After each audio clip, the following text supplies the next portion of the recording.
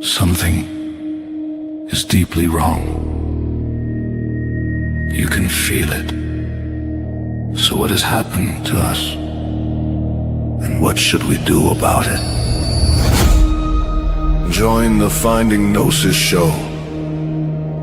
It's an open panel for people trying to figure out what's really going on in this strange existence and what we should be doing while we're here. Join us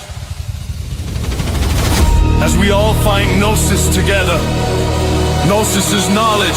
We need to find out what's going on. We need to find out what we should be doing. Chat soon on the Finding Gnosis show. Disclaimer. This show is for discussion and entertainment purposes only. The Finding Gnosis show is a platform for open discussion, exploration, and opinion sharing. The views expressed by hosts, guests, and participants are personal opinions and do not constitute professional, medical, legal, or financial advice. All topics discussed are only intended to spark curiosity, entertain, and encourage independent thought. If any subject interests you, we strongly advise conducting your own thorough research using reliable and professional sources. Critical thinking and due diligence is key. Stay curious, stay informed, be well, be lucky, and don't be an arsehole.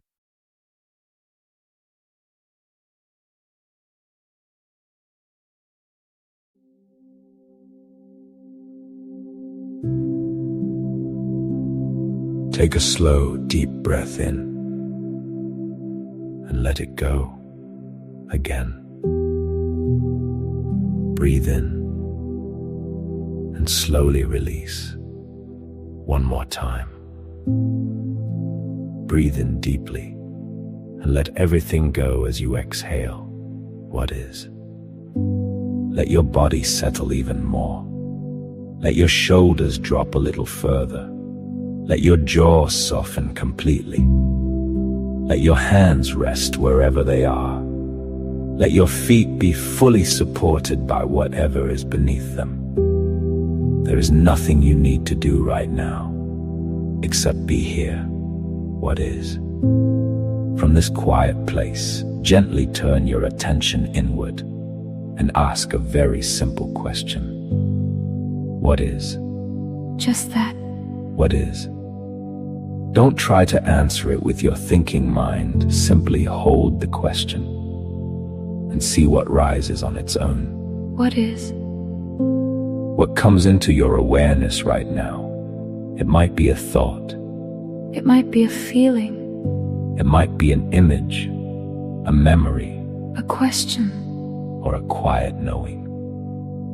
It might be a sensation in your body, a tightness somewhere, or a softness. It might be the sound of your own breath, or sounds from the room around you. It might be nothing at all. Just spacious silence. Whatever it is, notice it. Don't push it away. Don't try to change it. Just watch it arrive. What is? Now ask yourself very gently, why did this particular thing come forward right now? What is it trying to show me? And then ask the deeper question. How might this be valuable to all of us? How might this help us understand what is actually going on in this existence we are all sharing? What is? There is no pressure for it to be profound. It can be simple. It can be strange. It can be personal. It can be cosmic. It can be a question you've been carrying. Or something you feel the collective needs to hear, whatever has arisen. Let it be exactly what wants to be known through you in this moment. Breathe with it. What is? Let yourself stay here a little longer. Notice if anything else is moving through you now. What else is present? What else wants to be seen? What is? When something clear has formed. Or even if it is still soft and unclear. When you feel the impulse to bring it into the circle, you are warmly invited to click the link pinned in the chat, or the link in the video description below. Come and join us live. Tell us what came to you when you asked, what is? And tell us why you feel it matters for you. And for all of us, your insight, Your question, your feeling, your vision. it all belongs here. There is no wrong thing to bring. Only what is true for you in this moment. If you are too shy to come on, Ask yourself why. what are you afraid of? What is holding you back? Maybe it is holding us all back in our ability to get together. Maybe we need to talk about it. You can also simply type whatever you want in the live chat. Remember, Words matter, they affect our thoughts and our thoughts affect what we do. and how we feel. Be careful what you say. Be careful what you type. Your words have power here, They help shape the space we are creating together. so speak from this quiet place. Or type from this quiet place. Whatever feels true for you right now. We are here to receive it with open hearts. There is no judgment, Only presence. only listening. Only connection. Take one more breath. And when you are ready, open your eyes if they are closed, Click the link. and come share what has been brought to the fore of your awareness. We are waiting for you. With open arms, open minds. And open hearts. What is? What is ready to emerge through you right now? What is it that wants to be known? Not just by you, but by all of us. What is?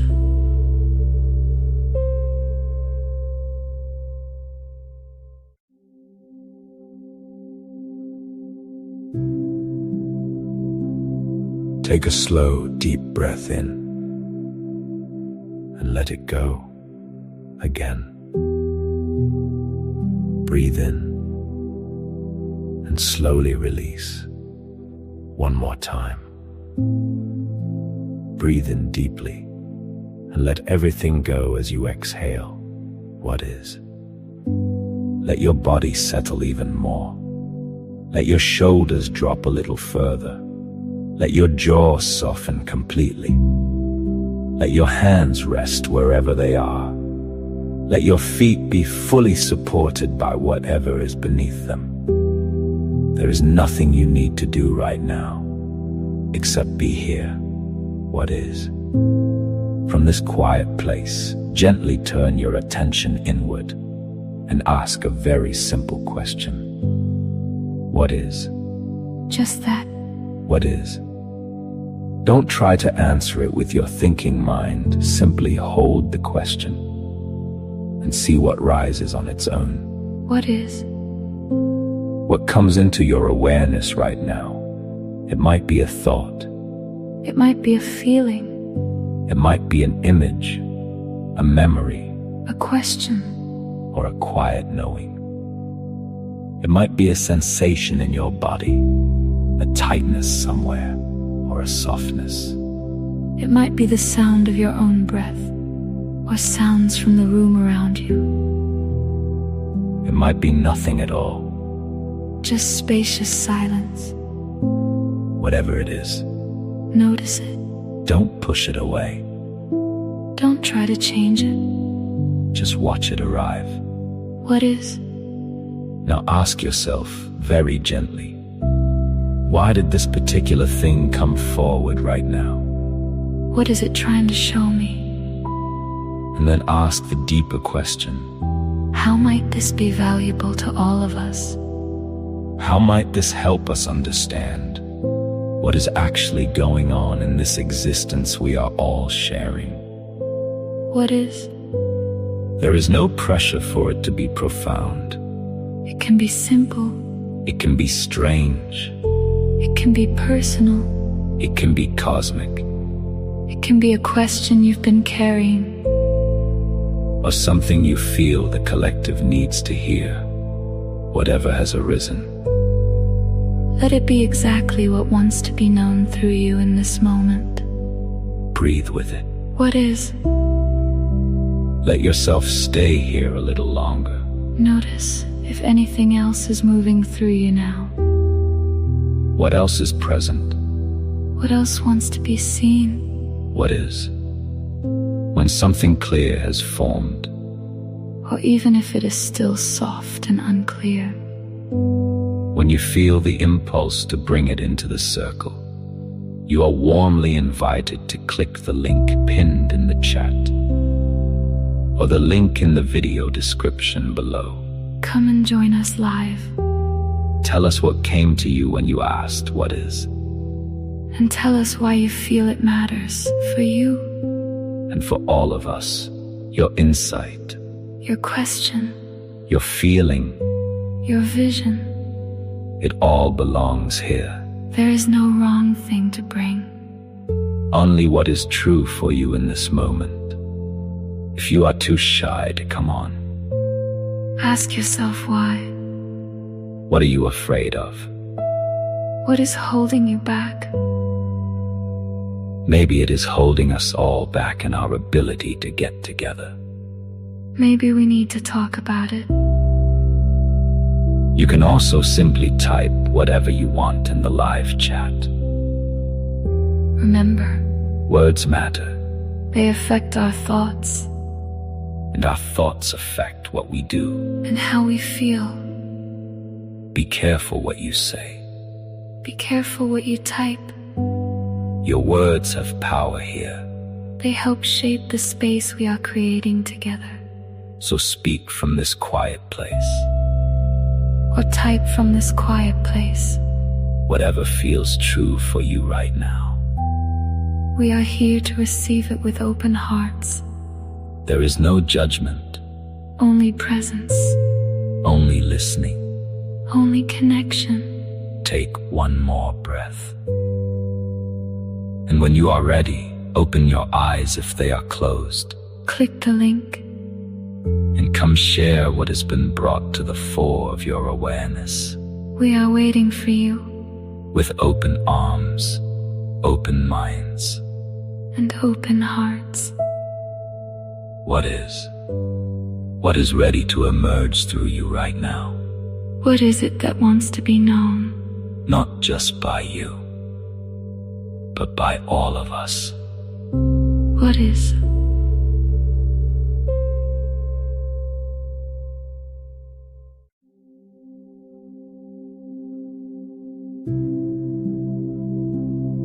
Take a slow, deep breath in and let it go again. Breathe in and slowly release. One more time. Breathe in deeply and let everything go as you exhale. What is? Let your body settle even more. Let your shoulders drop a little further. Let your jaw soften completely. Let your hands rest wherever they are. Let your feet be fully supported by whatever is beneath them. There is nothing you need to do right now, except be here. What is? From this quiet place, gently turn your attention inward and ask a very simple question. What is? Just that. What is? Don't try to answer it with your thinking mind. Simply hold the question and see what rises on its own. What is? What comes into your awareness right now? It might be a thought. It might be a feeling. It might be an image, a memory, A question. or a quiet knowing. It might be a sensation in your body, a tightness somewhere, or a softness. It might be the sound of your own breath, or sounds from the room around you. It might be nothing at all. Just spacious silence. Whatever it is, Notice it. don't push it away. Don't try to change it. Just watch it arrive. What is? Now ask yourself very gently, Why did this particular thing come forward right now? What is it trying to show me? And then ask the deeper question. How might this be valuable to all of us? How might this help us understand what is actually going on in this existence we are all sharing? What is? There is no pressure for it to be profound. It can be simple. It can be strange. It can be personal. It can be cosmic. It can be a question you've been carrying. Or something you feel the collective needs to hear, whatever has arisen. Let it be exactly what wants to be known through you in this moment. Breathe with it. What is? Let yourself stay here a little longer. Notice if anything else is moving through you now. What else is present? What else wants to be seen? What is? When something clear has formed. Or even if it is still soft and unclear. When you feel the impulse to bring it into the circle, you are warmly invited to click the link pinned in the chat, or the link in the video description below. Come and join us live. Tell us what came to you when you asked what is. And tell us why you feel it matters for you. And for all of us, your insight, Your question, your feeling, your vision. it all belongs here. There is no wrong thing to bring. Only what is true for you in this moment. If you are too shy to come on, Ask yourself why. what are you afraid of? What is holding you back? Maybe it is holding us all back in our ability to get together. Maybe we need to talk about it. You can also simply type whatever you want in the live chat. Hello, everybody. Welcome to another Finding Gnosis show. I do hope you are exceedingly well indeed. As usual, we're on a quest to find out what is going on and what we should be doing. And in mind of moving towards that, we have our first guest. It is Kenny. And there is somebody in the background. I'll bring them on afterwards. Please be patient in the background. Kenny, you're live on the Finding Gnosis show.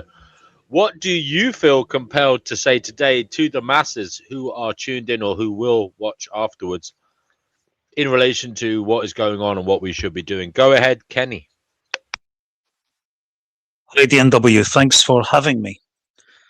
I'd just like to debunk the anti-Semitic conspiracy theories and put people's perspectives into balance with some facts.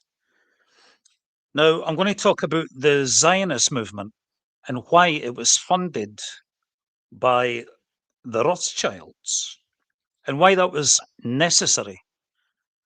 It doesn't have to mean it's some part of some sinister new world order and Illuminati and the Jewish banking cartel wants to take over the world. I'm going to read out what I've got here. History is often shaped by the intersection of visionary philanthropy and the urgent survival of persecuted peoples. When we examine the modern Zionist movement, the movement for self-determination and national liberation of the Jewish people in their ancestral homeland, we look at a story of profound resilience. Among the notable figures who aided this movement in its foundational decades were members of the Rothschild family, a prominent European banking dynasty. Today, I want to explore why their philanthropic support was a vital lifeline for a displaced people and why the dark conspiratorial narratives often spun around their involvement are not only factually incorrect, but dangerous distortions of history. Point 1. The historical reality of persecution and the need for a refuge. To understand why funding and support for Zionism were necessary, we must first confront the grim reality of Jewish existence in the 19th and early 20th century Europe. For centuries, Jewish communities faced systemic marginalization, periodic pogroms, institutionalized legal discrimination, and relentless exclusion. By the late 1800s, the situation in the Russian Empire, home to the world's largest Jewish population, became catastrophic, marked by violent state-sanctioned riots and murderous purges.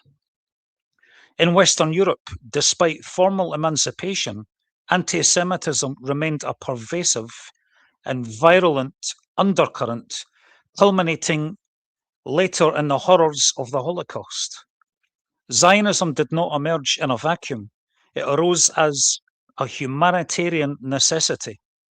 It was a grassroots and intellectual answer to a simple, agonizing question. Where can a persecuted people live safely, free from the whim of hostile hosts? Establishing a refuge where Jews could govern their own destiny, cultivate their own language, and protect their lives was a matter of basic human survival and dignity. Point 2, the role of the Rothschild philanthropy. This brings us to the role of the Rothschild family, particularly figures like Baron Edmund de Rothschild, who became a monumental patron of early Jewish settlement in Ottoman-administered Palestine, in brackets, the Yishuv, during the late 19th and early 20th centuries. It is vital to clarify that this funding actually was philanthropy and economic development, not world domination. Baron Edmund de Rothschild did not fund a secret global cabal. He financed agricultural colonies, wine production, schools, hospitals, and infrastructure. He purchased arid land at fair market prices, draining malarial swamps and planting vineyards to help destitute refugees build sustainable agrarian communities. Without this philanthropic intervention, early Zionist pioneers, many of whom arrived with virtually nothing, fleeing violence in Europe, would have faced staggering rates of starvation, disease, and structural collapse. The Rothschild funds provided a physical foundation, the economic incubator, and the medical support necessary for human beings to simply stay alive and build a future. For the Jewish people, this support was nothing short of life-saving. Point 3, debunking the conspiracy theories. Yet whenever the Rothschild name is invoked in connection with major historical movements, it is frequently hijacked by conspiracy theories. These narratives claim that the family used Zionism as a tool for secret global governance, imperial manipulation, for sinister financial control. These claims are complete nonsense for several fundamental reasons. Number 1, the fallacy of omnipotence. Conspiracy theories treat historical actors as omnipotent puppet masters controlling world events. In reality, the Rothschilds were often reacting to events, such as the massive humanitarian crises of Eastern European pogroms, rather than orchestrating them. Their early support for Zionism was far from universally embraced by the family. Many assimilated European Jews initially feared that Zionism would increase anti-Semitic accusations of Jew loyalty. Number 2, the recycling of anti-Semitic tropes. The notion that a wealthy Jewish family is secretly pulling the strings of global politics relies on ancient recycled tropes of secret Jewish financial control. These myths substitute historical nuance with anti-Semitic caricature, erasing the genuine, desperate agency of millions of Jewish refugees who wanted nothing more than a safe home. Number 3, ignoring grassroots reality. Zionism was built by thousands of ordinary laborers, farmers, intellectuals, and refugees who sweat, bled, and labored to build communities from the ground up. Reducing this massive decentralized human movement to a transaction by a single banking family robs real people of their history and agency. In conclusion, the support provided by figures like Baron Edmund de Rothschild to the early Zionist movement was an act of humanitarian assistance that aided a persecuted people in reclaiming their dignity, safety, and self-determination. By rejecting baseless conspiracy theories and embracing accurate history, we honor the truth of what was accomplished. The rescue and rebuilding of a shattered community through perseverance, solidarity, and philanthropic vision. Thank you very much.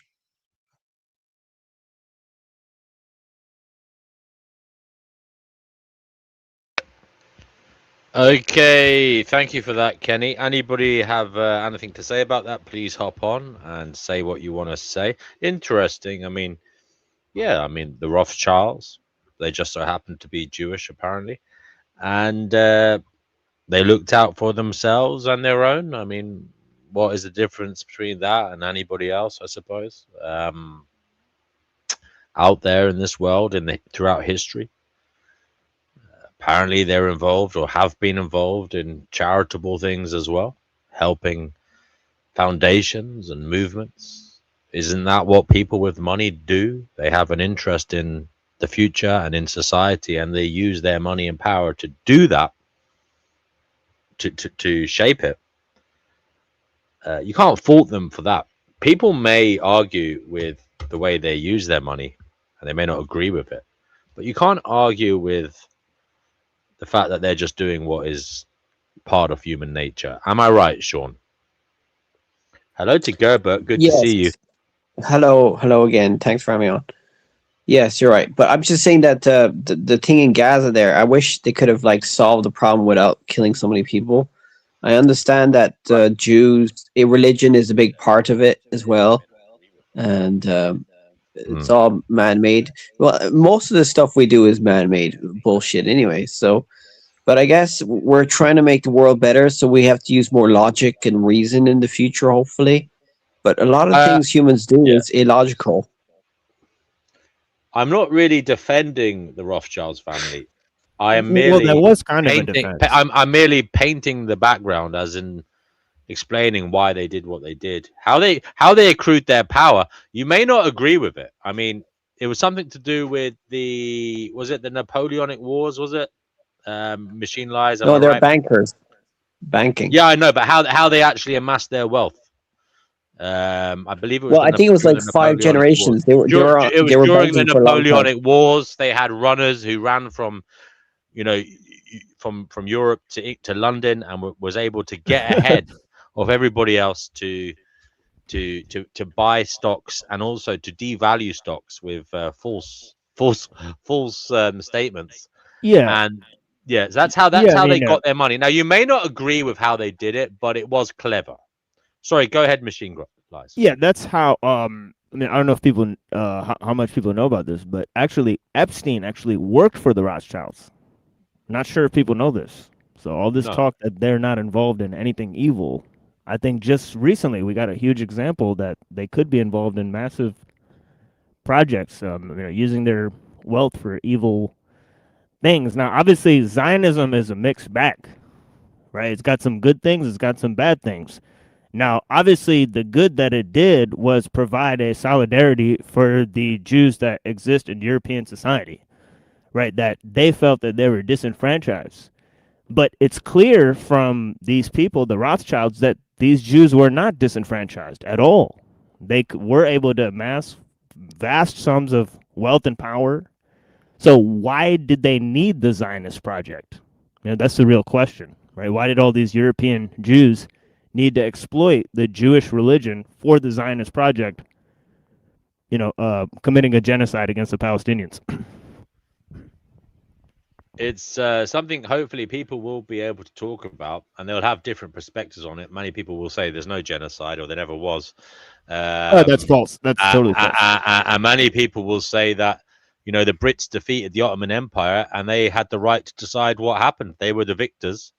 And just as the Ottoman Empire went in there and decided what they would do with it, it was up to the Brits to decide what they would do with what they won. You know, it is might makes right. And they will. Yes. Some people will say, "Get over it, losers." Yes, that is a perspective. Yes, but I told this to Kenny too. That you know, actually, the Jewish people who live there, they attacked the British government. So this is a true fact, right? So yeah. Yeah, no, that may be true. That may be true, but again, yeah, it is true. Yeah. It was down to the British to decide. So it's not the British that were solely responsible for creating this project. So that's a kind of we can oversimplification. Understand that. We can understand that. I mean, there's always power. But it's also the Jews' kind of responsibility too, because they invented such a ethnocentric religion, Right. and it was so influential that they were like so influential that it made them powerful and they were made victims and powerful at the same time. It's quantum physics. Yeah, perhaps. Physics, eh? I think he means like cause and effect. Yeah, cause and effect. Yeah. Right, Kenny, would you like to come back on? You've really stirred the hornet's nest here, and Gerber, do come on as well. Well, no, I was actually planning on calling in. Actually, I had a great discussion with Kenny earlier on his show, where he did a live stream on your channel. So we were talking about the origins of liberalism. By the way, he's coming back again. He's coming back again, I believe, on it's somewhere in the schedule lives. I think it's the 27th of August. I might have got that wrong. He's back again on the show. Just keep an eye on the schedule live. Sorry, go ahead, Machine Lies. Oh no, I'm not attacking his point. I just think that it could be 50-50 to why people think poorly about the Rothschilds and so on and so forth. Like, for example, the recent news about them being involved in the Epstein scandal. Right, that's obviously going to deter lots of people, right? And they have those crazy, parties where they wear those masks, where like animal masks. Machine Eyes Wide Shut movie. Machine Lies, you are right. People will look at that if it is true and say, "My golly, gosh, that's terrible." But again, it's more nuanced, is it not? Not all the Rothschilds have were in a position to get involved. Isn't this as in like not the whole Rothschilds family would be to blame? Maybe one or two people, if it is the case that they were involved. Also, when you look at it in isolation, you can say, "Oh, the Rothschilds are terrible," but is that not a kind of infantile way of looking at this? I mean, is it not more so the case that people in the world who have immense power are guilty of terrible things throughout history? Yeah, it kind of sounds like it's all very well. The responsibility. But we're looking at it through too narrow a lens. Yeah, but what would be the point in remarking on that, right? If you're going to challenge or critique the systems of power, it's kind of like, just accept the status quo and don't question anything. No. That's not it. That's not why I'm saying this. It sounds like it. The reason I'm saying this is so that we don't fall into, blaming. Oh, let's blame the Jews. We have to look at the unfortunate situation here in this world where dark psychologies seem to get to the top of hierarchies. That's all I'm saying. We mustn't lose sight of that. But then that creates a sort of built-in idea that the system is bad, and you have to just accept the bad things that are in the world. No. It's I would say on the contrary, it shows that the system is bad, because if this is happening everywhere, this is something we as humans have to contend with, and I don't know if we're doing a good job. But I don't think it is happening everywhere. I think it's a disproportionate amount of power and wealth. Like, for example, are you aware of the Balfour Declaration? I've heard of it. Go ahead, explain it in detail to us. Well, in 1917, around that year, right, there was a guy named Lord Balfour in Britain, and there is a person named Rothschild who, petitioned him to buy the property of Israel, before the entire thing was established. So yeah, how but they did didn't they buy amass? much of it, did they? They only bought like 5% or something of the current Israel. I read that recently.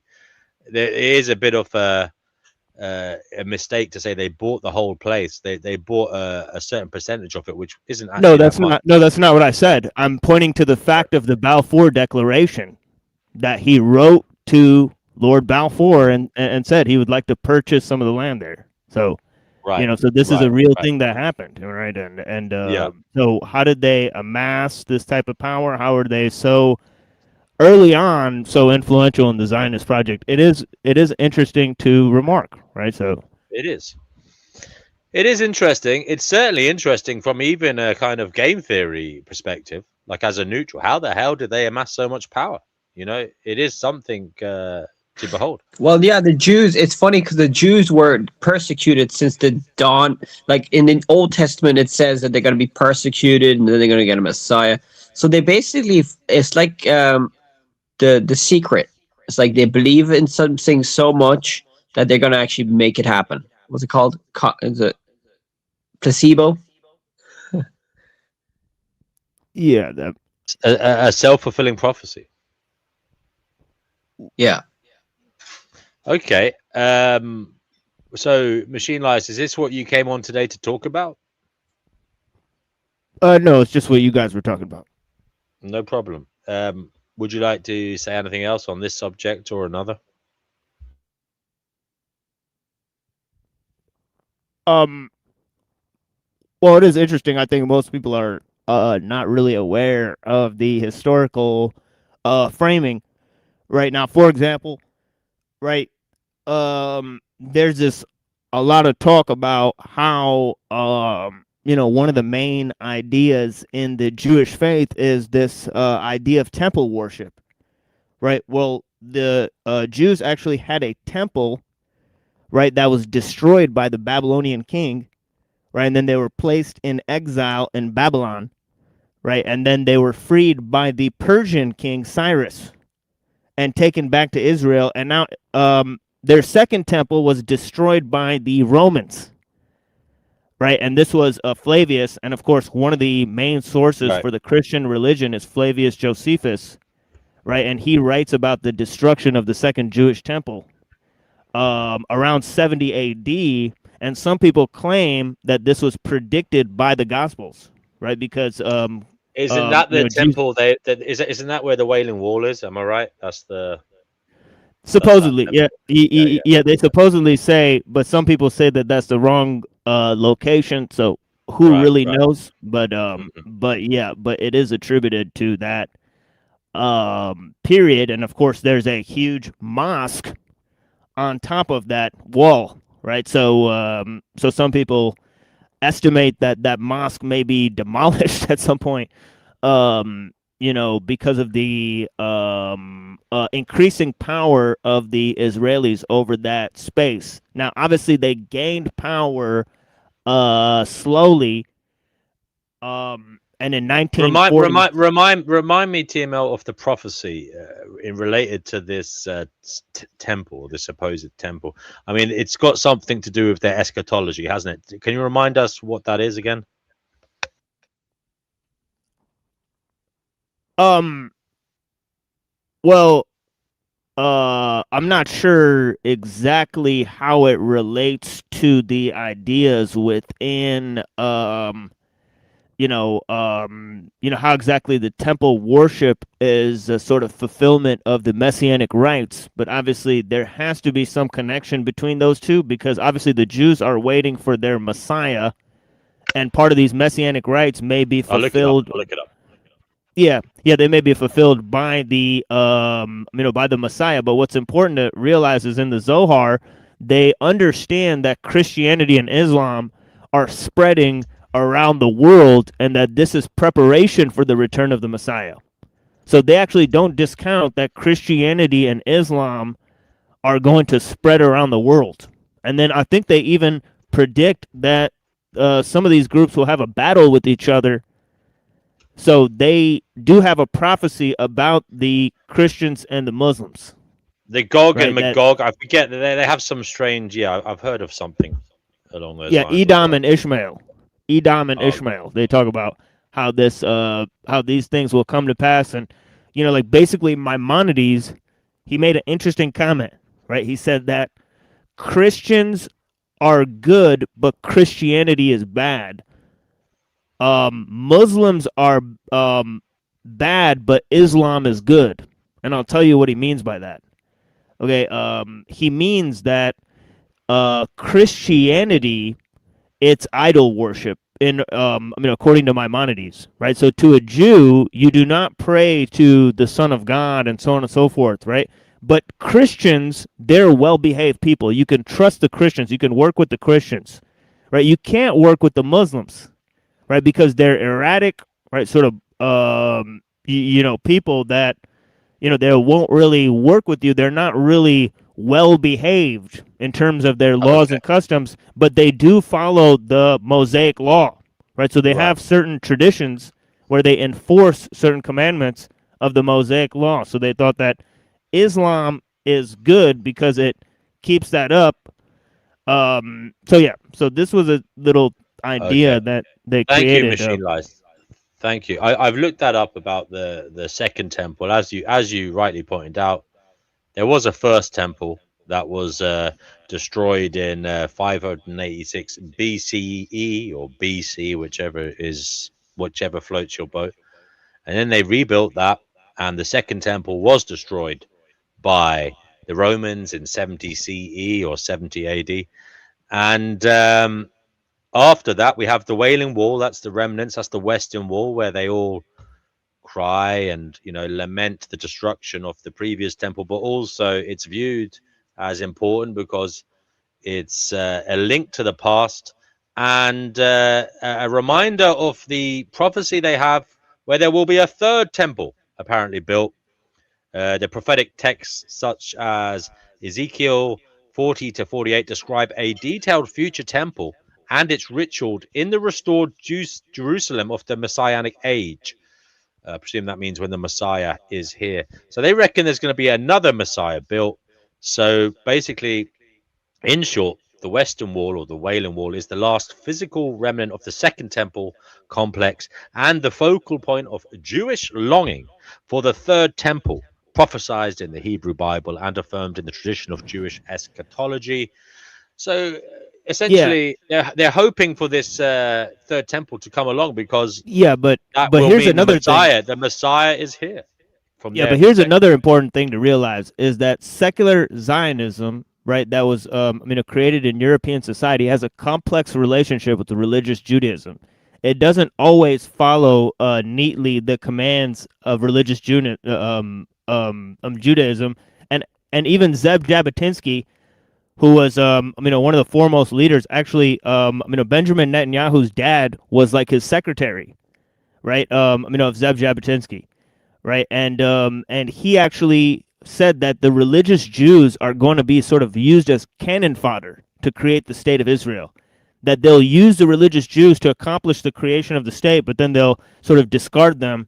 That the actual Zionist project is a secular project, right? Right. For Yeah, but a what secular about nation, and that's what it is today. yeah, And but the now, majority of the no, the majority of the religious Jews in Israel are pro the genocide and expanding Israel. Yes, So I don't. yes, but there are religious Jews who are against Zionism. So that Yeah, does. but that's a minority. I heard that Yeah, 80% of Jews support what's going on now in Gaza. So yeah.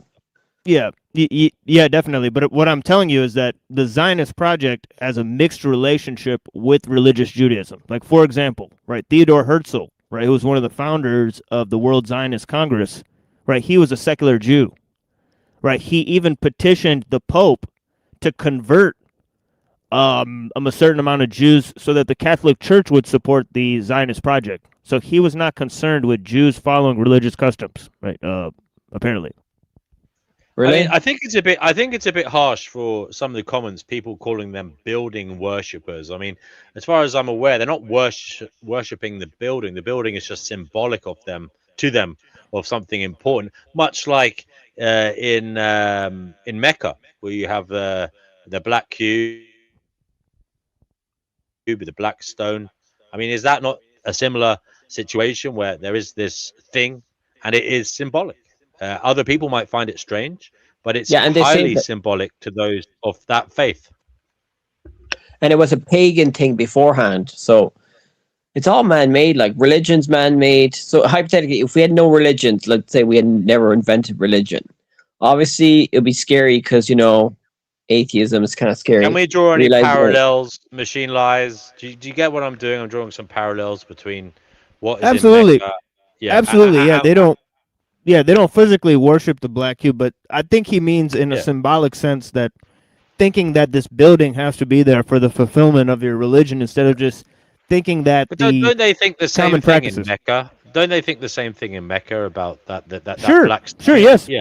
sure, yes. Some people, yes, some Muslims would think, look, it's not about the performance of certain rituals; it's how we treat one another, right? So a lot of people would say that, right? So, so similarly in, Judaism, people would say that's the wrong interpretation to overly focus on, the building and stuff. So the religious the religious commentators within those, very same faiths have pointed that out. And of course, there's a complex discussion that can be had over these things, whether it's the place or, the people or, and so on Gebert and so says forth. religion as a whole is a great source of atrocities throughout history. Yeah, that is definitely Yes, true. yes, but it's also Well, a great source of solidarity and understanding. Like, for example, a lot of the scientific enterprise started out, with sort of religious and philosophical ideas. And So, the funny thing is, Machine Lies, a lot of the science in Europe, and I'm sure in Arabia as well, was these scientists had patrons from the religious organizations who exactly, funded them.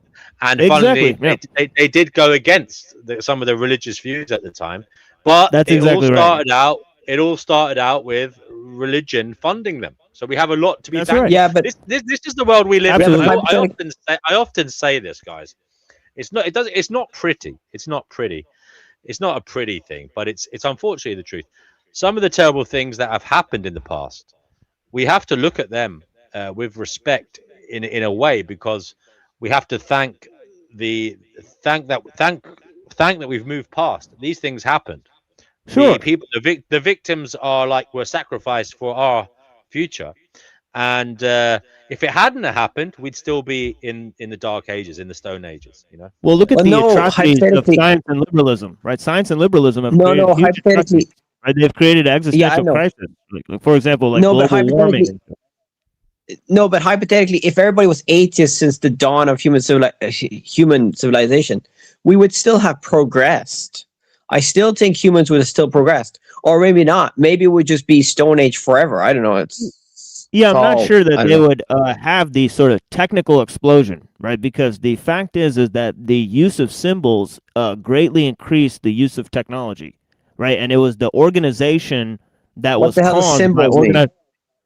You don't know what symbols are? You don't know what writing is? No, but yeah, but writing was not invented by religious people. What are you talking about? Yeah, it was. It was invented by religious people. Yes, it was. Yeah. So yeah, that's false. And actually, it was mostly invented to portray and communicate these religious symbols. So that's the idea behind it. Is that it created a huge expansion of culture, right? That What about caused people to trade? assimilate I thought different trade was religions a and big cultures.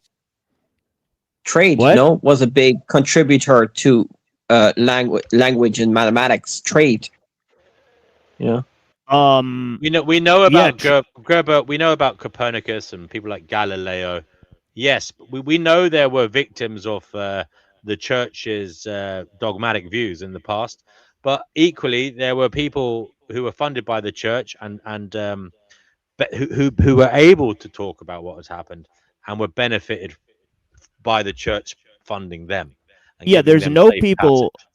Yeah, there's no people that you go back in their past and they don't have a religion. And if you go back in the past, there's more religions, not less. Right. So I you mean, have to explain that. some of the philosophy, and then you could argue some of the law as well. The legal stuff came from the church, allowing certain Absolutely. people to have free flowing thought and debate things that would be contentious. Sure. You Yeah. know, yeah. And we do, Yeah, I and mean, whether look we up like these it or not, facts. we have to thank the Arabic world for it as well, because absolutely, for science, right? the dark ages in Europe, when it fell apart, the Muslims came into Spain, the Andalusia Yeah, library. I mean, they brought back, some of it, yes, was ancient European knowledge, ancient Greek literature, and ancient Roman stuff, but there was absolutely. also mathematics and stuff brought from the Arabic world. So look, it is a fact that people from different backgrounds, different cultures, different religious views have benefited us all. It's not one people were better than others, or one people were more right than others. We're a mishmash, and Yeah, but it's like thankfully, benefited towards what, right? We've created a world, that's a good point, Machine system, Lads. and we've created a world system. We can celebrate progress, but we claim that we're destroying the planet. So I mean, it's all questionable what we've created, and Well, obviously you these see, cultural Machine Lads, achievements were very good. this goes back to my point earlier, Machine Lads, and what you're saying is true. Now, people may not like this, but we can't get over the fact that some of our progress as a society has been because of horrible things. Because of wars, because of, unfortunately, slavery, because of the oppression And of people, ecocide, because of the ecocide, oppression of women, because of the oppression of destruction workers. of Okay, nature. because of unfair, land grabs, and just because of unfairness, and because of terrible oppression and atrocities. Unfortunately, because of those things, we are where we are. We have progressed because of that, but that hasn't stopped. We're not in utopia yet. There still is much suffering, much unfairness, and many problems. But Machine Lies, do you think it will ever be resolved? Do you think we will ever get to the stage where we can sit down and say, we have passed all of that horror. We are no longer causing unfairness, oppression. We are no longer, adding to the atrocities in the world, and we can sit back and have a utopic society. Do you think that will ever be possible? Well, I think everybody has their own idea of utopia, right? And I think the problem is that we're trying to create this utopia, right? So we're trying to take control of the birds and the bees and the beasts that walk on the earth and the fishes that swim in the sea, and we've largely failed, right? Because we don't understand ourselves, right? So the problem is that in trying to create this utopia, we sort of usurp nature, as Sean said, right? And then, instead of trying to understand things through science, we try to control them through technology. And this dichotomy between Well, no, we science and use technology. science for all that. We use science for technology, so it's same. Science and technology are different things. No, you need a scientific method to make tools and stuff. Trial and error. That's kind of scientific. Yeah, but they're different. Yeah, but they're different things. Science is a study of nature. Technology is how we apply skills to techniques and encode them into processes, right, and so on and so forth. And sometimes the scientific advancements do not match the level of technological innovation. So they've seem to be different things throughout history. And this is what I'm saying is that maybe we should understand what we're trying to create and give most people the knowledge on how to understand and use it. Right, because most people don't understand how to use the technology that we're sort of employing. Like, for example, this computer, right? Most everybody uses a computer. They don't know how it got there on their desk. They don't know how it works, right? And this is the problem: is that most people were aware of the scale of technology, how to use these tools in the past. That's why people could not take control of them so acutely, right? And at this point. Yeah, but lost people in the Stone Age times, there's people in the Stone Age times that didn't know how to use it. They didn't know how to make a flint, and they still used it. What?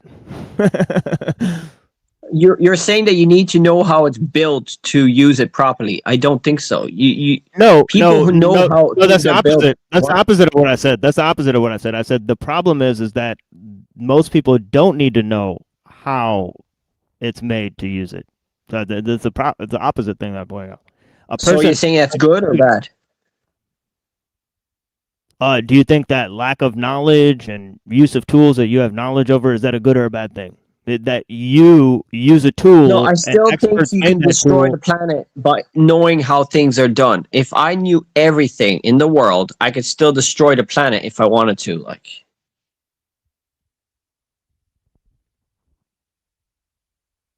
So you think that knowledge is, could be good or bad? I tend to agree with you.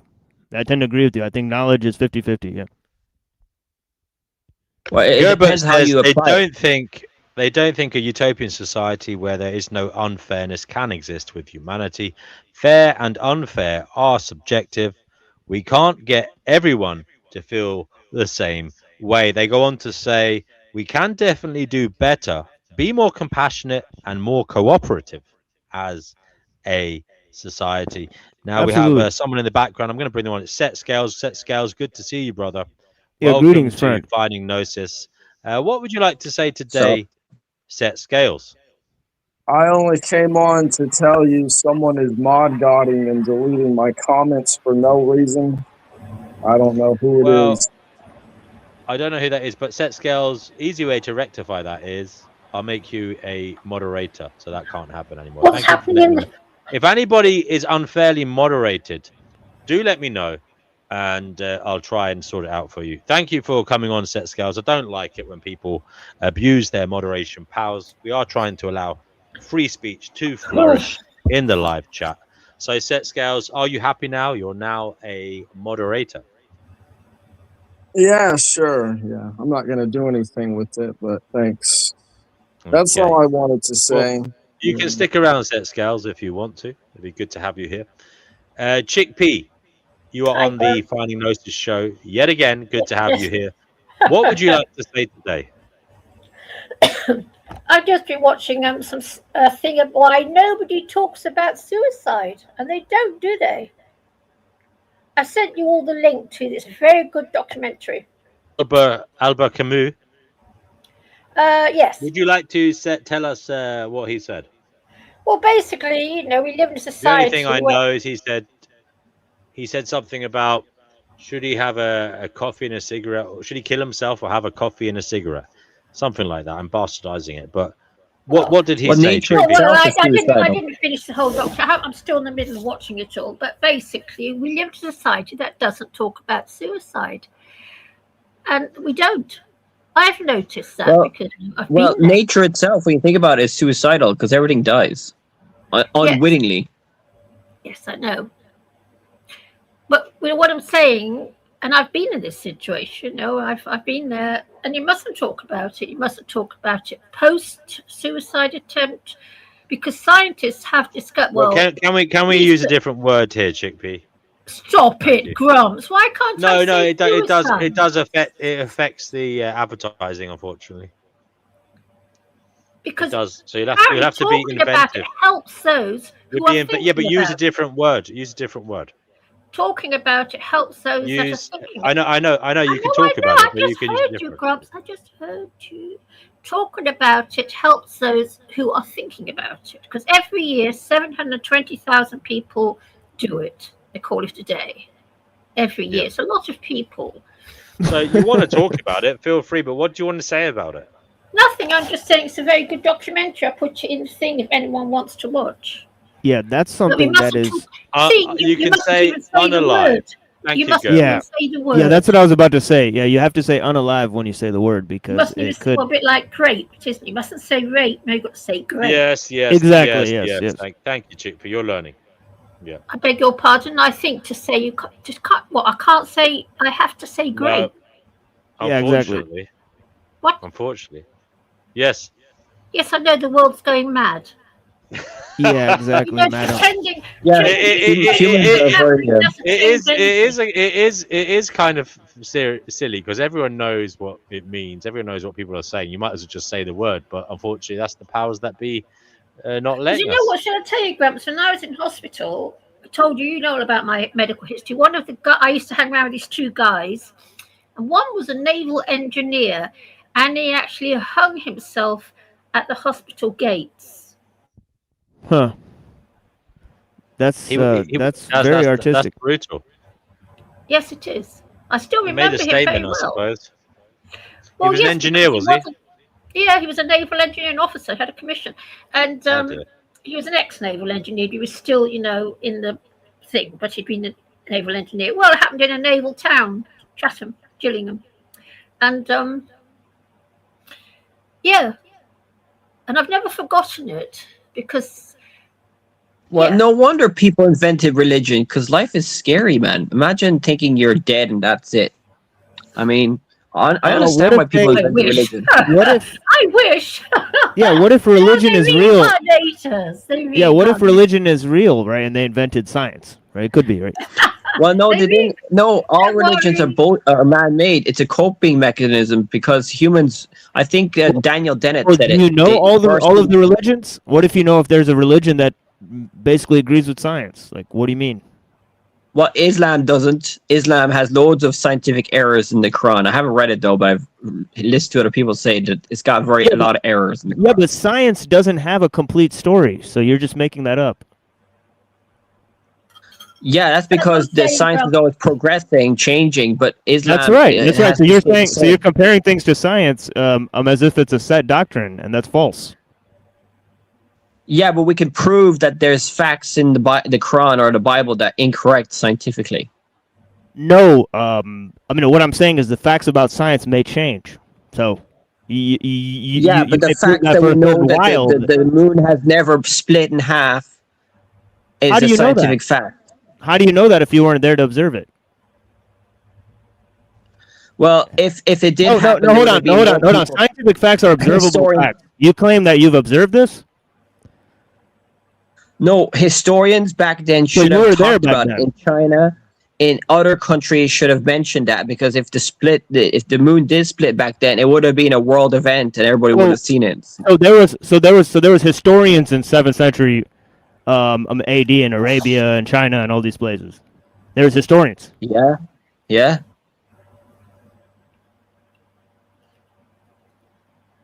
So, Grumps, can we get back on the grape subject? I mean, I'm loath to, but go ahead. Well, I just find the fact that we cannot even use the proper word anymore. We have to use the word grape and unalive and all the other rubbish we have to use nowadays. I find that very disturbing. And I do. Because at the end of the day, you can't hide the truth. The truth is the truth.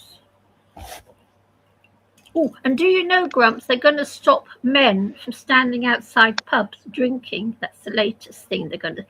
Right, everyone, this is the UK, okay? You know men like to stand on the street drinking alcohol? Everyone? No, please. Yeah, That's depending haram. on the area, you're They're not going meant to be, depending where you are. They can move. Yeah, they're going to ban it. Yeah, I mean, do you see that as a huge problem? I mean, Yes, I do why see can't that. you why? Grumps. Well, It's Chickpea, nice look, to see men outside a pub drinking. Chickpea. The pubs have beer gardens. You can stand in the doorway of the pub. You don't have to stand on the pavement. Not all drinking, do you? pubs have beer gardens, Grumps. I know. I used to go to a lot Yeah, of but you don't have pubs. to stand on the pavement having a drink. Go We used to. inside. Oh my goodness! Oh, Grump, you're as bad as our politicians. No, but I'm just saying, look, there's millions of places you can go to have a pint. I'm sorry You to can- disagree you can with go- you. There's people pushing prams. There's people walking by. I mean, why do they need to be It was- like? Grumps, Why do they all need to that- swerve around some bloke with a beer belly, knocking back a real ale? Grumps, most of the people just stood leaning on the windowsills where they had their beer resting on the windowsill. They weren't I know. all But see, can I just say something, Chippy? God, Grumps. Unfortunately, the bad eggs ruin it for the rest of them because You know it is what? Because when you walk past yeah. some pubs and there are youngsters who had a few drinks, Yes, standing sir. there smoking, having a pint. Yeah. Some of them, Chickpea, will be likely to goad or say something to passers-by.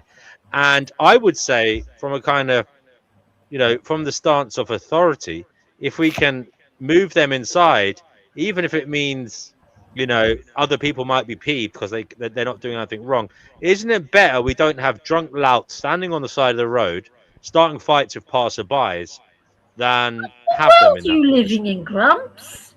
Chickpea? We see it all the time. Grumps. Now, I've been in this city a lot longer than Chickpea, you. I worked in pubs. Chickpea, I worked in Yeah, pubs. I know I've you worked, did as well. yes, I've worked But I've in seen a pubs lot of too. louts stand outside with a pint. They've had too many, and then they start having a go at They passers are by. the minority. Grumps, I know they they're are. a minority, They're but the unfortunately, minority, okay? Most games, it was actually quite nice. sometimes the majority have to suffer for the minorities. Yeah, well, I don't agree with That's that, unfortunately okay? the case. I don't agree with that. We've got someone in the Yeah, background, guys. I'm gonna have to. I'm No, gonna have to I'm bring. talking to you, Grumps. I'm talking to Darling, you. there's someone in the background. You can. I have to bring them on. I have to bring them You on. are so ill-mannered. No, Chick, you can talk to me all evening. You've got the whole evening. So ill-mannered. No, I'm talking to you, and you've completely trashed me. Go ahead. Speaking as a female, I liked seeing guys standing outside having a few drinks and a cigarette. It was nice to watch. Okay. Well, look, whoever that was left, Chickpea. What? They left. Someone was Yes, I know. backstage. It's all Now been they've left. stopped by the government, and people go along with it. Okay. I tell you guys, I'm a lot older than Grumps, like a piece of mum.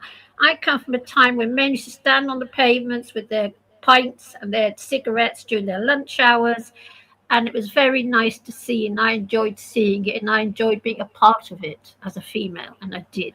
And I'm very sad those days are coming. Fatima says she wants us all to become forced recruitments to the Wagner Group and be deployed to Mali and see how well we do there. Well, Fatima, thank you for that. Thank you for that, guys. Isn't that rather Because I tell you, Grumpy Gut, I know why this is being done in this country. I know why they don't want men drinking on the streets, because it's not a certain thing. I won't say what, because it's not allowed, but I know why they're doing it. All right, Chickpea, I have to let this person on now, so 1 second, please. There is somebody here backstage. Go ahead, you're on the Finding Gnosis show. What would you like to say? He wants to say naff off. That's what he wants to say. Naff off, Grumps. You're on the Finding Gnosis show, video maker. What would you like to say? Hello, you got 5 seconds to say something. 973ST, that's their username here. Would you like to say something? Very strange. I don't know why people do this. It's a pastime people have. I just don't know why they do it. It's a weird. Yes. It's a now, weird can thing. I carry on talking to the guys on the panel? The way please? some people get their kicks is the most bizarre. Most bizarre. Guys on the panel, okay. You know what? Back in the 70s, 80s, and 90s, when people could drink where they wanted to and smoke where they wanted to, they were better days than the days we've got now. I can tell you, and I know so because I lived through. Fundamentally, they're not much different from us today. That was just their coping mechanism for having to work all day. Now we just, play video games. Yes, but they were better days. We got on better and we talked to each other, whereas now no one talks to anyone anymore. And that's documented fact. Fair enough, but I heard the crime rate. I mean, if the crime rate in UK is going down, why are they... Is it because there's more crime? It's going down. It's going up. You know what? In the UK now, shoplifting is no longer classed as a crime unless you steal over £200 worth of stuff. No, the crime rate's going up. I don't know where you're getting that idea from. There was a time in this country... So maybe that's why they're having the laws. That's probably why they have to put the laws, because they're trying to stop the alcoholics from stealing everything. Or oh, for heaven's sake, stop it, Sean. Stop. You know what, Sean? In this country, it's barely safe for a woman to walk on the streets anymore. Sorry, guys, we have this person. They're back again. Are you going to say something this time, brother? Sister? Hello? We have here. Sorry? Whoa. What'd you say? Hello? Oh, dear. Can you say something, please? I think they have. I think that's their way of talking. I don't know. It sounded like they were whacking off there. I don't know what the fuck. Yes, they probably are. Can't say I blame them. I banned them from the studio. I can't blame them. Sean, but I can assure you, Sean, the crime rate in this country is rising and rising. It's just that nowadays, shoplift is no longer classed as a crime. Knock someone over on the pavement, that's not a crime anymore. It's literally allowed. It's getting bad here. So I don't know where you're getting that idea from, Sean. Well, maybe we should follow the Saudis and the UAE and do it hard. Well, we are following them. I mean, we are it's following Saudi Arabia. Sean's obsessed with Islam. Hey, Sean, name a name a historian or a scientist from the 7th century. Go ahead.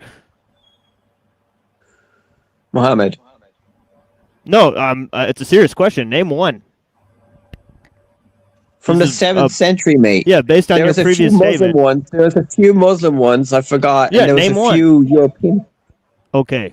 Doesn't matter, mate. All right. You could still be a dumbass and an atheist and be woke. It's facts. Science. What? Chickpea, what do you say to this comment here? Gerbert says Chickpea wants more drinking on the street, but also says women can hardly walk alone But and believes no, crime is rising. Make But, it make sense.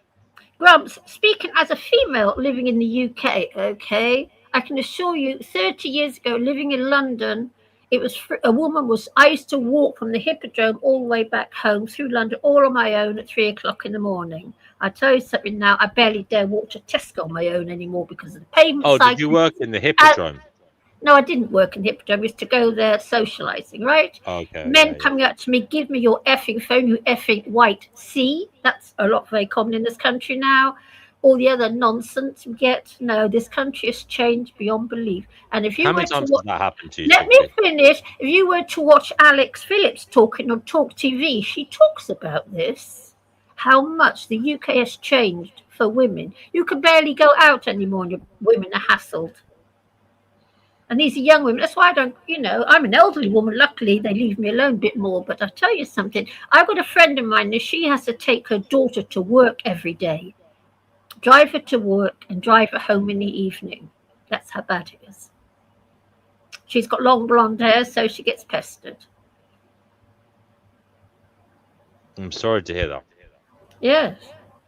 But to say the crime rates are falling, no. The crime is, what? Gerber, going back to your point, Chickpea, about the pub drinkers. Yes. Gerbert says, so isn't it a good thing to wrangle the drunks back into the pubs rather than have them wandering around free range outside? But they weren't to bother. They weren't to bother. I don't recall ever being bothered by men standing outside the pub drinking.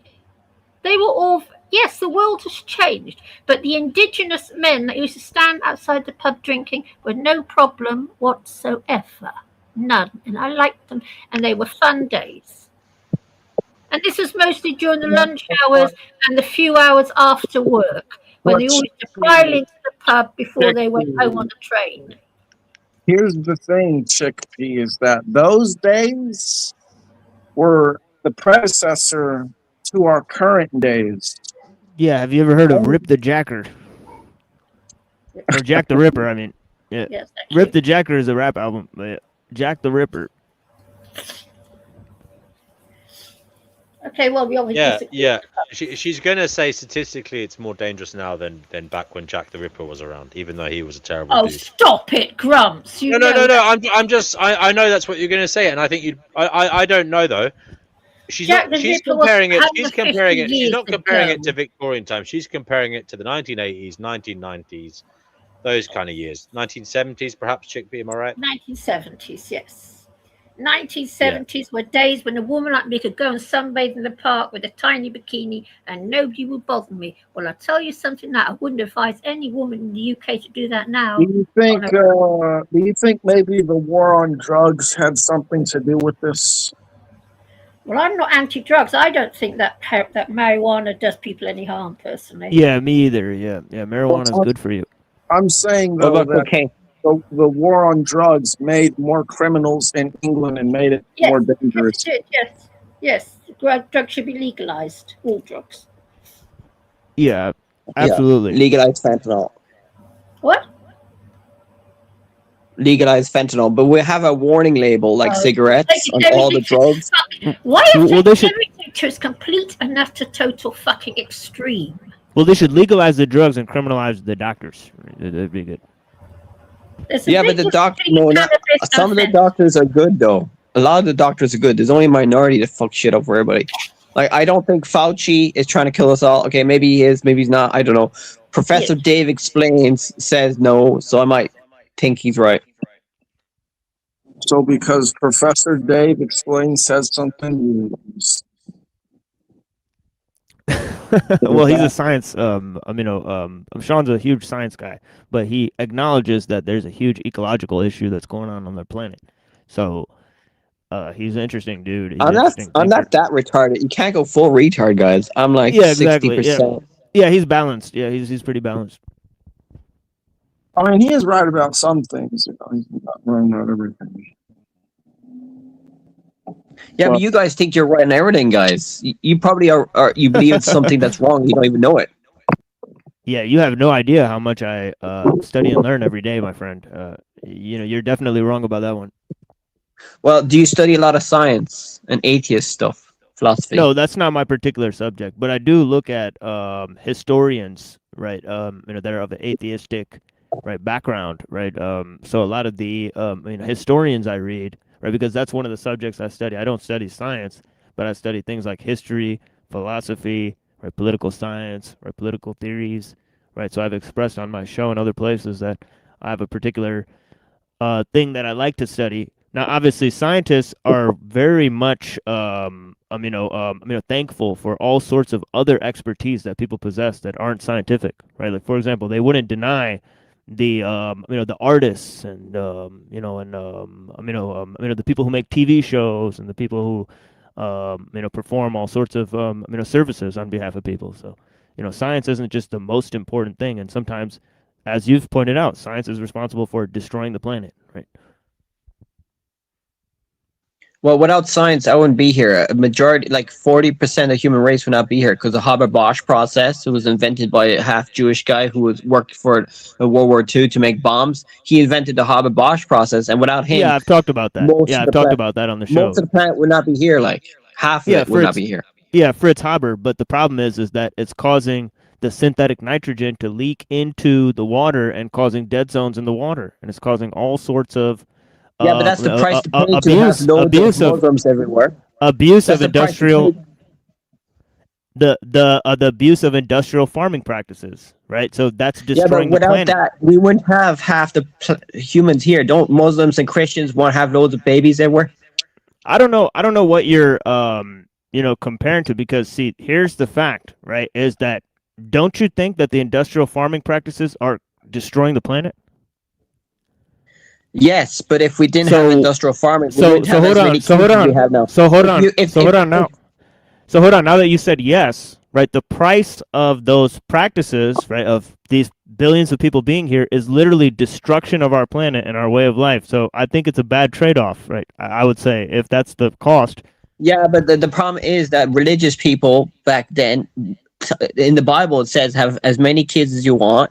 The Quran says have as many kids as you want, and then the science came along and said, "Yeah, you could do that." So what? Yeah, exactly. So it's the science that made it possible for them to have all those babies. Thanks for pointing that out. They were not destroying the planet. It's the science that helped them destroy the planet. Let's say thank you for pointing that out. Yeah, thank you for pointing that out. Their religion, when coupled with science, is destroying the planet. Yes. So science is solely responsible for destroying it. No science.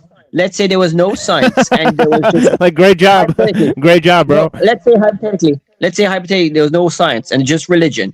You would have overpopulation. You'd be destroying wildlife anyway. It's same shit. No, you wouldn't. No, you wouldn't, because you wouldn't have overpopulation. You just said the billions of people wouldn't be here without the Fritz Haber method, so you're wrong about that. So you just refuted yourself. People starving to death. You wouldn't have medicine. You just refuted yourself, though. No, you just refuted yourself, because there weren't billions of people here before. They are here now because of the Fritz Haber method. So it literally caused them. It literally caused overpopulation. Religion is bullshit, and science gonna replace it. All the women in Islam who are getting educated now are not going to be tolerant of all these crazy beliefs. Follow the science that's destroying the planet, according to Sean. I mean, it's retarded. Right? Like you are a retard, sir. Like you just said the same thing that's destroying the planet. Science is going to solve climate change. It's going to replace it. That's wishful thinking. Fuels, I think that's wishful thinking. People who started sucking fossil fuels from the ground were religious people, you know? They just use science for their religious goals. What are you talking about? What are you talking about? What? Yeah, all the religious people were the guys who made science. So stop blaming science. It's also the religious people. If everybody was atheist in the beginning, we probably would have. You're the one blaming religion and saying that science is destroying the planet. I'm saying that's illogical. Yeah, okay. Let's say the whole planet was atheist since the beginning, okay? Let's say the whole planet was atheist. I don't think we would have been as illogical. Maybe we would have stayed in a Stone Age, or maybe I don't know. Anyway, I'm just saying that I don't think. I asked the AI this hypothetical The question. Catholic Church isn't responsible for overpopulation. The guy just pointed that out to you, Gerbert. Are you not following the conversation, man? Like, what is going on? Like, good lord. Yeah, but you want to go back to what, the 800 BC or something, 600 BC back in. I never said that. I never said that. You're strawmanning me. You're strawmanning me. I never said that. You are strawmanning me. Wait, Where so did you're I say against that? technology. You're against No, technology. no, I never said that. No, I never said that. No, I never said that. You're strawmanning me now. You don't make up what I'm saying. Pay attention to my words and what I'm saying to you. You said that overpopulation is destroying the planet because of the Fritz Haber method, and religious people are now able to populate the planet more, and this is destroying the planet. This is what you said. I'm simply pointing out that it's science that causes, not religion. Yeah, it's both. It's both. No, it's both. It's ignorant people using science for their ignorant means. But they wouldn't be able to do it. A lot of the ignorance is caused by false religious beliefs, illogical religious beliefs. So do you think scientism is a religious belief? No, science is absolutely a religion. The scientific method, the way to find the truth, is not a religion. It's a way to find the truth. I don't know how it works exactly. It's a method. So if you're not basing your method in anything, what are you using the method for? You know, you have to power. Philosophy to go alongside it. To get power over nature. We are part of nature, and we're trying to get power because we want to survive. And to survive, you need power. And science is the best way to get power. But you see, absolutely, science fulfills every amino thing that mythology, right, fulfilled in the past. Science is a replacement for myth. You're actually very ignorant with that comment. Right? Yeah. Obviously, religion. There's a lot of religions that are mythologies out there, and you seem to be the only one who thinks that your mythology is correct one. I never said that. I never said that. Again, you're making up what I say. You're making up what I say again. See, this is the problem, dude. You don't actually debate people. Mythology? No. The problem is that you don't actually pay attention to what I've said. I simply pointed out that you said that science, right, that that overpopulation was caused by the Fritz Haber method. Now there's more religious people, and that indeed is destroying the planet. Obviously, this wouldn't be possible without the Fritz Haber method. So you claim that science is destroying the planet. I'm just simply pointing this out to you. Also, what is TML's mythology that he's talking about? Yeah, exactly. What the fuck are you talking about? I've never told you my mythology. I've never told you about my views on technology. What religion do you believe in? TML, you're Muslim, okay? But you don't really practice it very well because according to Quran, you're not supposed to listen to religion or music. I think Muhammad said music was haram. That's false. That's false. Muhammad never said that music is haram. So you are actually lying about Islam now. So you just make up what you think Islam. You make up what? No. But here's the problem. You make up what I believe, and you make up what Muslims believe. That's the problem. Yeah, but why do half the Muslims not believe in fucking music? Who cares? Who cares? What the fuck does that have to do with your opinion that science is destroying the planet? What does that have to do with that? But it's not very logical to not believe in music. Music is very... your belief that science is both saving and destroying the planet, and that it needs to replace religion when it's the one destroying the planet, that's illogical. I just simply point that out. No, I'm not saying it's 100% the cause. Science is 100% the cause of all the bad stuff. What does my religious belief have to do with you pointing that out? What does my religious belief have to do with you pointing that out? There's a lot of beliefs in science. I can believe in pink donkeys and yellow unicorns. It doesn't matter, bro. It doesn't matter. Yeah, no, there's a lot of beliefs in religion and in science that are illogical. I'm just trying to be against those. Of course there are. Yeah, and a religion has a big part to play in what Kenny was talking about, the fucking Jews there. And they're, well, to be fair, there's a lot of secular Jews. Kenny loves the Jews. No, hold on. Let me stop you right there. Kenny loves the Jews. He's not talking about the Jews are doing a bad thing. He's saying that he's supporting the Jews, bro. So again, you're on the wrong side of the discussion. Yeah, well, I don't support the Muslims or the Jews. They're both twats, okay? The fucking... Well, who cares? Who cares what you support? I don't support the scientists. I don't support the scientists taking over the world. I think their plan is garbage. The scientist plan is garbage. Without science, mate, you wouldn't have this technology to call in here, mate. You wouldn't have. I wouldn't be alive. No, science and technology are two different things. I've already pointed that out to you, and now you're going back to that.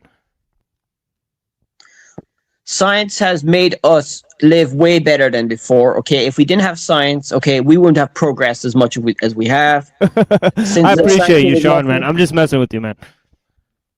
Well, I'm messing with you too. I know exactly. I know that. I know that because I've talked to you before.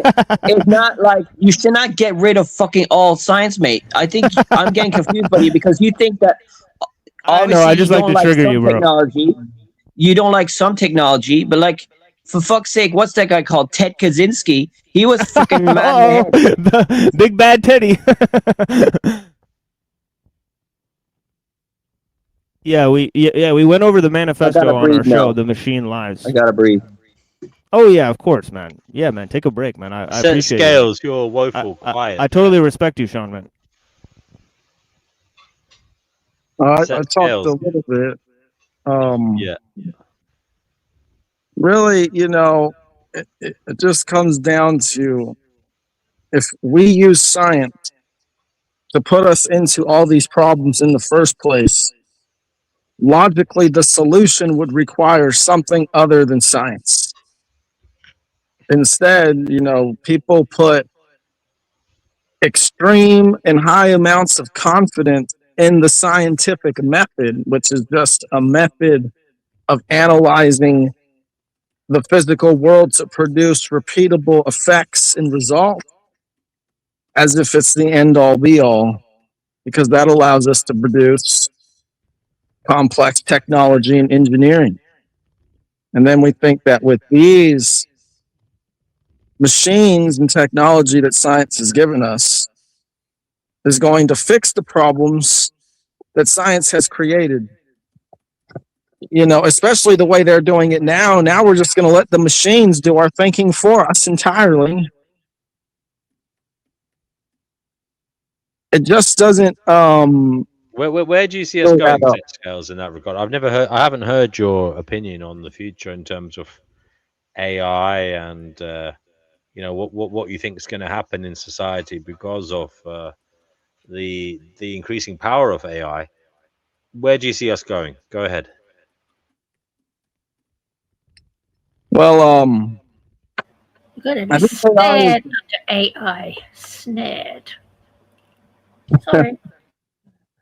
I think it's a problem, but I do think that it's also a product that businesses try to sell to us, and because of that, they put a lot of money into advertising it, which means that it's going to be over-exaggerated in terms of its importance, because it's coming, the people telling us about it are the people making it, and their whole goal is to sell us that their ideas are going to work.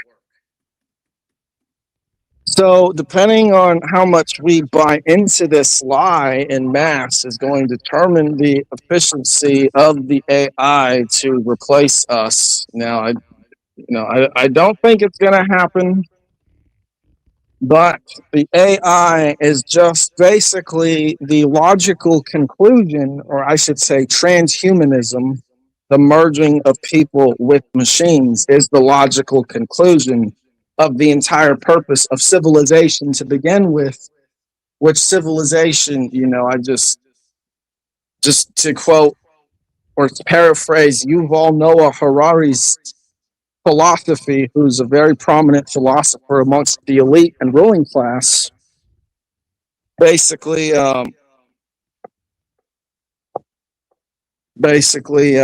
you have people who need to come together under a shared mythology or false belief system, so that way strangers have a shared value to coordinate on large scale. And then, because of this false belief that everyone is forming these shared values about, they can come together and complete complex tasks and work together. And if we examine the beliefs of the earliest civilizations and their writings, which are about 4,000 years old, they basically say humanity was made to serve the gods who built the cities for them so that humans can work in the cities to power the gods and make their life easier. So basically, the myth that held everyone together is you're a docile worker who's to be complacent to the state who has divine authority. And if that is the myth that civilization begins with, and as also Yuval Noah Harari points out, here in the modern day, we have technology and an understanding of human biology similar to how we understand computers and scripts. So we can take our technology and, as he says, hack people pretty much. I mean, really, that's the end goal. You know, we take the technology, we make the worker as efficient as possible by taking the tools that were given to them by the gods, supposedly like the plow and whatever else, and now we're just going to put it straight in their body. And that's what I see the end goal of AI is. And we can go along with it or not. Yeah, but what's your alternative solution to technology taking over? Would you want like us to be all spiritual soul people, or like very mystical? We need to decentralize technology, because as long as it's controlled by centralized systems who tell us how garbage we are and how dependent we are on their stuff, that's all we're going to get. So we need to allow the inventors and engineers to work for their own communities and not be taken by these systems who use them to literally enslave their own communities, which raises them. Yeah. So you want like cooperative, government-run technology stuff. I don't agree with that. Government. Democratize the companies. I think that's what. Yeah, or we just go full communist. I mean, Star Trek, or it's what is it? Islam taking over. I mean, thinking in terms of the state. The state is centralized. I said we need to decentralize the technology. Yeah, so you don't want a state. You don't want a government, is it? No, they're basically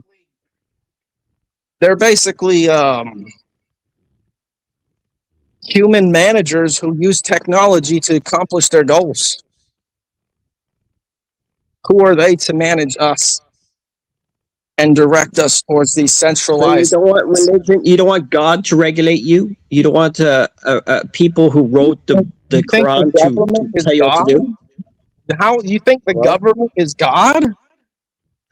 No, an alternative to a government. It could be a religion. It could be a company. It could be your father. It could be nature. There's other ways that we will always have a boss, and we have to choose which boss we want.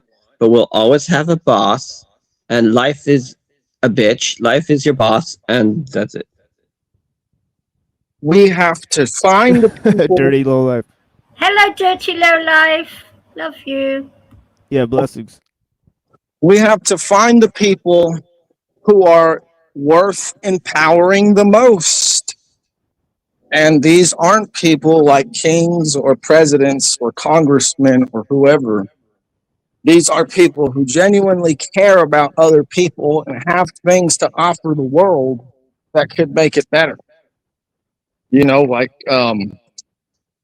someone like Nikola Tesla, for example, whatever you think of him. If instead, you know, if he didn't have to go do all these different capitalists and, you know, end up being with Edison, like probably one of the worst ones of all during his time, and instead could have just gone to the communities themselves because, you know, they're self-sufficient and they have the wealth to help someone like Tesla, you know, that would be a lot better. You know, if the people who are actually going to use the technology are the ones supporting the people making the technology instead of going to some middleman who wants to sell the technology to them because they funded it.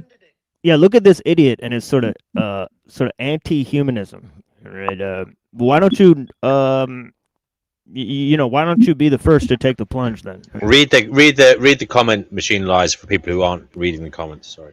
It said you've screwed up plenty spreading disease, unwanted children, and fake science. Don't know who he's talking about. That's retro, by the way, guys.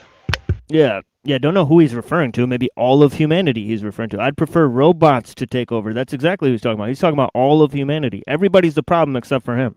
Everybody's an idiot except for him. These are definitely the type of people that I think don't deserve to be here with us. But yeah, it is what it is.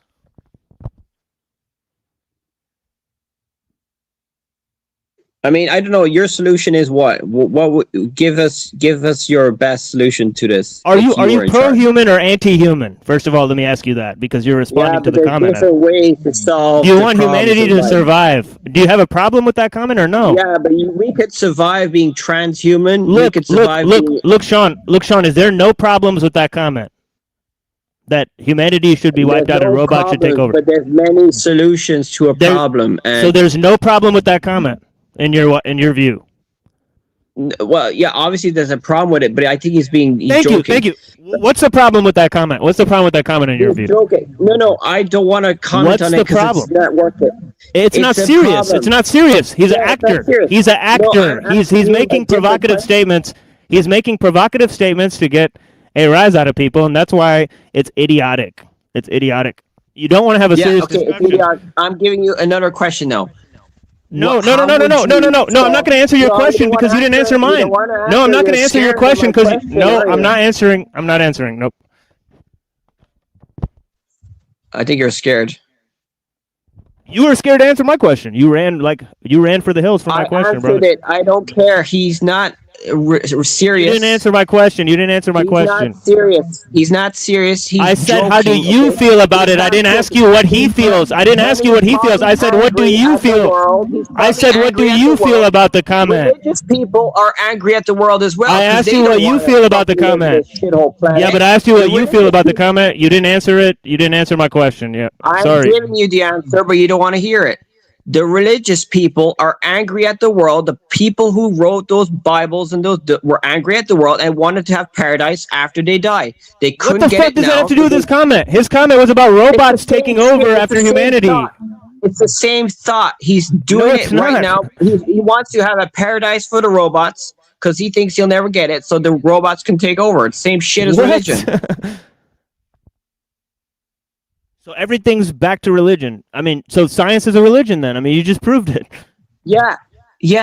The atheists. Okay, thanks for proving my point. There'll be the crazy atheists in the future that'll probably use a religion to mass genocide the whole planet and make there's crazy ideas out there. I think that's already happened, right? That's all I'm saying. Like the USSR. Yeah, but don't tell me that religious people haven't done crazy shit neither. Like, you're not... religions have done a lot of crazy shit. That guy there in China, before... It's like two wrongs make a right. Two wrongs make a right, right? It's two quo fallacy. I'm Two quo quo. You solve that problem to me. I don't even know philosophy, so you give me the answer to this now. Go on. I'll give you the answer. Your reasoning is based on a fallacious trail of thought called tu quo quo, where two wrongs make a right. You're blaming religion for doing the same thing that science is getting wrong, and therefore it's good. So that's a fallacious trail of reasoning. That religion's good then? It's the religion's the only answer? I'm not saying that, but you created the false dichotomy. He's pointing out you have circular reasoning. Science made the problem. Science fixed the problem. Does not add up. Wait, so you're saying that? No, I'm science. There's bad science and good science. You're. It's a fallacy to say science is a problem, so we should get rid of all science. No, I'm only getting rid of the false science, the pseudoscience, and there's a lot of pseudoscience out there being spread by religious people, and it's not good for us. You don't think it's being spread by the mainstream academic institutions themselves? No, the anti-vax, I think, is mainly wrong. The climate change deniers is mainly wrong, and they're mainly spread by religious people. Okay? Okay, so the problem is that you're still putting science at the precipice of what's going to solve the problem. Even if you have good science and bad science and separate it, you have to have some sort of foundation in your thoughts or philosophical standing that is based on respect, which science and the mainstream academic institutions and the corporations who fund them and benefit from them do not care about you or respect you. Without them, I wouldn't be alive. Okay, without the medicine that I got when I was younger, and I probably will still get in the future, I would not be. I don't think herbs and fucking prayers are going to solve a lot of the diseases that we currently have now. Okay, I don't think if everybody was taking herbs for cancer or fucking weird diets or fucking all this Chinese medicine bullshit is going to solve a lot of diseases that we have now. Okay, I know that medicine and nutrition has fucked up us a lot. I know that with diets and stuff. But that doesn't mean we should go back to the fucking Stone Age with medieval science crap. You know what I mean? Yeah, you already said we can't go back. You said we have no choice.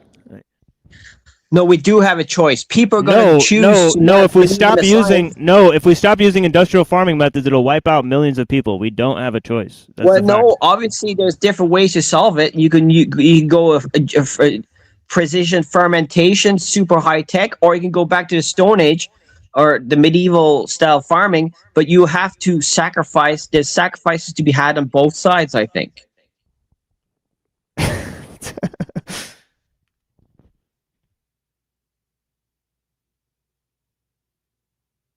Yeah, there will be a lot of sacrifices and suffering if we want to transition out of the massive hole that science and the garbage philosophy behind it has dug us in. That's just a chillax, man. Unfortunate fact. But it is the way of natural law because science has caused a whole lot of suffering. And so to get out of the cycle of suffering that science causes, the people who cause the suffering are going to have to experience some suffering themselves. And there's just no way around it. Now, I know that a lot of people will hear that and think that that sounds bad, but, it's just, if you... you guys are happy because you think we could suffer short-term here and have eternity in heaven or hell. Where the atheists, we panic, we get angry at the atheists because we know that this is all we have. No one on this panel has mentioned heaven or hell or anything beyond this earth. That's a fact. Well, that's a fact. He's putting that in there. And everybody on the panel has different religious beliefs. You guys believe in an afterlife, no? You guys believe in afterlife, no? Dom is a different thing. Dom is not even... what are you talking about, dude? Like you no, guys? You guys. Yeah, but we're not even in the same group. Afterlife? We're not even in the same group of people. No, but do you guys believe in an afterlife? I'm asking you guys. There is no afterlife. There's only life. So you said you guys, so one of us does, one of us doesn't. So you got that wrong. All right. And the person you're talking to doesn't. So you think there's a heaven and hell and purgatory, according to the Catholics? No, the Catholics are wrong. What does this have to do with technology? Well, technology reduces the suffering short term for our life here. And if you are religious, you don't need technology as much because you think you're going to heaven anyway. So what's the point of doing anything? If I was very religious, I don't care about technology. I don't care because I can pray every day and go to heaven. So what's the point of me doing science? But what about all the religious people who use technology? They're not all living like the Amish. What are you talking about, Sean?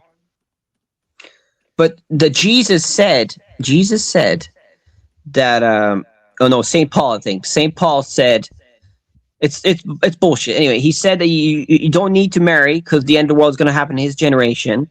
You don't need to I forgot.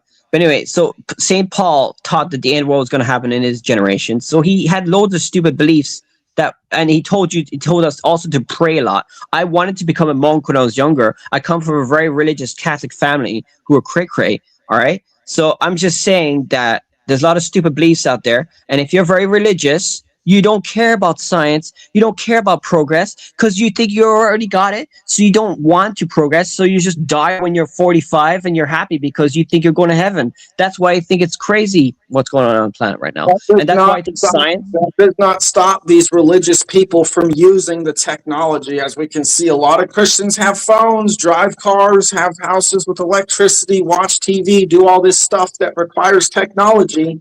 Their beliefs don't stop them. You can point to any religion as the case, unless they're extreme. Well, I'm just giving you an example. It's not 100% correct what I'm saying, but I'm just saying that this is what a lot of religious people believe in. That's all. And I'm saying if we point to the way they lived, it's contrary to their beliefs. Well, yeah, a lot of religions people are contradictory. They have contradictory. I don't know where there's all these religious people that don't believe in science. Where do they exist? There's a lot of people, especially in America, that are anti-science. They believe in a lot of pseudoscientific beliefs, like anti-vax. Yeah, but they're not all religious, so I think that's false. Well, yeah, obviously, but a majority of them are religious. They're more religious no, they're than not. the educated. No, prove it. No, prove it. Prove it.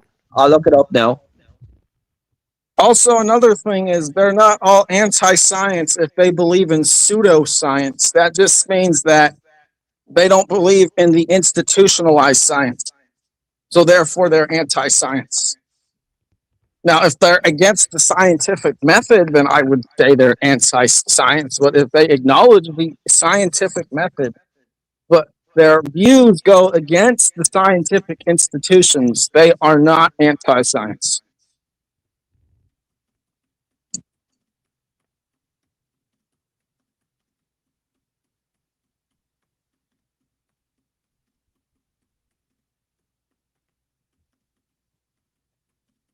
I think he's looking something up. Yeah, I know this from just experience. I mean, all the anti guys, they were not all religious people. I mean, that some of them were all sorts of different types of people. Some of them were occultists, for example. Like people online, like there were all sorts of different people were denying the science. So I don't know. I think that's a little bit too simplistic. But we can agree that in the United States, there is a current anti-science agenda that is especially stemming from our current administration and their base. Can we agree on that? That makes no sense. I don't understand what you mean. Can you clarify the terms? Like, for example, what does being anti-science mean, and how is Trump anti-science? I think that Trump, like, for example, right, he wants science and innovation, right, because he appreciates capitalism, he appreciates the fruits of modernity, right? He's somebody who appreciates all these things. So I'm not sure I'm following you. Could you explain what you mean? There's been an anti-vax movement which stemmed the entire anti-science movement starting in 2020, and now we're seeing it today with trying to convict Fauci, because a huge portion of Trump's base are against any science that goes against anything that the administration wants to say. And right, I don't know if you know that Trump was in support of the rollout, right, and so on and so forth. And he worked with the corporations like Pfizer and Moderna, right? He worked with all these companies, right? So, bro, I live in the United States. I was there. I experienced it. And what you're saying is false. He slowly slow-rolled the entire thing. Everyone, and that's why 250 million people died. He slow-rolled the whole thing because he had no idea what to do. And he panders to his base to tell them that people like Fauci and other scientists that don't agree with him are wrong and we shouldn't believe them. And those people listen to it, which has created a culture of anti-science in the United States, which is very unhealthy for an educated population. So let's Yeah, be I'm. clear. They're not Yeah, necessarily anti-science. They're just promoting their own version of science. yeah, that didn't. Yeah, Hold on, exactly, hold John. on. Exactly. Thank No, you. Yeah, that I didn't don't even know make which sense because I they don't were know just which promoting one of you said alternative. it earlier, but one of you said if they're anti-scientific method, then they would be anti-science. These people don't even know the scientific method.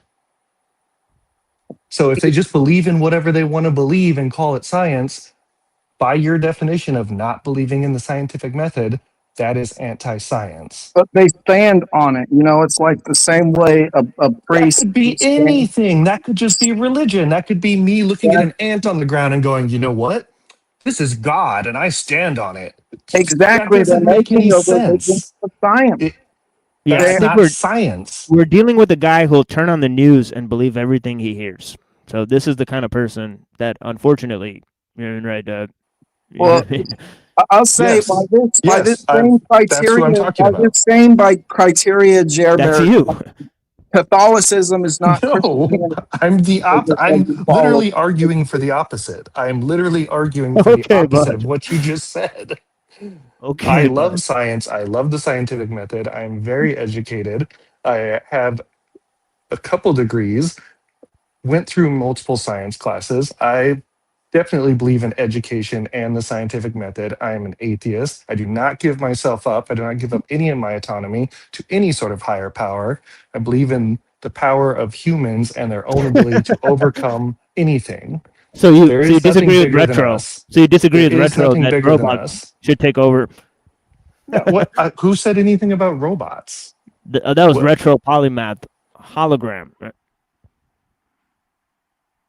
What I'm trying to say is there is, and this isn't a point we should be arguing on, because if you, I don't know how many of you do, but if you live in the United States, there is definitely a large culture of people that are anti-science, and that's weird. That wasn't the way I grew up. That wasn't the way that the United States used to be.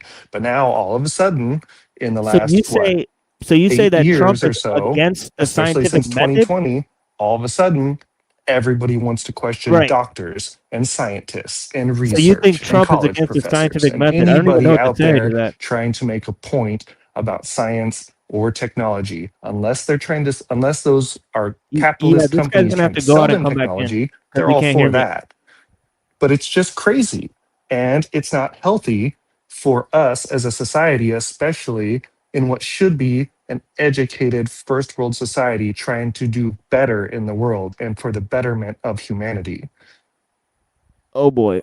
Yeah, I mean, we can, fantasize about how great the U.S. could be and all this other stuff, but that's besides the fact that the United States has empowered all these corporations and scientists to build things like atomic bombs that basically holds the whole world hostage, getting them paranoid that they think that there's going to be a nuclear war, the Cold War. Just a whole period, a whole like 4 decades of fear, or 5 decades of fear, because the scientists made these bombs and then gave them over to the government. And then the government, they had this Cold War. Are we going to blow each other up or not? And then, look, today it's not much better. It's not much better. They're still holding us hostage in different ways. Sorry, guys, I dropped off. I don't know how much of what you heard the last rant that I had there, and I didn't hear anything you guys said after that. But Yeah. good conversation. I just basically said that it doesn't matter how great the United States could be, because if we look at the past, they empowered a bunch of corporations to basically enslave and terrorize the people. That's what needs to be addressed. If one of the things, many things that needs to be addressed if we want to fix this country, Donald Trump is just a symptom of this. And he's literally using the scientific method to make a false religion based off of it, the same way Now, you can say any number of churches, like the numerous subsects of Christianity that take the teachings of Jesus, but don't follow them. So I would say by your criteria, these Christian religions, they aren't Christian because, they aren't following the teachings of Jesus, just like Donald Trump isn't following the scientific method. It's not a Christian country. I'm not sure that Yeah. Christianity is the main impetus. It's left versus right, and a lot of the people on the right, they're not exclusively Christian. So I think to pin them as that, I think is a little bit overly simplistic. I think a lot of the people on the right definitely are Christian, but no, Set Is Scales Trump a was right. Christian? It's not well, he certainly claims to be when he's trying to get votes. Right. So Set Scales was right. It's not a Christian nation. The United States is a melting pot of all sorts of different people, backgrounds, nationalities, religions, beliefs. And that's why we love America, because that's the part of freedom that America is really supposed to be about. You can come here and you can Right. be yourself and you're supposed to be welcome. Is that what the current administration is pushing? Or are they pushing a Christian nationalist right wing belief that everybody should be Christian, white, and believe what they believe? I think to a certain extent, there's a base that he's relied on. Like, for example, right, people that have extreme views. He's sometimes co-opted their views. People like Elon Musk certainly have sometimes on their Twitter page, but other times they have not. Sometimes they've attempted to distance themselves from radical guys like, people who promote Christian nationalism, like, for example, Nick Fuentes. They've done stuff to distance themselves sometimes from the more radical voices in their communities, right? So I mean, and this is because the mainstream politicians, right? They are using certain voices, obviously alternative media, alt-right, QAnon voices, but mostly these voices are seen as conspiratorial, right? So although they may benefit from these various actors, they don't have, they don't claim to have direct links to them, right? Absolutely. Yeah, You're 100% right. Absolutely. Like you said, they use them and they get those people to stir people up and keep exactly. talking about whatever the talking point is in that week. But then when they go a little bit too far, they distance themselves from them. Like, oh no, this guy's a little too extreme, like, and it's the same way on the left. The left, everybody, all the old Democrats on the left want to be more central so they can try and pull votes from the right. But all of the new blood coming in is hard to the left. And there's a big dichotomy in our two-party system, which is now becoming more of a three-party system. Whereas the right side is like an arrowhead, straight on, going for one goal. Everybody is together and centered. The left is split in two. Yeah, I mean, if you read Machiavelli's Prince, right, there's a guy named Cesare Borgia who creates his own opposition party. I have not read Machiavelli. I'm sorry. Yeah. Controlled opposition.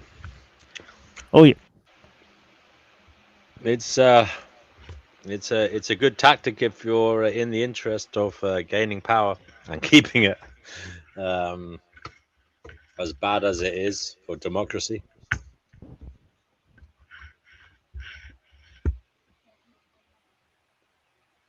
Well, while we got a little lull, then I would love to go back to science and technology, if everybody's okay with that. Yeah, go for it.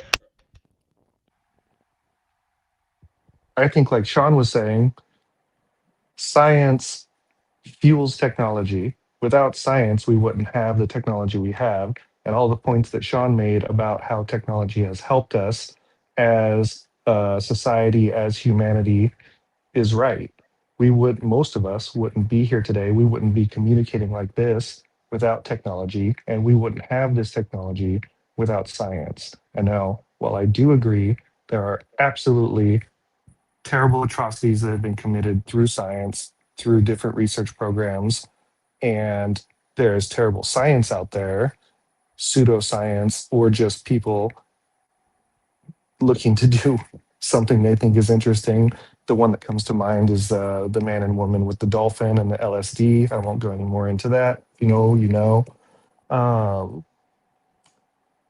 but at the same side, religion also is good and bad. And so while we were arguing earlier for a while, I would say I think there was very good points made on both sides, and both religion and science and technology are both beneficial and harmful to society. And to say that science creates a problem and then solves the problem with circular reasoning is wrong, because that's the point of the scientific method.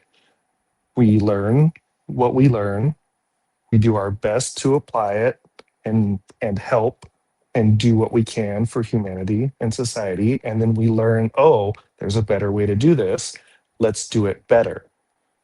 And if you need an example, just look at medical science throughout the last 100 years. Yeah, we used to cut off limbs and tell people they had bad humors and stuff. And we have learned much more than that. And now medical science can help people significantly in their lives. I mean, Yeah. Magic Johnson was supposed to die back in the late 90s. Dude's been alive for another 30 years. He had AIDS. Somehow they figured out how to solve AIDS, which was a huge problem in the 80s, right? That's medical science. We Yeah, didn't like know for how to do example, it, right? Like and now there's a we guy know how to named do it. So yeah, that's like not for circular. That's not circular reasoning. I just wanted to throw that out there. Go yeah, ahead. I'm sorry. yeah, yeah. For example, there's a guy named Marvin Minsky, right? And he says that artificial intelligence in the future it will resemble gods, right, compared to humans, right? He also says that this artificial intelligence, it we can only hope that it will have a benign treatment towards the humans because he calls this intelligence the successor intelligence. Yet and still, he thinks that it should be human beings' every duty and wish to develop this intelligence that will then totally subsume all of humanity into a sort of, what is possible is that we will live in a subhuman sort of state as zoo animals being observed by this thing. So this successor intelligence, right, points to the goals of the scientists, right? Like for example, right, I talked to a transhumanist, right? And they said that they don't care if all of humanity gets wiped out and if machines pass human beings in intelligence. They said if a machine thinks that human beings should live or die and it has the power to wipe them out, then that's up to the machine. He has no wish for humanity to survive because 99% of species have already been wiped out in the past, right? So what I'm pointing to is the goals of the scientists and maybe even the transhumanists, right? Some of their goals are anti-human and even post-human, right? So not all scientists have the same goals. Not all science has the same goals, and even science itself, right? Those tools don't have moral justification or moral pointers to which direction they should go. They can be abused, right? And have been, and so on and so forth. And really what that is basically a parasitic relationship that just tosses the host aside when it's been used up. No, absolutely. And it doesn't even have to be at the end when the host is used up. It could just be that the machine that we've created, AI, for argument's sake, gets to a point where it's powerful enough to do a lot more than it does now. And we tell it to carry out a task. And in carrying out that task, it wipes out humanity. It wasn't meant to wipe out humanity. It just did it as a byproduct of getting the goal or the task done that it was assigned. That's the scarier part that nobody really Yeah, talks so the about. question is do you have a moral duty to A, destroy the machine, and B, destroy people who are trying to create such a machine?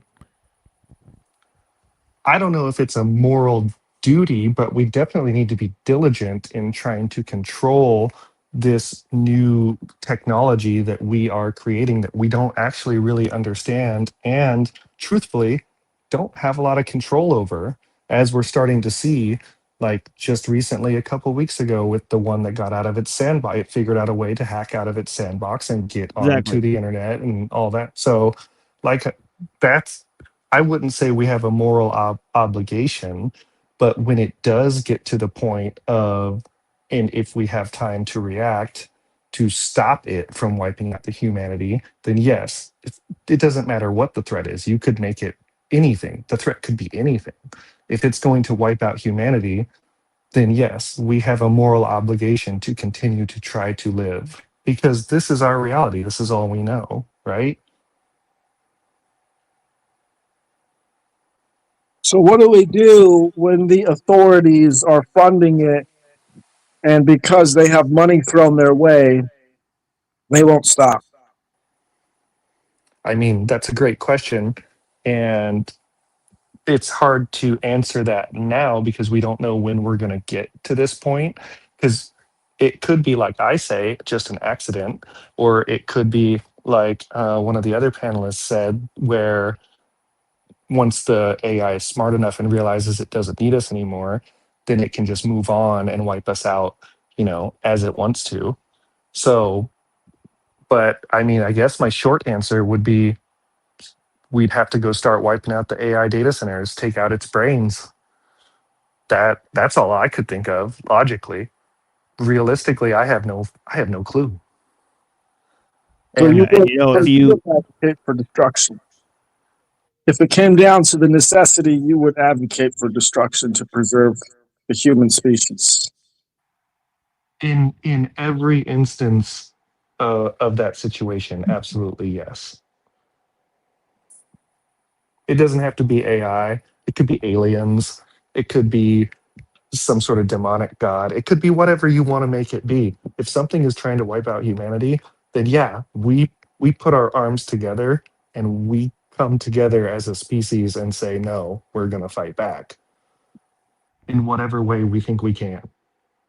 You don't go quietly into that good night.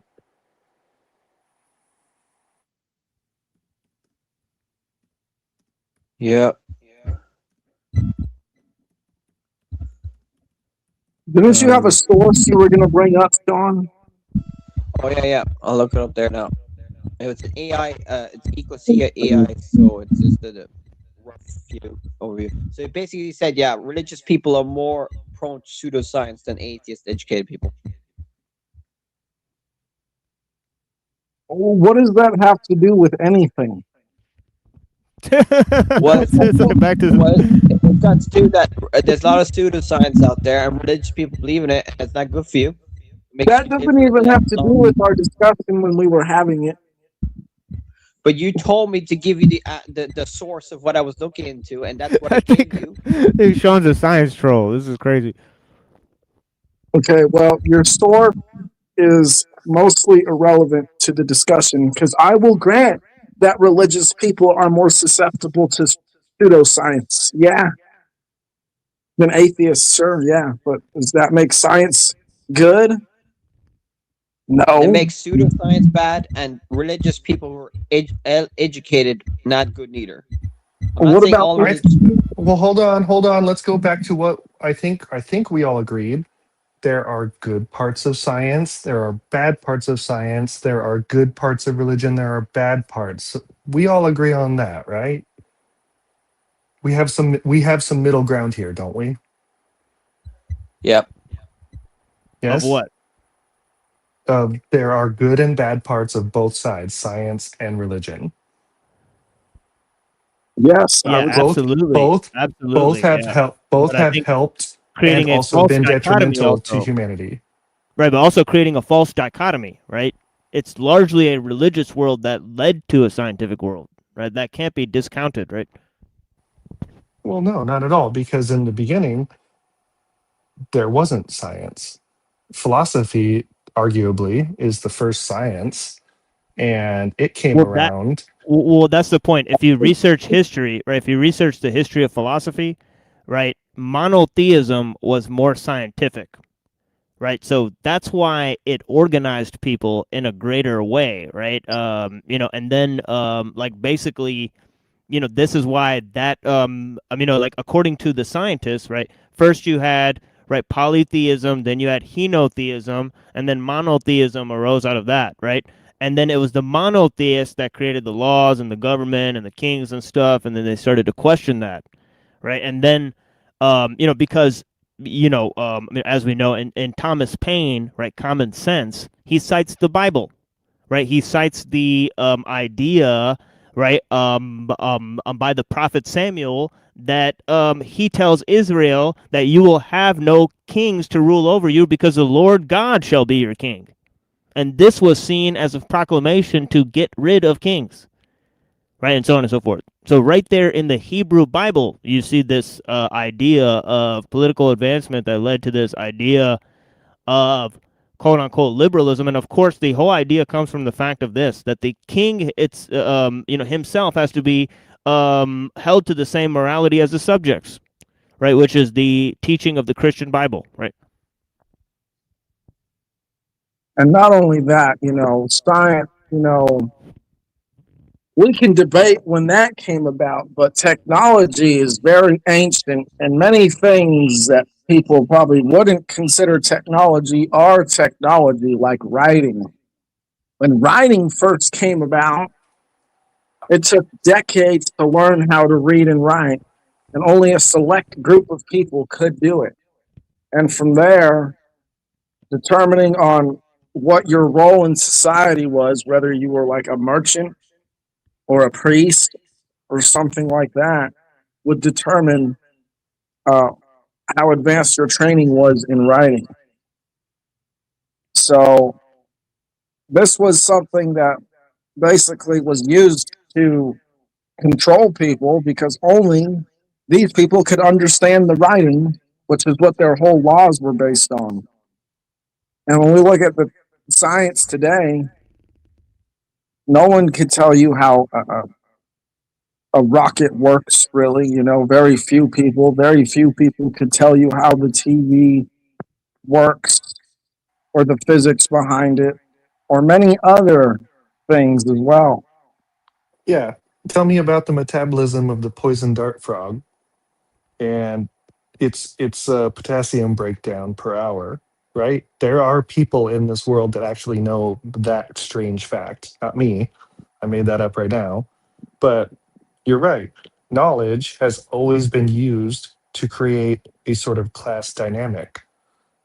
And if we want to jump back real far in this conversation to DNW asking if we can create a utopia, it's those kind of reasons why we won't be able to, because unless everybody can get on the same level, because maybe in a utopian society or close to, I'm jealous of that person that does know how much potassium the poison dart frog can metabolize per hour, and somebody else knows it. And so that creates something unfair, right? So, utopian society with unfairness is almost never going to be achievable. But knowledge has always been used to create a class dynamic. And then using knowledge has always been something to manipulate the masses.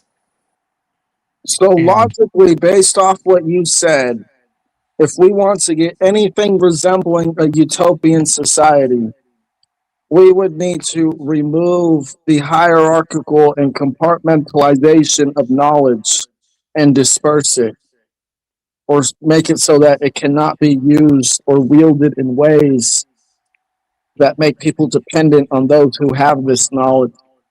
no, I think where my argument was stemming from is more based on subjective feelings from an individual. You can't change the way somebody's going to feel about somebody else. And because of those subjective ways of feeling and being, we won't ever be able to have a true utopian society, because people will always be jealous or greedy or whatever it might be. Like, because we're all individuals. And our lives are subjective to ourselves. without having an objective basis for life on almost, if not every level, then there's no way to create a utopian society where everybody feels equal and everybody feels happy and fulfilled. Or if it is what we would call a utopian society, then there's no way everybody would be as happy or as fulfilled as everybody else. There would be levels to it still. But I feel like I kind of switched the subject there real quick. If you guys don't want to go into that, So that's you cool. think that a utopian society is impossible because people have impulses and hard emotions or selfish emotions and thoughts? Yeah, yes. The short answer, yes. Hello, So just some points of order for the house. Retro, there's a lot of people in chat. I haven't kept an eye on it, but they're saying that you moderated in a rather strange fashion, and you denied Machine Lies the right to join in the live chat unfairly. That's according to the consensus. I would say, please don't be so swift to block people from Oh, I communicating. wasn't aware of. Yeah, I wasn't aware of Yeah. this. Yeah, thank you So for bringing that to my attention. Yeah, retro. I love you, retro, but I'm a little bit disappointed that you did that. yeah, that's It's sad to not in the see. Yeah, spirit. It's not in the spirit of this channel. yeah. I Please personally don't didn't do mean to that offend again. him. So, I And mean, it retro, is if what you it have is. something to say, retro, if you have something to say to Machine Lies, you're welcome onto the panel. You don't need Absolutely. Yeah. you don't need to block him from participating in the live chat. Thank you very much. Yeah, I'm quite a friendly guy. If you get to know me, I have nothing against anyone. I'm just simply engaging in the back and forth, and obviously me and Sean have got into lots of heated discussions in the past, right? Me and Dom have talked, numerous times. Jeribert, this is the first time talking to you, but yeah, blessings. No, but And I just want to Machine back Lies. that up and say Machine Lies and I were having a little back and forth in the chat, which is one of the reasons I came up here. I wanted to back up my boy Sean here. Yeah, I don't Felt like feel he was like, getting teamed up on yeah, a bit, but yeah, yeah. I actually don't think he's talking to offended you. at all. You know, what I mean, so yeah, So so we've had this type of discussion numerous times, right? So I don't think there's any need to, become sensitive, and I think Sean will agree. yeah, and actually talking to you, Machine Lies, like you're great. Like it's great to have a nice discussion. I'm glad we could come together on some points and agree, and you're not just pushing back to push back and be dramatic. It's an actual really good discussion. Thank you very much. It's very nice talking to you. Can Yeah, I I ask appreciate that. Cougar? Yeah, thanks for that, guys. That's nice. Can I ask Cougar Duma to come on and give us his latest news? As all of you know, Cougar Duma is the resident climate scientist here. He keeps an eye on all things climate related. He talks about global heating and, in his view, how cooked we all are as a species, how Yeah, troublesome the bring future him is on. going to be. Yeah, yeah.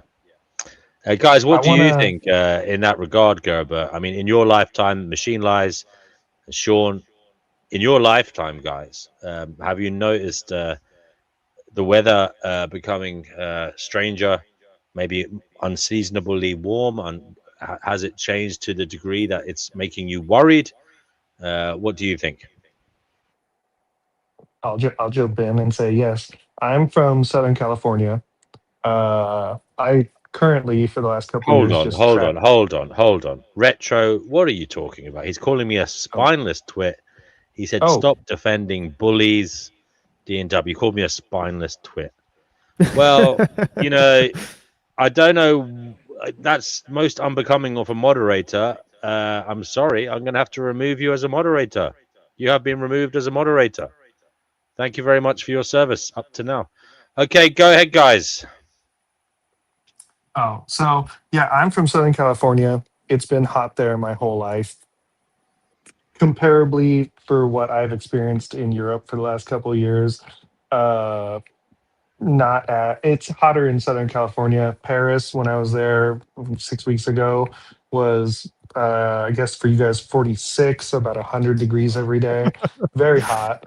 Um, what I have noticed though that is the most alarming in climate change is the seasons seem to be changing months. So in the last 12 years or so, maybe a little more, September in Southern California is just as hot, if not hotter than August. And then winter seems to come much later, where it used to start in November, December sometimes. Now it's generally January, and we get about 3 months. I know winter weather very well in Southern California because I'm an avid snowboarder. Spend a lot of time up on the mountain every year. And this year, I would love to hear Cougar come on and talk about this, but we're supposed to have a big El Nino, which is supposed to be a huge winter, huge amount of snow coming down. So I'm hoping that's true. But it's weird because we get 3 months of actual winter. But then last year, we had January, February, March, great winter. Lots of snow came down, about 150 inches up on the mountain, which is a low winter. A good winter would be over 400. And then there was nothing in April. All the snow basically melted. They sent home a bunch of employees. A bunch of mountains closed down. I'm And then just in here to say May, DNW's a faggot. got You're a fucking loser. Fathom is right. Wow, You fucking man. faggot. Fucking faggot. Faggot. What a loser. Jeez, man. I was just about to make Retro center stage and he left. I was going to give him his moment, you know. He could have his little toddler tantrum, get it all out and feel better. Looks like we really triggered that guy today. He left before I could give him that opportunity. Retro, I really hope you feel better now. Much love to you and good luck with your ongoing recovery. Cougar, you're on here now. Cougar, welcome to the Finding Gnosis show. Cometh the man, cometh the hour. This is the climate scientist here now, guys. Cougar Duma, you heard what Gerbert was saying. Gerbert, sorry, I'm a bit flustered. We interrupted you, Gerbert. You were talking about the weather in Southern California. You were a snowboarder. Did you want to add anything else to what you've before Cougar? I was wrapping up just to close it up. We got a lot of snow for the first 3 months, January, February, March. Nothing in April. Everything melted. It was so hot. All of a sudden in May, it snowed like another 120 inches, almost doubled the amount we got for the season. Totally unheard of. Never happened before in the whole history of Mammoth Mountain, which is where I go ride. So just weird anomalies happening in weather and watching the months shift to where summer is 6 months long now in Southern California. Winter is 3 months long. September is as hot as August. Just a lot of weird anomalies. And yes, it's definitely more hot. Anyway, I'm done. Thank you. Thank you, Gerbert. Go ahead, Mr. Cougar. Yeah, sure. Thanks for that. Thanks for that information about SoCal. That's actually really, really important to hear. And I want to make a general statement here, setting context. You hear a lot about global heating and average global temperature and stuff like that. I just want to say up front that that's a bit of a cope or they're sandbagging a little bit because we're not interested in average anything. What's far more interesting to people or governments is what's happening in their immediate region. And just some context setting here. In general, the Arctic and the Arctic Circle is warming faster than the rest of the planet, and that's important because there's a lot of ice up there. Also, higher altitudes, so this like mountaintops or high mountain ranges, are heating faster than lower areas, and that's just reality. In general, winters are heating faster than summers, and that's super important because, as we just heard, winters are now kind of an endangered species. And I'll just say what's happening here in the U.S. I have to assume elsewhere in the world. We just had in 2026, we just had the hottest winter on average, record hot winter on average for the lower 48 states. About 2/3 of the lower 48 states had record hot winter. We had the hottest March in the United States of America ever recorded. And we had the hottest Christmas in 2025 ever recorded for most of the United States. So again, winters are heating faster than summers. Mountaintops are heating faster than lower areas. The Arctic is heating faster. Night times are staying hot at higher temperatures than the daytimes. That doesn't mean the night is hotter than the day. It's not. But the amount of cooling you could have expected at night in your region is now diminishing. The night times are reflecting the global average. The sun goes down, and what you start to feel at night is the heat of the air, the heat of the planet, not the heat of the sun, which is also a thing. So the night times are getting hotter, the winters are getting hotter, the mountaintops are getting hotter, the poles are getting hotter. An example of what's happening in Europe, the Alps are melting, and the amount of ice that's being lost in the Alps, and this is the Swiss, French, Italian Alps, is so horrendous that the ice that used to hold the mountains together as glue is melting, and the mountains are now coming down, and they're destroying alpine villages that used to be quaint little tourist destinations, and that was a lot of their income. They're just being wiped out. They're just being buried under landslides, or they become uninhabitable because the roads are cut off. And so these are the things that are happening sort of on the margins because nobody really talks about mountaintops or snow levels. Here in the western U.S., meaning the western half of the U.S., the snow level in places like the Rockies and the Sierra Nevada mountains and the Cascade Ranges is so bad that it's essentially zero. And it's been zero since March, as we just heard.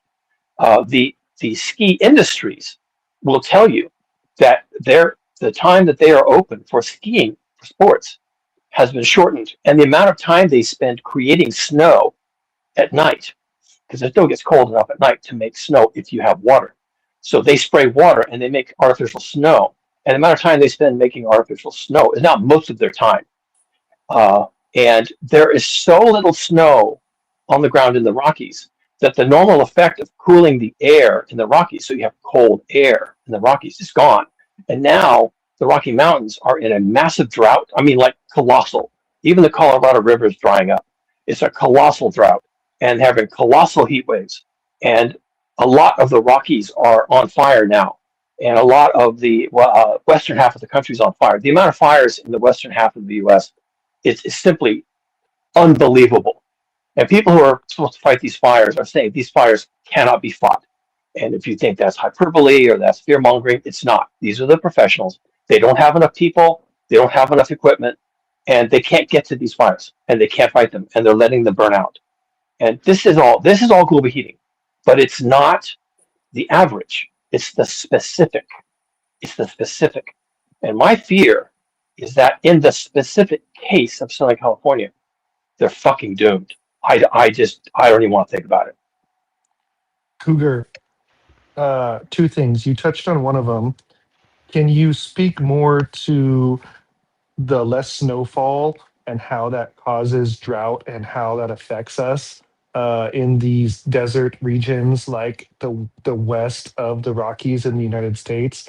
I'm talking everything from Colorado all the way over to the Pacific Ocean. And Yeah. two, give me your thoughts on the snowstorms that have been happening in Texas, because those are, one is an anomaly and one is an outcome. And I think those are both two good talking points that are absolutely happening and that I have been witnessing. Okay, let me deal with the second point first. It's counterintuitive, but it does have something to do with the first. So the problem with Texas has been that, and by the way, there's no snow on the ground in Texas that I can point to right now. So these were snowstorms, but the snow didn't stick, as far as I know. It lasted a little while and then it melted. And the reason why these Yeah, it snowstorms was were like happening, 3 days. yeah, exactly. So you say, oh, well, we got snow. I guess the global heating is over. And 3 days later, it's all gone and you're back to 90 degrees. Okay. So here's what's happening with the planets. This is happening. This is now a planetary phenomenon. You'll see it in Europe. They're having massive problems in Europe, France, Spain right now because of the same thing, but in the opposite direction. What is happening is that as the Arctic, this is complicated, folks. I'm sorry. I apologize in advance. This is system dynamics. This is climate science. And it is what it is, okay? The Arctic, as I mentioned before, is heating faster than the average. And as it heats, the temperature differentials between the Arctic and the lower latitudes begin to decrease. the lower latitudes are also heating, but the Arctic is heating faster. So the Arctic is catching up. And it's the differential between temperatures at the extremes that drives the winds, and the winds drive the jet stream. And when the jet stream starts to slow down because the winds are slowing down because the differential is decreasing, I know that's a lot of dots, then the jet stream begins to meander. The same way that rivers meander when they leave the rushing hillsides and hit the plains. They start to slow down and they start to bend. These are called meanders. You get oxbows and all kinds of things. Well, the jet stream is still laminar flow. And so just like a river, it's a river of air. And it starts to slow down. And you get these bends. And sometimes the bends extend upwards. So they'll extend from, say, California up into Canada and then back down into the Midwest. That's called a ridge. And sometimes the bends will come downward. They'll come from Alaska or Canada down into the deep south and then bend back up to Greenland. Okay, and that's called a trough. A trough drags after it cold air from the Arctic Circle. A ridge drags after it hot air from the tropics. We didn't used to have these. These are a new thing. They actually had to struggle with this. Why is this happening? It was a woman named Jennifer Francis who came up with the actual mathematical equations for it. And it turned out to be correct. People thought she was nuts. Go figure. Turns out the woman was correct. And so now we understand that this is built in, this is baked into the cake, that the meanders in the jet stream are now permanent. But look what happens. These meanders move across the planet. They're called planetary waves, and they are wave shaped, like a sine wave. And they move across the planet slowly, very slowly. The jet stream itself could be a 300-mile-an-hour wind, but the meanders move slowly. You can track them across the planet. Well, when a very cold trough descends over the Midwest, and this happened all the time last year, constantly, every 2 weeks, it became a joke. Every time one of these big Arctic air masses descends out of the Arctic Circle, and it went as far south as Texas, then it interacts with the warm, moist air coming out of the Gulf of Mexico, which is actually having a heat wave. The Gulf of Mexico is a bathtub.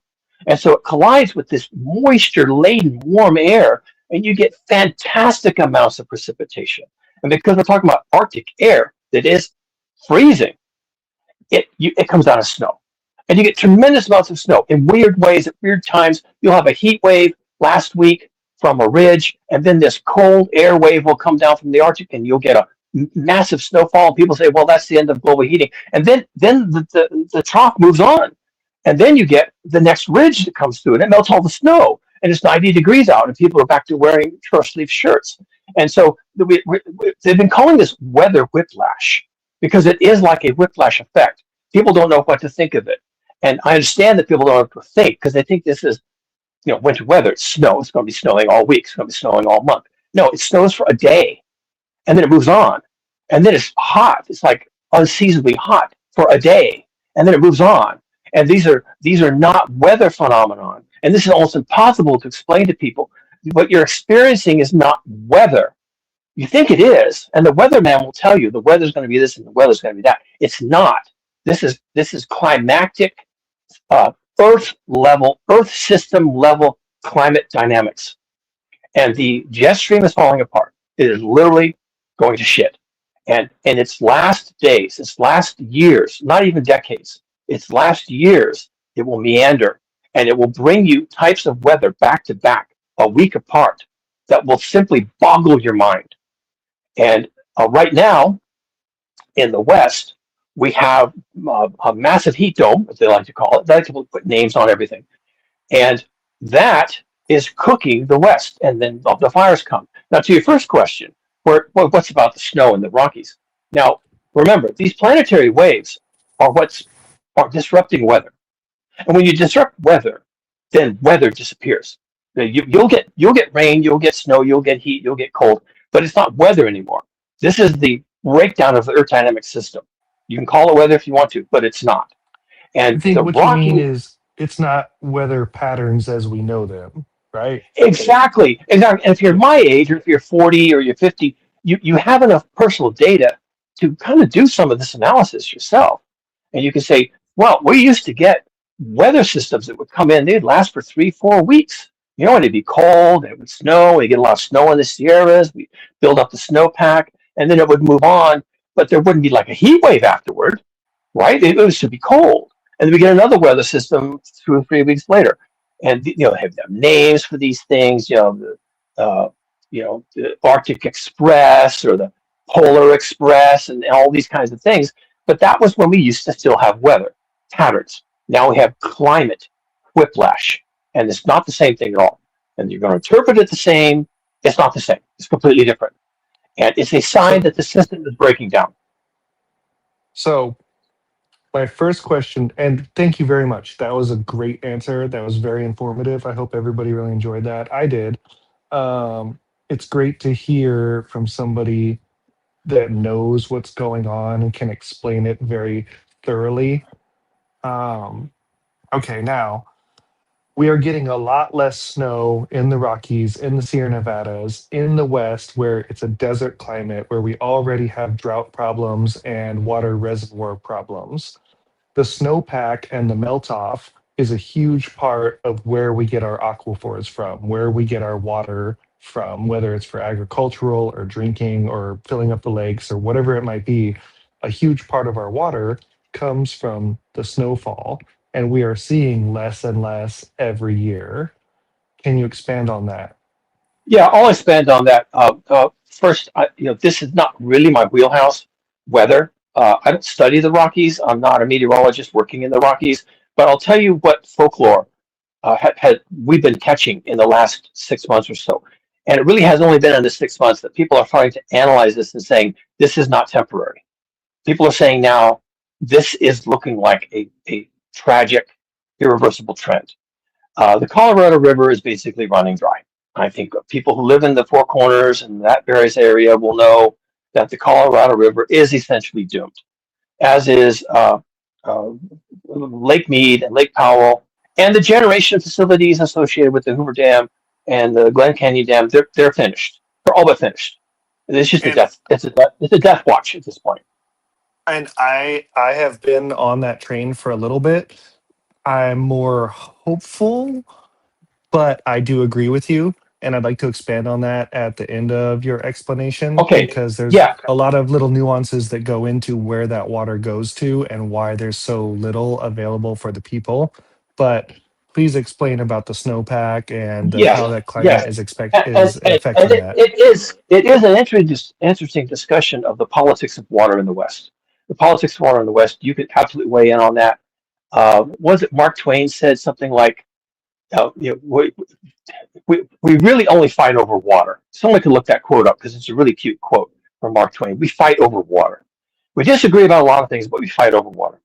And the problem as I see it in the West is that it's a couple things. First of all, during any global heating event, continental interiors heat faster than continental margins. But continental interiors desertify faster than the coastal areas. And that kind of summarizes the whole thing. But what you're going to see is that you'll get less snowfall, in part because it's just not as cold as it needs to be to have snow. You can't have snow if it's not cold. You can have a little bit of snow if it's a little bit of cold, but if the next day the temperature is above freezing, even 40 degrees, 50 degrees, then that snow just disappears. And a lot of the time, and people don't understand this, when snow melts, it also evaporates. That's called sublimation. All ice can do that. When the ice melts, it immediately evaporates right off the surface of the ice. It doesn't even drip, or not much. And the ice sublimates right into the atmosphere, especially if it's really hot. And keep in mind, that's what's happening. We're getting super cold troughs that drop snow, and then we have super hot ridges that come in literally 3 days later and sublimate the snow right out of existence. So you can get snow, and you can look up at the Rockies and say, wow, we got good snow. And you can come back 3 days later, and it's gone. And you're like, where did it go? It's sublimated. It went right back into the atmosphere because it's just so hot. And there probably wasn't as much snow as you thought in the first place. And what little there was, it sublimated and went away. So it never has a chance to build up. And what happened in the Rockies and what happened in the Southwest and what happened in the Sierras is the snow basically sublimated. And it's gone. And they had the lowest snowpack. It was like catastrophically low. It was like what the fuck low? It's gone. It was nothing. At the peak of the snow season, it's ridiculous. It's pathetic. At the peak of the snow season, there was nothing.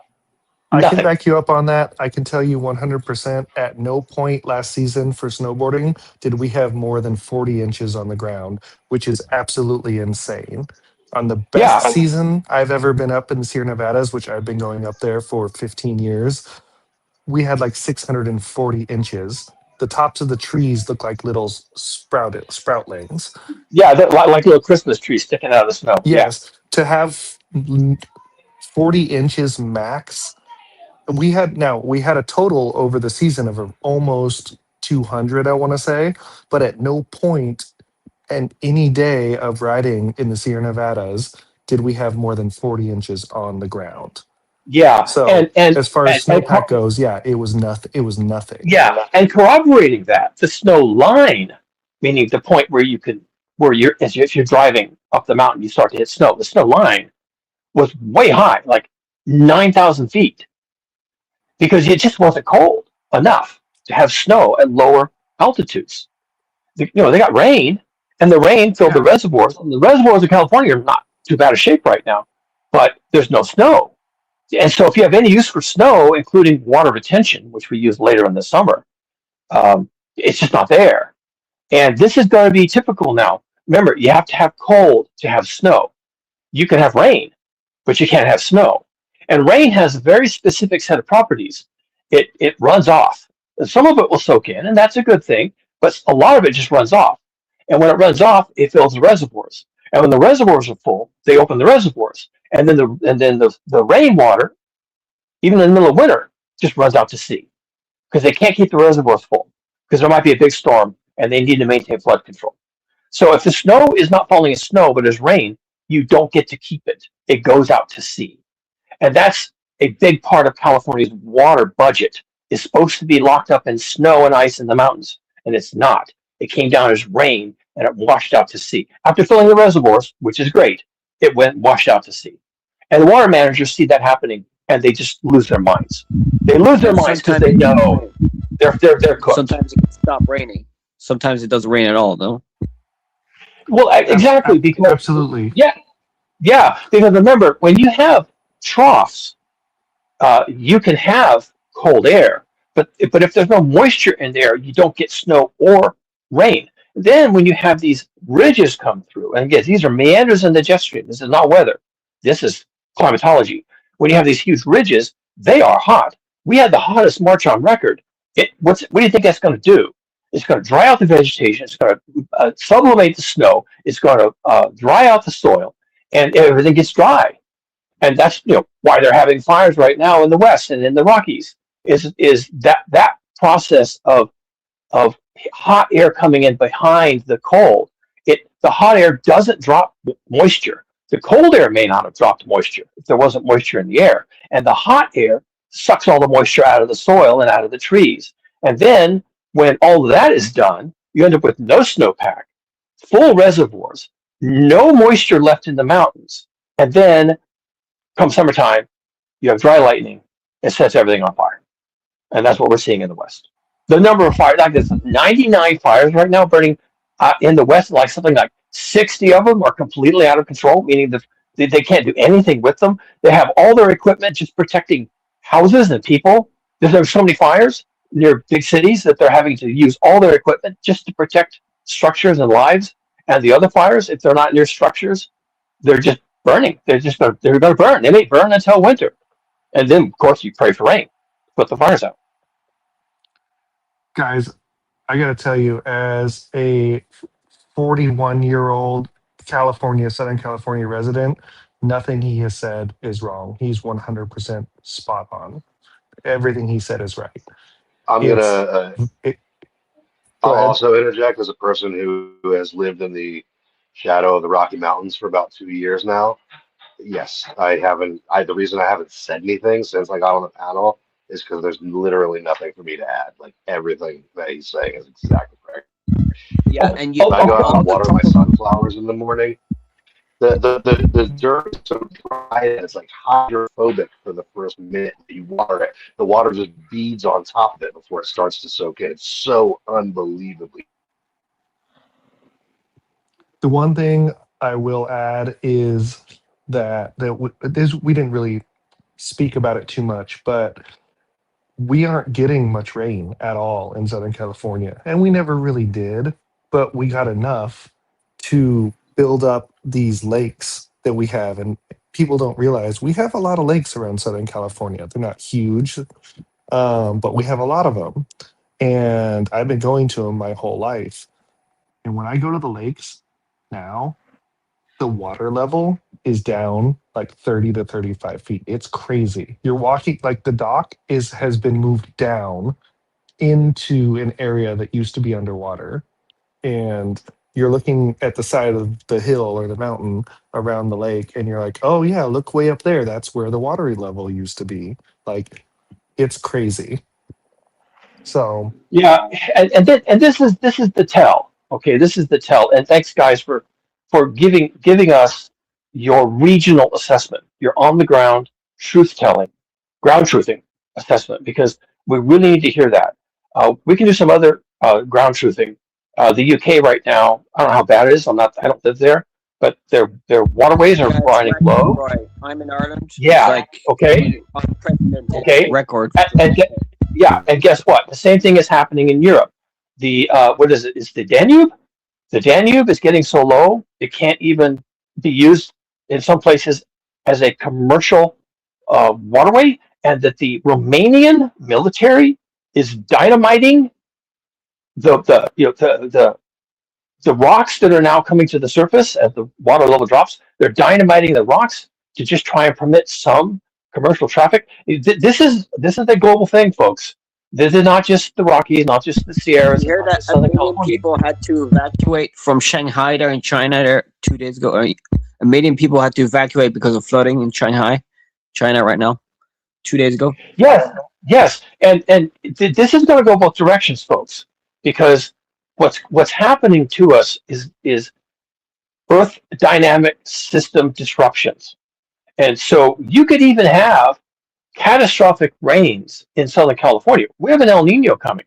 It's not unusual for Southern California to be in the path of the monsoons that come along with that.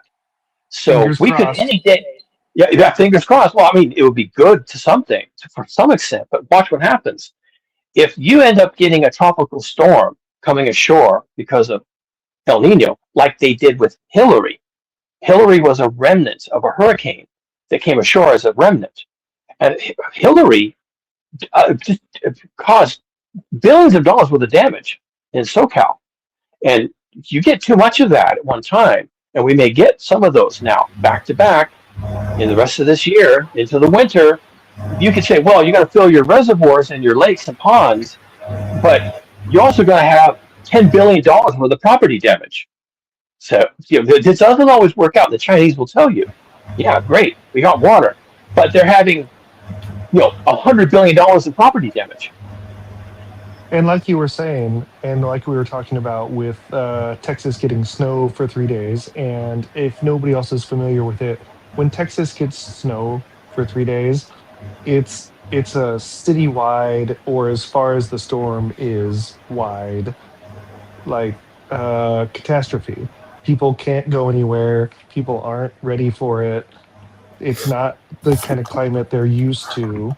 And so in Southern California, if like Cougar is saying, we could get so much water coming down that our infrastructure isn't ready for it. There aren't, the sewers will just be full. Everything will just be flooding because we're not used to getting that much water at once. It's not normal. Sorry, Chickpea, we can hear a bit of feedback from you, darling. So if you're not talking, can you mute I'm not yourself? talking. I know, but we can hear some kind of revert. I don't know what it is. Can anyone else hear that noise, guys? Oh, that's my aircon. That's the aircon, Grumps. Sorry. Okay, darling. Yeah, so just mute yourself when you're not talking, Chickpea. Sorry, darling. Thank you. But Yeah, Chickpea, well, did you want to say loud. something, Chickpea? Yeah, I'm not in a bad mood. Yeah, I'd like to I'm say not in a to bad Cougar- mood. I'm not in a bad mood. Go ahead, Chickpea. What did you want to say? What did you want to say, Chickpea? Yeah, Cougar is 1,000,000% correct, because I tell you, Cougar, I'm 72 years old now. I'm a little old lady, and I cannot believe the changes I have seen in European temps since I was a little girl. And I've seen it getting hotter year upon year upon year. And now, this January, my daffodils were flowering in January this year. That's how mad it's all become. Yeah, and this is actually a phenomenon. This is called phenology. It's the biological study of what plants and animals do with respect to the climate. Phenology, and one of the things they're noticing is that flowering plants, and that includes orchards and vineyards and all that, they're now flowering like 3 weeks, 6 weeks ahead of when they should be, and then the growing season lasts 2, 3, 4 weeks, a month later than it ought to stop. Fall comes later, spring comes earlier. This is not always a good thing, by the way, because you can have Oh, yeah. yeah, the trees can get fooled into putting on their tender blossoms, putting out new shoots for the spring, and then because it's still the dead of winter, technically, you can get a massive Arctic blast from the north when one of these troughs comes along from the jet stream, and then it just freezes everything. And you can have massive crop failures in orchards and vineyards and anything that's a flowering plant because they just flowered too soon. But they don't have any mechanism to understand that it's too soon. All they have is heat and the soil temperature and things like that. And so they become out of time. And when things become out of time, when bird migrations are off timed, when birds start nesting too soon, when plants flower too soon, it's a disaster. It's not like, oh, spring came early, yay! No, it's a disaster for nature when this happens. Exactly, Cougar. And that's what people don't seem to recognize, because there's nothing to be happy about with this hot weather. It's a disaster. I tell you else, Cougar, strawberries have gone into survival mode. They're not growing. The plants aren't growing strawberries this year in the UK. But not where I live anyway. Yeah, and that brings up a topic that I have to explain here, where and I know I'm a doomer and I'm all this, but this is biology, You're not folks. a doomer, Cougar. You're Okay, a grim realist. You're I'm You're a speaking truth, bro. You're speaking truth. I'm sharing biology, okay, and climatology. I'm just sharing biology. Now, here's a biological thing people need to be aware of, and just tuck this away in the back of your mind. In the plant kingdom, there are two metabolic pathways. There's a 3-carbon pathway called a C3, and there's a 4-carbon pathway called C4. Most evolved plants, meaning from when plants began, are a C3 plant. There are a few plants that have evolved more recently. There are C4 plants. Now, you don't need to know the detail, except that most of our crops are a derivative of older types of plants, so they're C3 plants. We don't have very many crops that are C4 plants. And furthermore, C3 plants are far more sensitive to environmental conditions, especially heat, than C4 plants. And what happens with C3 plants is when it gets to a certain temperature, and it doesn't matter how much fertilizer, water, anything else you put down, it's just too hot for the C3 metabolic pathway to proceed, and it shuts down.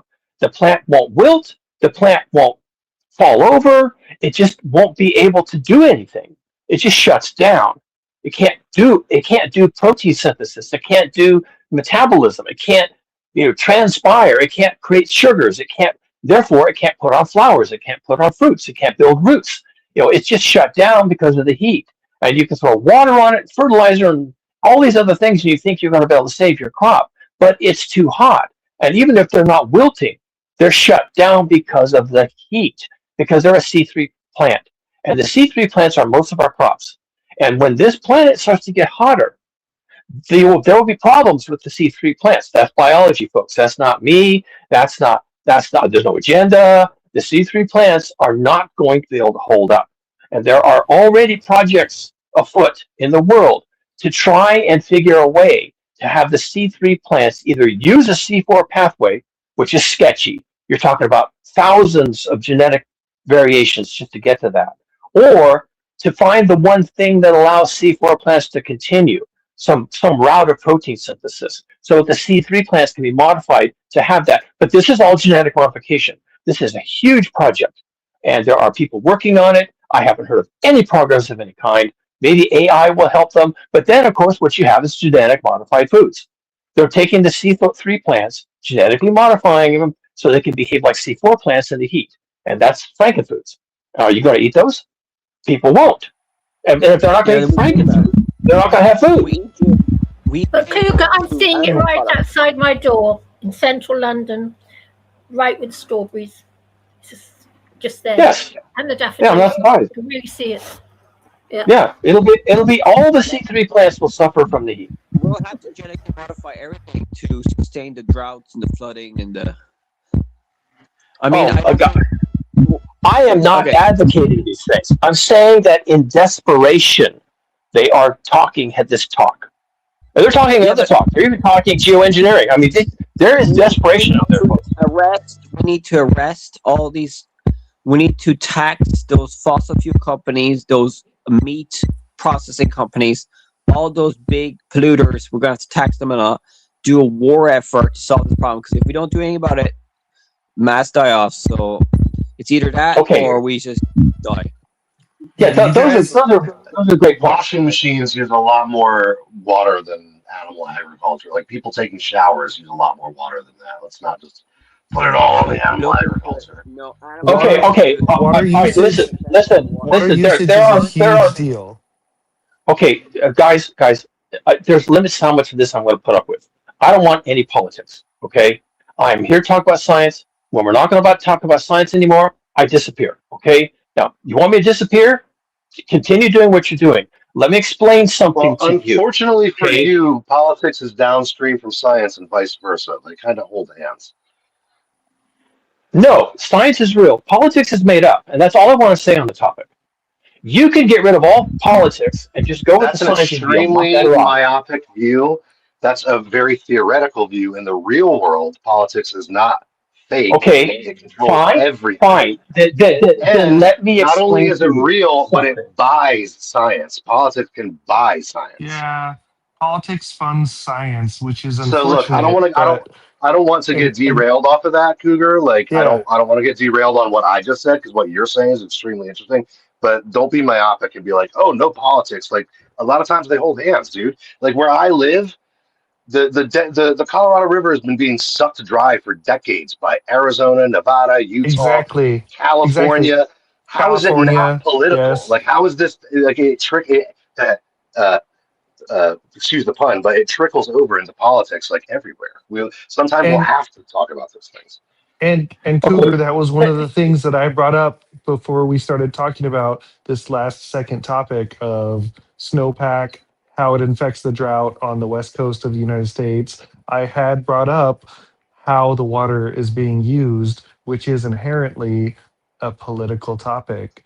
Okay, I don't want to upset you. I don't want to derail you. I want to say something about this before we get derailed. Okay, I want to say something about this that actually acknowledges your point, and so don't cut me off because I am on side with this topic. Here is what's happening.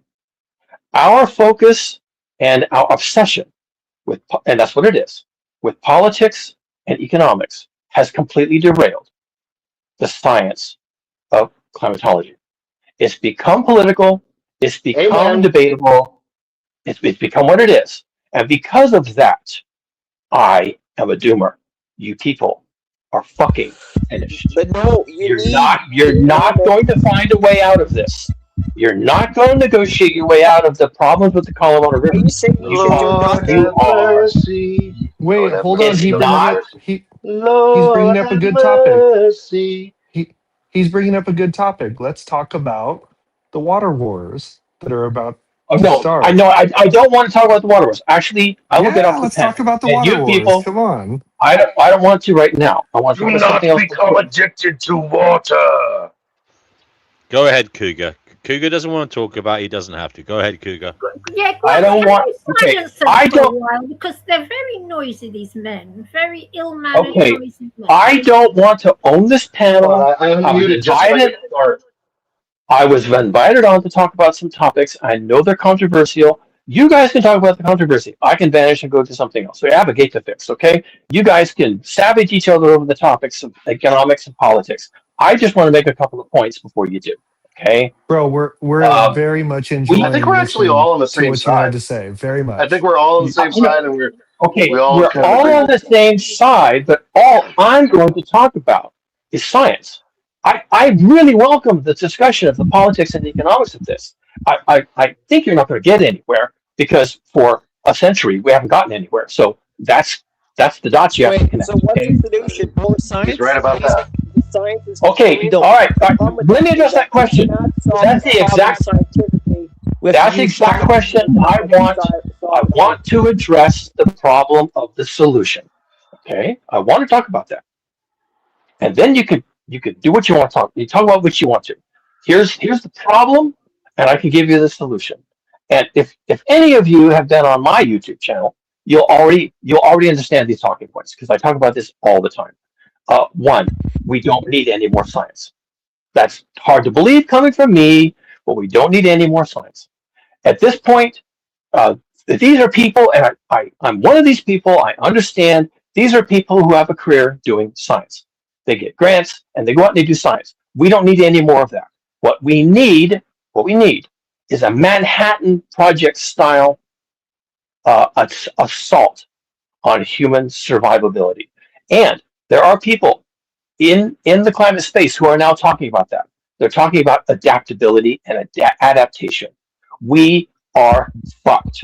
And there are a lot of scientists who, when they're not in front of a TV, when you get them off to the side and get a couple beers in them, they'll tell you you're fucked. Okay? We don't need any more science to know that we are fucked. You know, we like to solve problems. We like They'll also firmly tell you there's no God.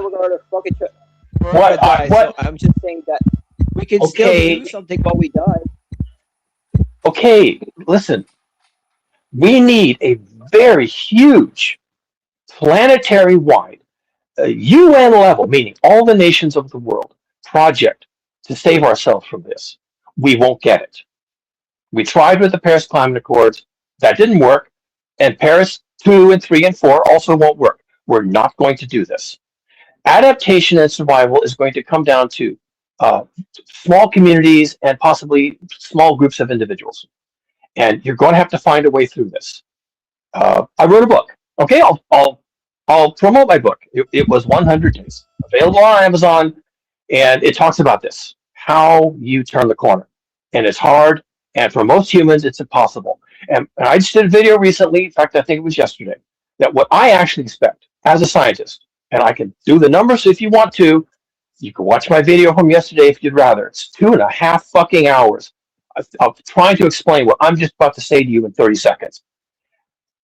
We are going to have a massive die-off, and it's not going to be in the year 2100. This situation is so bad. This is so catastrophic. And we have gone so far down the wrong road that I get it. I expect. Let him talk. Let him talk. I actually expect, as a biologist, as a population biologist, as an ecologist, I expect a 99% die-off of humanity over the next 20 years. And I can run the numbers for you, but there's no need to.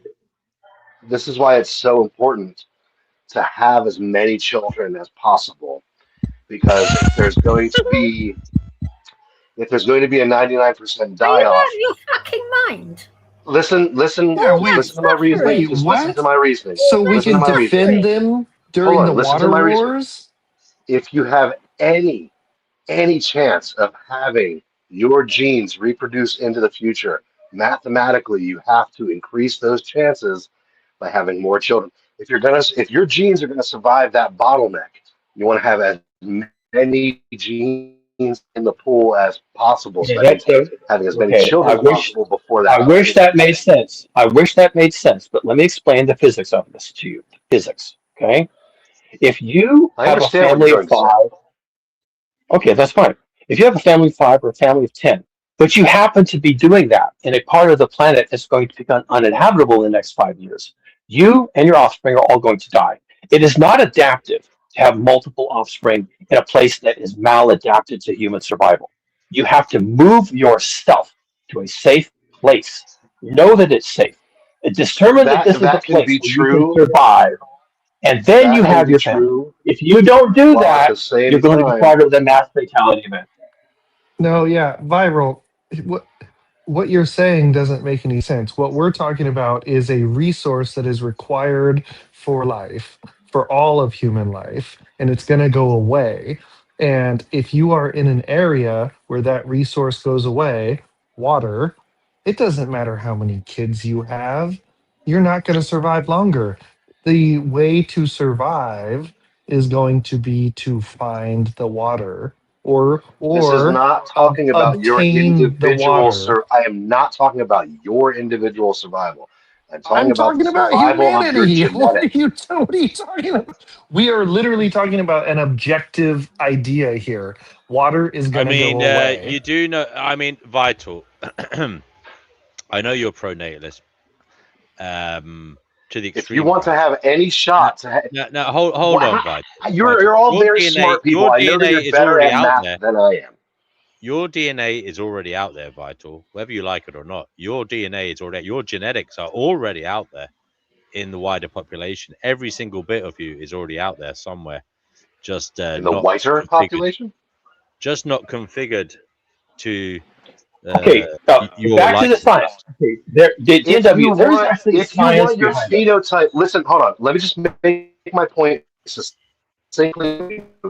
If you want your phenotype to survive that bottleneck, then you need to put more of it out to the world. That's a mathematical certainty. You cannot.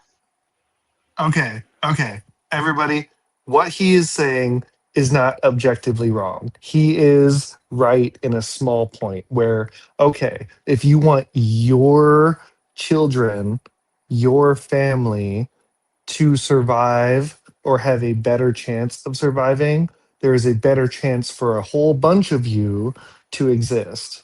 There is Where probably a he's tipping That's coming, literally point, my whole Trevor. point. yeah, That's Trevor, my whole yes, point. where he, There yeah, is yeah, no, probably a DNW, you're tipping right. point. There's a tipping There's probably point. a tipping Absolutely. point. Yes. Yes. And where he's coming short is he's saying have kids now, which we don't know when the water wars are going to start. We don't know if they actually are going to start or when the water shortage that is going to cause mass human what's the word where everybody just moves away? Sorry guys. Migration. Migrate. Thank you. Thank you. I'm ADHD. I lose these words. There will be mass human migrations when water becomes scarce. If you have a whole bunch of infants and young children with you, that's going to hinder you. But you are not wrong in saying that the more offspring you have gives you a better chance of one of those people carrying on your DNA. I guess if that's what's important. Exactly. It's the same idea that the rooster Is doesn't that care. really what's important though? Is that, The I mean, like, we're the talking rooster about doesn't humanity. care. We're talking about humanity basically Okay, being guys, wiped out. guys, And you're like, guys. Let me just explain something to you. Humans okay, are not. We're not an R species. We do not. We do not survive by reproducing quickly to avoid a calamity like grasses do. Okay, we're not an R. We're a K species. We reproduce slowly and we spread slowly into habitat and we modify the habitat. That's a K species.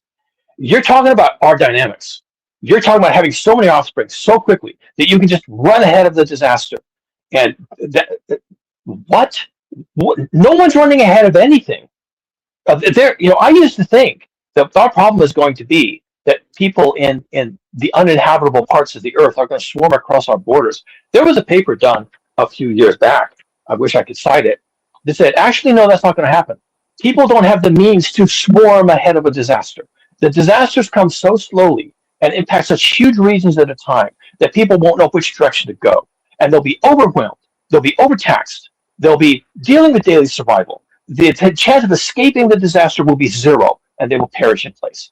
There will not be mass migrations of people with their 42 children and all their boxes and all their pets and all their domesticated animals streaming across the borders, bringing their colored skin with them. People are going to die in place. And it's going to happen in the US, and it's going to happen everywhere else. People have no means to do this. They will die in place. The only people who have a means to do this are the extra wealthy. They will get in their private plane. They will fly to a country that welcomes them. So the answer is to And just they not will. have any children. That's what some people are saying. if we're going to start, Yeah. if we're going to start talking People about the who are mentally logistics, disturbed who are on SSRIs on panels on YouTube are saying that. People like Gary who live in a moldy trailer in New Jersey and are like Okay, enough. suicide. Okay, enough of the at-home attack. Enough. Yeah, let's get. I'm only here to talk science. I'm here to talk about R and K species dynamics. If you want to talk about Gary and his mobile home, that was not an ad hominem. Hold on, Gary's home is visibly moldy. That's not an ad hominem. That's a fact. Okay, I'm done with this shit. Okay, you people piss me off. Well, if we're going to do science, or we're going to do at-home attack. Cougar, he was talking about some obscure online philosopher. Okay, I don't thank you very much. I don't care. I have a gate to fix. Okay, I have a gate to fix, and I don't have to be here. And I'm not going to sit through this bullshit. Okay. Now, either we're going to talk science, or you people are going to tear each other's guts out. Grumps, can we listen to Cougar, please? I want to hear what I'm interested in his gate. I want to know what kind of gate he has. Oh, come on, dude. Fuck you, fuck off. I'm serious. Like Cougar, thank you very much for everything tonight. It's been very interesting. I've very much enjoyed it. I hope you got something out of it. I don't do this very often, and now you understand why. Is it a metal gate? No, or does it have a hinge? Don't even respond to the trolls. I make shit you cannot conceive. Okay, I have to do some welding on my gate. How's that? Okay. I'm very interested in it, and that's why I'm asking you. I'm legitimately interested. No. You got your answer, Vidal. Vidal, you got your answer. He said welding. You said, is it timber or metal? You got your answer. He said. Now, do we have any? Okay, Okay, here's how we do this, folks. If anyone has a question for me, 20 minutes, but okay.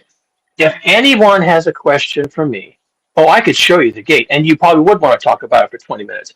If anyone has a question for me, I will answer questions. Otherwise, I'm out. I have a question. What's the height of the gate? Bred like rabbits in the next 20 years, or one-child policy, which population would survive? Okay, unfortunately, you were really broken up. I didn't get half of that. I think he said if you. The country had He said if a country had a one-child policy or has many children. Sort it out, Sean. Okay, the one-child policy doesn't make any difference. Like which one would survive? One-child policy it makes no. Listen, I'm just going to reiterate my earlier point. It makes no difference how many children you have. It makes a difference how fast you can move. That's it. So I should breed with a cougar for a cheat. And when you say no. Hold on, guys. Sean, I'm going to have to take you from the studio, Sean, but you can come back. But just come back when you've sorted your audio out. Thank you. Oh shit. Yeah, sorry. Yeah, I don't want to talk about breeding with cheetahs. Okay, I'm talking about having enough money that when the shit hits the fan in your city, which it will, and the bodies are accumulating in the streets, which they will, then you have enough money that you can get on any plane leaving town. You can go to any country that will receive you with your money, and you can set up a new living condition with cash in a new place with your money. That's the deciding factor. That's speed. That's the definition of speed, is having a lot of money. I do have an actual legitimate question. Shoot. Is there a small-scale desalination process that could be used for people just to get to a coast of the ocean? If you're talking about wanting fresh water, you can do desalination. That's fine. It takes a lot of energy. Again, money. The equipment is expensive. Money. Of course, you have to have zoning ordinances and engineered practices and oversight. No, money. No. Okay. I'm talking about like in the future when, for lack of a better word, when the shit goes down. Is there a way for people to go to the ocean, get salinated water, and desalinate it, and be able to survive as long as they can fish or find food? A fuck ton of energy, and it produces a fuck ton of waste. You can distill it, but it takes. Well, there's many ways you can do it, but they all take energy. You have to do something with all that salination waste. Okay, it doesn't matter. The waste doesn't matter. It takes energy. You have to have an input. And if you don't have the input, then the waste never happens. It takes a lot of energy. The waste does You matter. can do It's how you dispose of it. Cougar, could you have like say there must be some way of creating like a glass implement with magnifying glasses that heat the water and basically do it for free. I know it might be small scale, but if you are you guys all a bit sick? Desalinization. Everybody be quiet. Chickpea has an answer to desalinization. I'm not a stupid secretary. Even I know that. Say that again, Chickpea. Chickpea, we're literally all saying that. Chickpea, put the spliff down. We're literally all saying that. No, he wasn't. Wait, Can they go down to I didn't hear what she said. So you need a ton of cash to desalinize water, a lot of money. Was that what? Okay, well that was my we're question. Saying it takes a lot of money, a lot of energy, and there's a lot of waste. Cougar, is it time? Cougar, is it time to blow some glass and create some kind of distillation it can't be done, system with magnifying glasses that focus the sun's rays on little tubes of water? Cougar, I mean, should people be doing that now for themselves? Well, okay, yeah. So, sorry, Chickpea, 1 second. Let Cougar answer. Thank you, darling. All right. So what you're trying to say is there any other types of energies we could use? Absolutely. Remember, we're talking about global heating, so the planet's going to get hot. Natural evaporation in some sort of a specially created system would be able to evaporate enough water to collect it. And they do that. They do that in the desert. If anyone has any survival training, you'll know that you've heard about when you go out into the desert, it's going to get cold at night. So what you do is you set up a tarp and you put a rock in it. So there's a low spot in the tarp. And under the tarp, you put a little cup or a can. And then all night long, the moisture that's been collecting in the desert, then when it gets cold, it condenses on the stupid tarp, on the inside of the tarp as it gets cold. So you can do that, and then you can have a little bit of water in the morning. You're just talking about techniques to try and do something that's obvious, and of course you can, but that's not what anybody wants to talk about. Everybody wants to talk about how do you save cities this way. Not an individual who can make their way to the coast and set up a still. It's how do you save a civilization this way? And to do it with civilization, it takes a lot of energy, and we don't have it. Yes. No, I disagree. I disagree because all of your arguments, every single person on the panel said it takes a lot of money and a lot of energy to desalinate water. But the real answer when the water wars start happening is how can we quickly mostly desalinate the ocean, because we could still use some of that salt. We will need those electrolytes. Okay, so I don't know what you're to be talking completely about. Gone. Okay, I don't know what you're talking about. If you live in Las Vegas, destroy the entire you're dependent ecosystem of the ocean. Okay. If you no, it wouldn't. No, it wouldn't. No. If you live in Las Vegas, you're getting a certain percentage of your water. I think it's 70%. Someone correct me if I'm wrong. From Lake Mead. Okay, Lake Mead is about to go a Deadpool. And they'll get a little more water out of it, but now, Las Vegas runs out of water. So you're saying, oh well, we'll just desalinate. From where? Oh no, the Pacific that's not Ocean what I'm saying. is 800 miles away. That's not what I'm saying at all. I'm talking about. I don't want to say end times, but I'm talking about when the water actually dries up for the entirety of the West Coast. What options do a regular person or a regular family have? Okay, I can answer that easily. Try to survive a little bit longer, and how can they just walk to the ocean and distill a little bit of the water? Okay, I can answer that easily. If you're talking about a family, it doesn't matter. They're completely inconsequential. What happens to humanity in the situation you described is that everybody dies. And if a few people survive, that's not even true. People in localized places could use handheld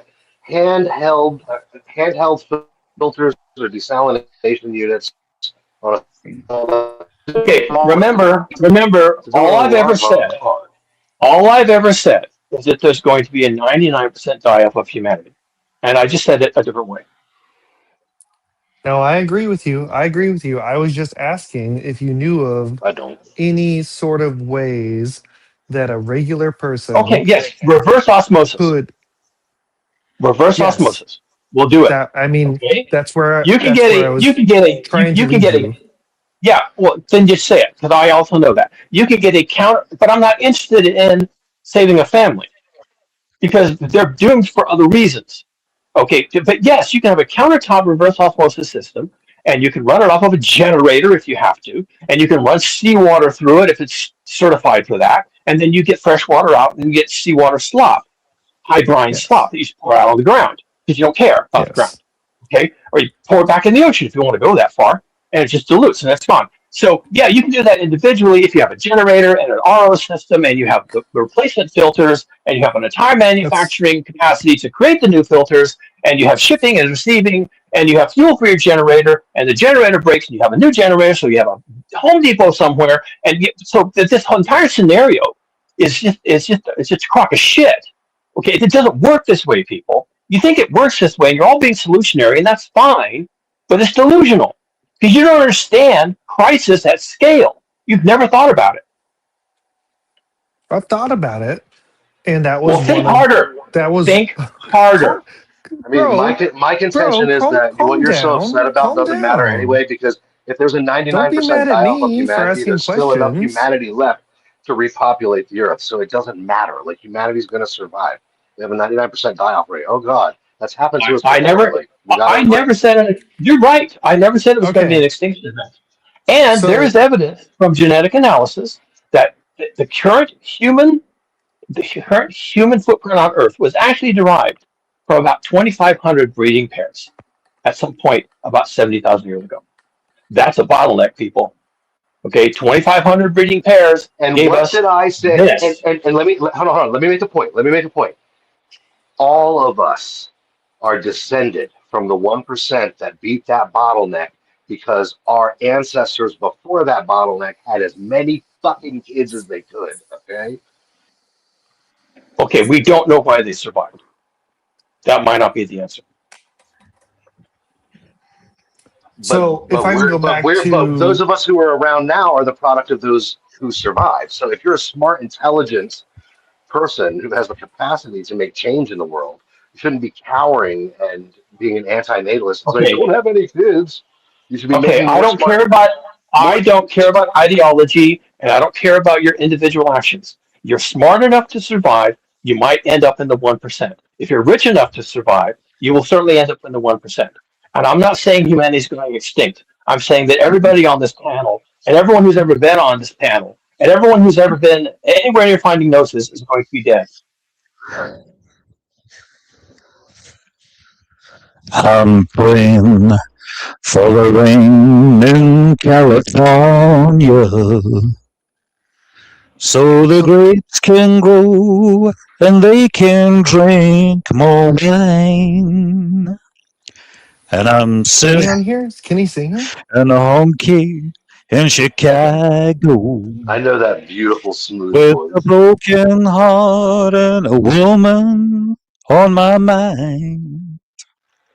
I matched the man behind the bar for the jukebox, and the music takes me back to Tennessee. When they ask who's a fool in the corner crying, I say, a little old wine drinker me. All right. If anyone has a question, Luther Vandross, everybody. Okay. So give me the dimensions of the gate. I'll do better than that.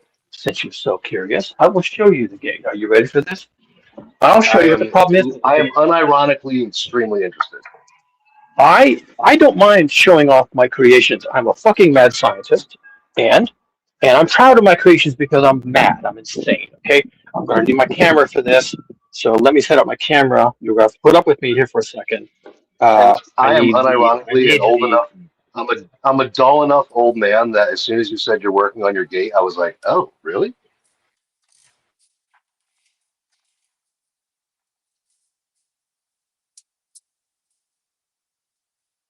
Where am I? Am I here? Oh, here we go. All right. Here is the gate. Okay, this is yes. Here we can hear. Oh, that's Okay. nice. I like that. Yes, this gate has a lot of metal in it, and let me show you how this gate works. Now, part of it, unfortunately, is broke. Let me get the broken part for context, because I put a lot of thought into this goddamn gate, and I am a mad scientist. I have made things with metal and wood that defy comprehension. So there's supposed to be a handle right here, and it broke off. Okay, so now there's a little C clamp. But here's what's happening with this gate. This gate has two huge bars. Unlock the gate. Two huge bars, top and bottom, okay, that hold the gate in place, top and bottom. And on the outside, there is a 10-digit pin lock.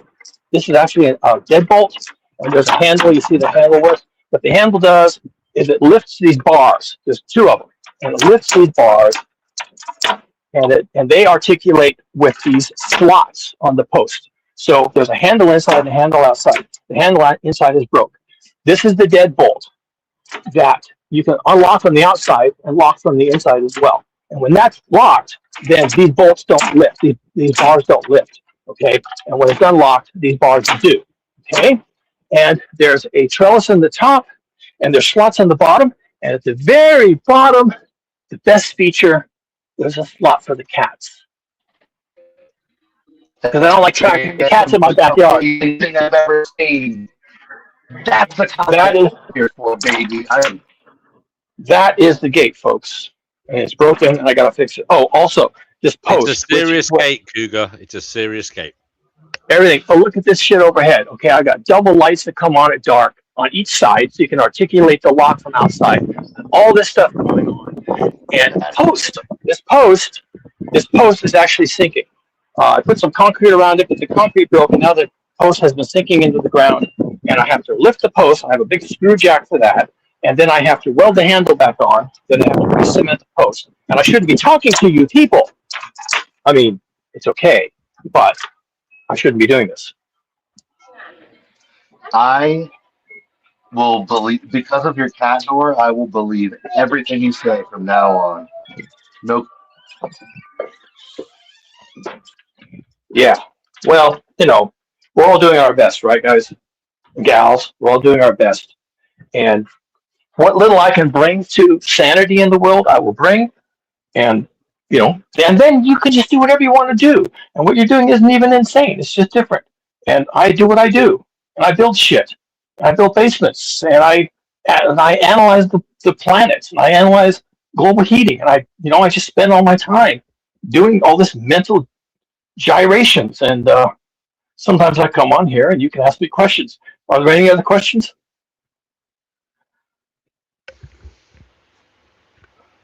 Cougar. Yeah. What about signs in your kind of neighborhood, socially speaking? I know you're a bit of an introvert, but are you noticing changes in people's behavior because of this climate, system that's going awry?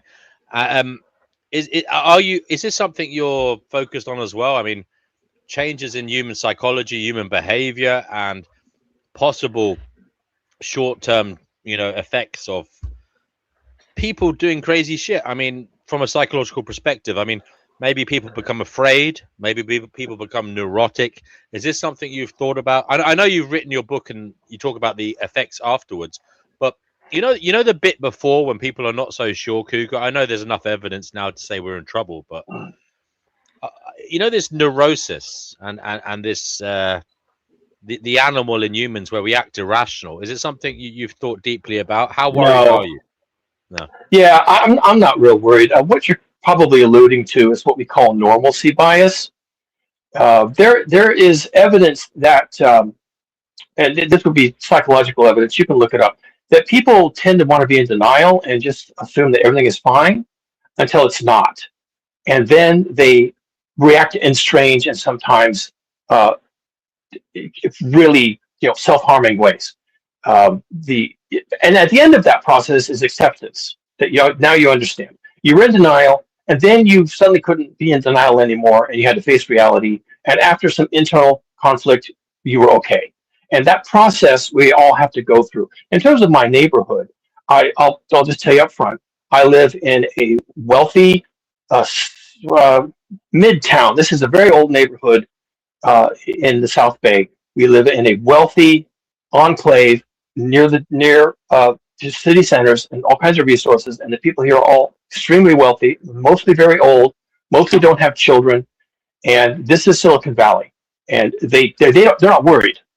And because they're all elites, they probably don't have to be worried. They have lots of money, and some of them already have second homes in other states or even other countries. And these people don't have much to worry about. Now, my wife and I, because we are on top of this, we have been doing a lot of gardening. We converted all of the parts of our property that aren't buildings for habitation into gardening, front and back. And we are doing, she's doing a lot of composting, like every single day, our food waste. And we are completely vegan, so there's no animal waste flow in our food waste. And she does all this gardening in the back. We do all this gardening in the front. We are sending an example to people who come past our property. And a lot of the times they come past the property, they say, you have the most beautiful property. And we have chairs up front. People can sit down in the chairs out front deliberately to just enjoy the shade and enjoy the property. There's food in the front. If people want to pick a tomato, they can do that. I don't know if they do, but it's there and it's available. There's lemons. We are providing an example. Do our neighbors care? Probably not. They're wealthy. They're isolated. They're insular, and they feel like they don't have to care. The people who must start to care are, of course, going to be people with fewer means, like less money. And will they? I think they will, but not in my community. These people don't have anything to worry about. They're all legacy Silicon Valley millionaires, and so there you go. There you go. I want to say thanks to Asherman, who gave me 200 jewels. I still haven't worked out how to get my hands on those jewels, but I'm sure somehow or other it will amount to financial remuneration in my back pocket. I do appreciate that, Asherman. Thank you very much. I appreciate it. It does help keep the show running. Let's have a look here. Yes, this is what I was getting at. Said it best. Emotion will evaporate reason and logic in a quantum second. You would agree with that, wouldn't you, Cougar?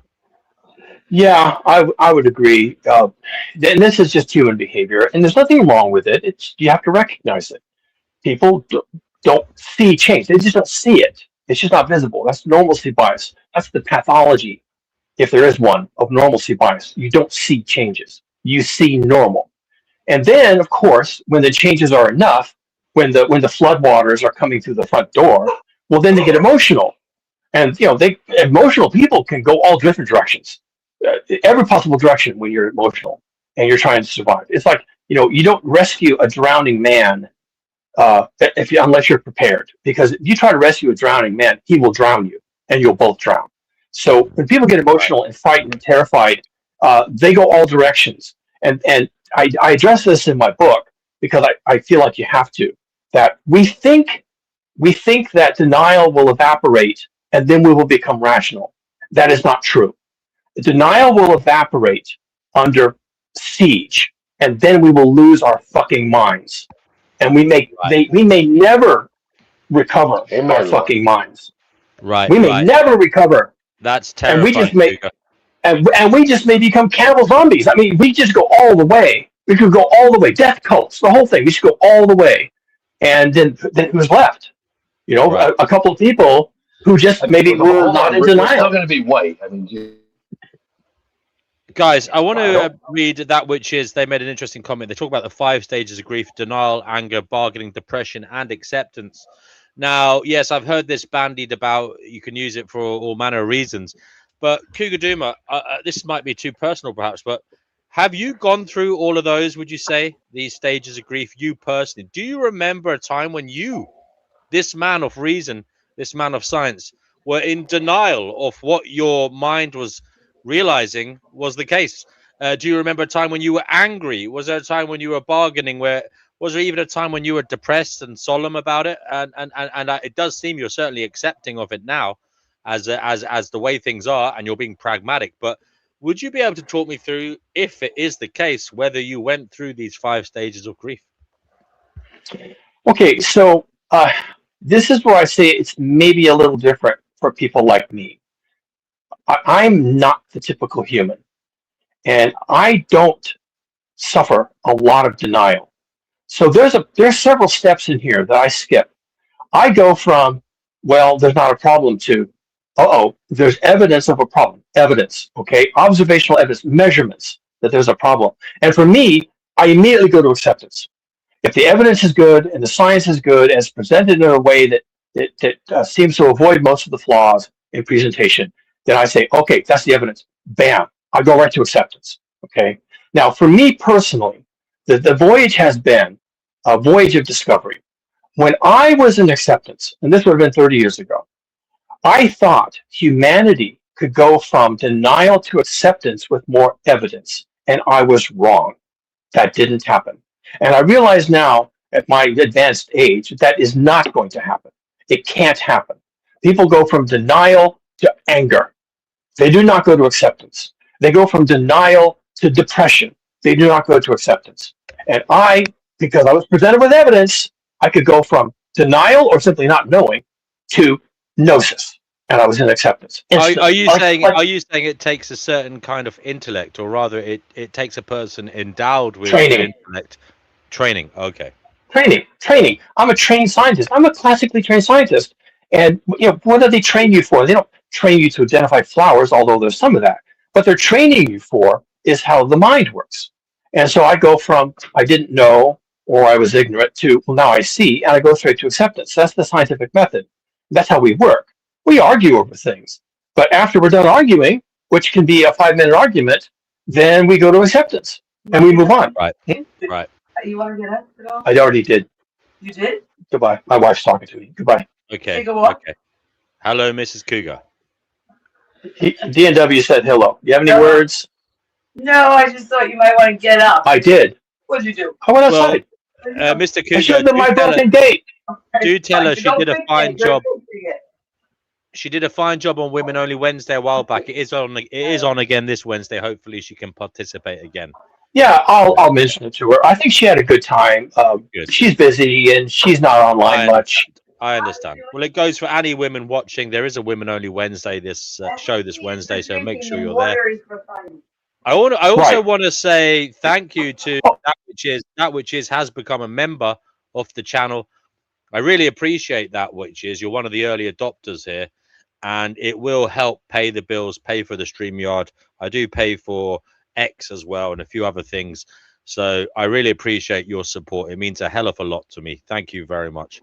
Sorry. But by the way, my wife just came in and she told me what the quote was that I alluded to earlier. Whiskey is for drinking, water is for fighting over. There you go. There you go. And no truer words were ever spoken. It's funny because I believe the Irish call whiskey the water of life. We're onto something. Maybe they're onto something. Maybe so. Cougar, you some might say you're a depressing bastard. Others will say you're a breath of fresh air. Look, you do a lot of online stuff. Have you met with any hostility in real life if you've dared to speak about this stuff in public? I mean, have people said, told you to shut up and stop being a doomsayer? No. Is this something? No. Okay. No. First of all, you alluded to it earlier. I'm an introvert. I have as few interactions with real life humans as I possibly can. I mean, it's deliberate on my part. I just refuse. So no one's ever going to walk up to me and tell me, you're a crackpot, you're full of shit. I have my YouTube channel, and sometimes people come on my YouTube channel and make comments. Not many, because I don't have any subscribers to speak of. But the comments are usually, people don't bother if they just want to say, you're an asshole, shut up. But people do say, like, you're making sense. Keep doing what you're doing. So I don't really get any brickbats. I do get some encouragement. When I come on here, honestly, I don't get a lot of pushback from the regulars. Okay, people are like, well, it may not be as bad as you think, and that's fine. I mean, please. And I could be Yeah, definitely wrong on a lot of things. Some of this is speculation, but we do need to talk about science. And I want to talk about science. And some people don't like science. They just don't like it. They just don't want to hear it. It's like, oh, you got multiple degrees in college. Well, then I can't possibly listen to you. It's like, dude, reality is real. Okay, can we just stick with reality then? Let's not do, dogmatism and, people's ideologies. Let's just talk about reality and physics and science. Not even science, just physics. Let's just stick with physics. Okay, gravity is real. F equal ma. Quantum mechanics. We could just stick with reality and and go from there. And that's what I try to present here. Is just reality. That's all. And, I hear you. By the way, Cougar, I hear what you're saying. There was a fella in here earlier, Mr. Rocky. He said you're a moron. You're full of shit, and the weather is actually changing due to human-caused manipulation, purposeful manipulation, not accidental. Change due to us taking the CO2 out of the ground. He's saying the carbon out of the ground. He's saying it's been done by nefarious governments or agents who are trying to bring about the end of humanity. Is that something you've had to contend with, Cougar? Have you heard people saying that kind of thing to you? Yeah, that's a common approach. It's part of normalcy bias. It's part of the coping mechanism that you are feeling disturbed from your happy space, and so you attack the messenger who's disturbing you from your happy space. Even though it's a negative thing to say, it's a negative belief. In a way, it's kind of copium. It's like saying, actually, this is men are doing this, and it's not as bad as we're making out. We can actually deal with corrupt power and stop them doing it. So I suppose there's an element of self-soothing denial going on there, Cougar, as well. It is self-soothing, and just let me make a point here. I approve. I don't expect people to swallow this and go on about their day. People need to cope, and that's fine. That tells ENW that I'm open to being on the program on Wednesday. You want to be on Wednesday? I could. I don't mind. Okay. My wife is telling me that she might join the women on Wednesday. Emily and Chickpea and Crystal and Co will all be absolutely delighted. I'm sure that'll be fantastic. Okay. And then tell DNW I'm glad he's friends with my husband. Oh, and my wife also says that she's glad I have a friend in you, DNW, personally. Oh, that's lovely. I really appreciate that. Cougar's a top guy, and I am absolutely delighted we found him because he has been nothing but an asset to us all. I'm glad you think so. Yeah, and it doesn't. And I don't feel badly about people who don't feel the same. I want to understand. I want us all to understand that as we go into a crisis, even the sinking of the Titanic, anything at all, people are going to react in all directions because everyone is different. And that's fine.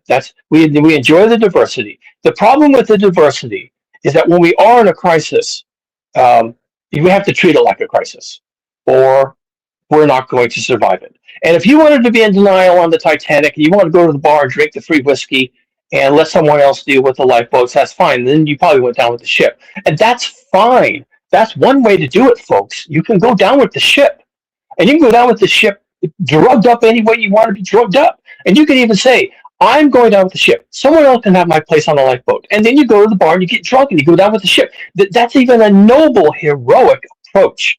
And people are going to have every kind of approach to this as a crisis. And some people will survive who maybe don't deserve to survive. And some people will die who maybe deserve to survive and needed to. But it has nothing to do with who is righteous and who is deserving. It has everything to do with where are you when it hits. Were you in a lifeboat or were you in the bar, blackout drunk? And how much of that is a personal choice and how much of it is simply fate? We are in for a hard time. And this is going to hurt.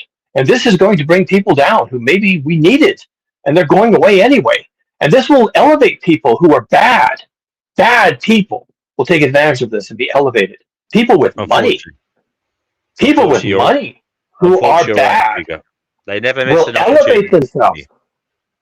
Yeah. And the Bible says, The Bible says, that the meek will inherit the earth. I got some bad news for you folks.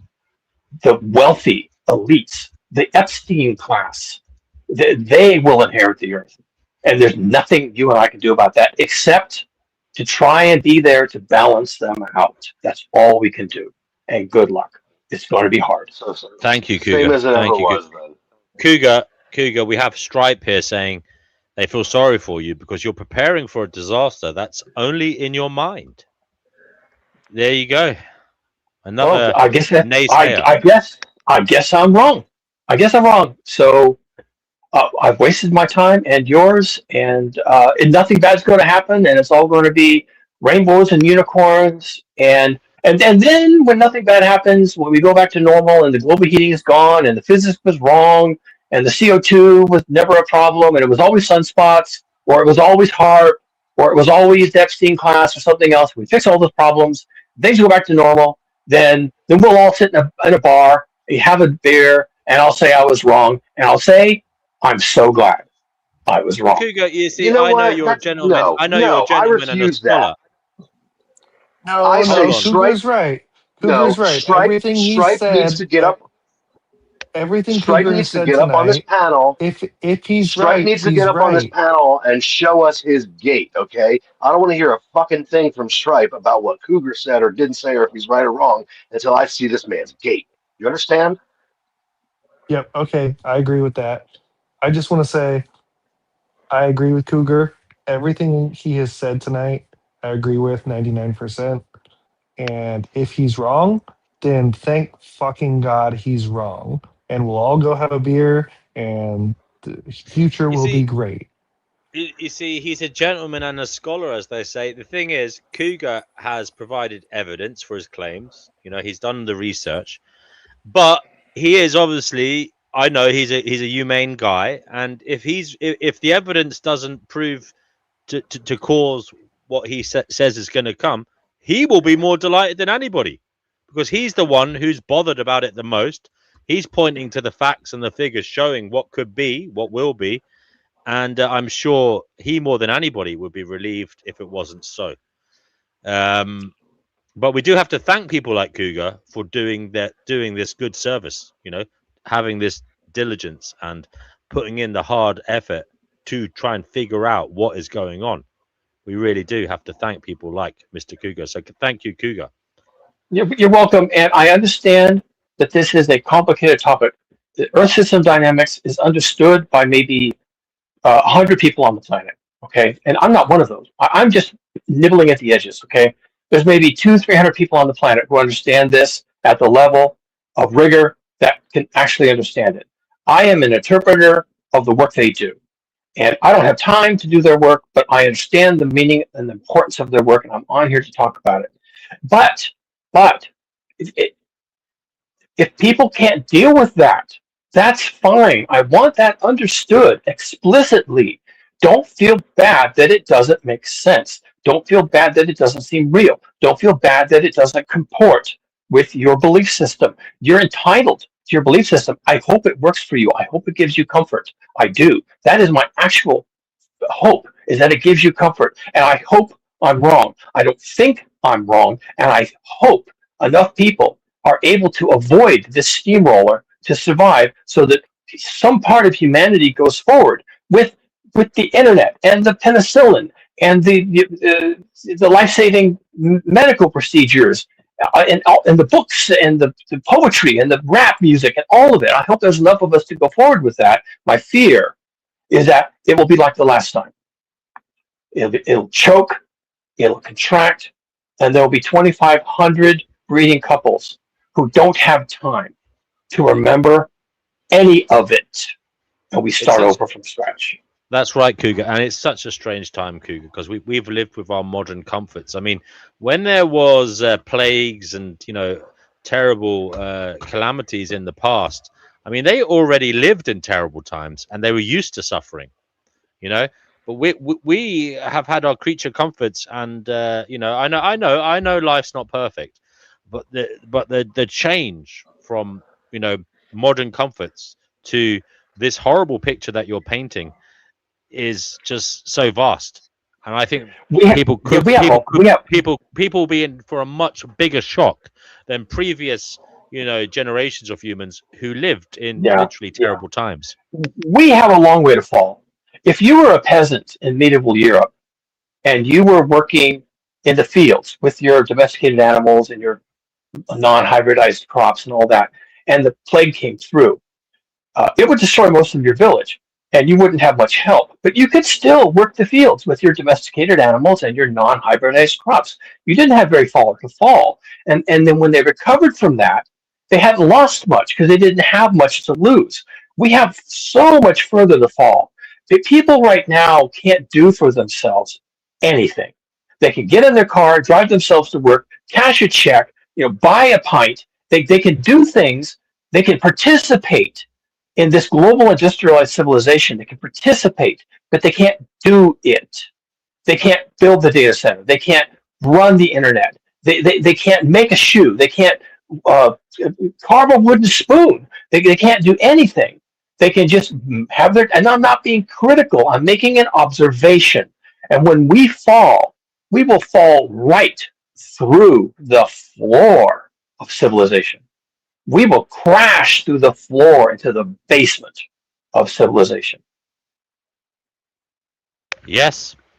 I hope not, but that's certainly the way it's looking, Mr. Cougar.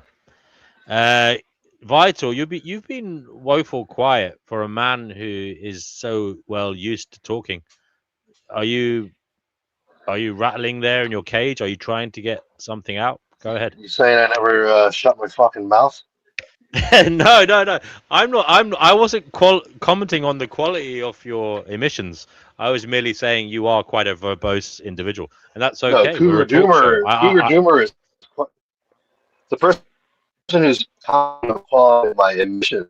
Cougar Doomer, I make too many, and then I'm going to the amateur.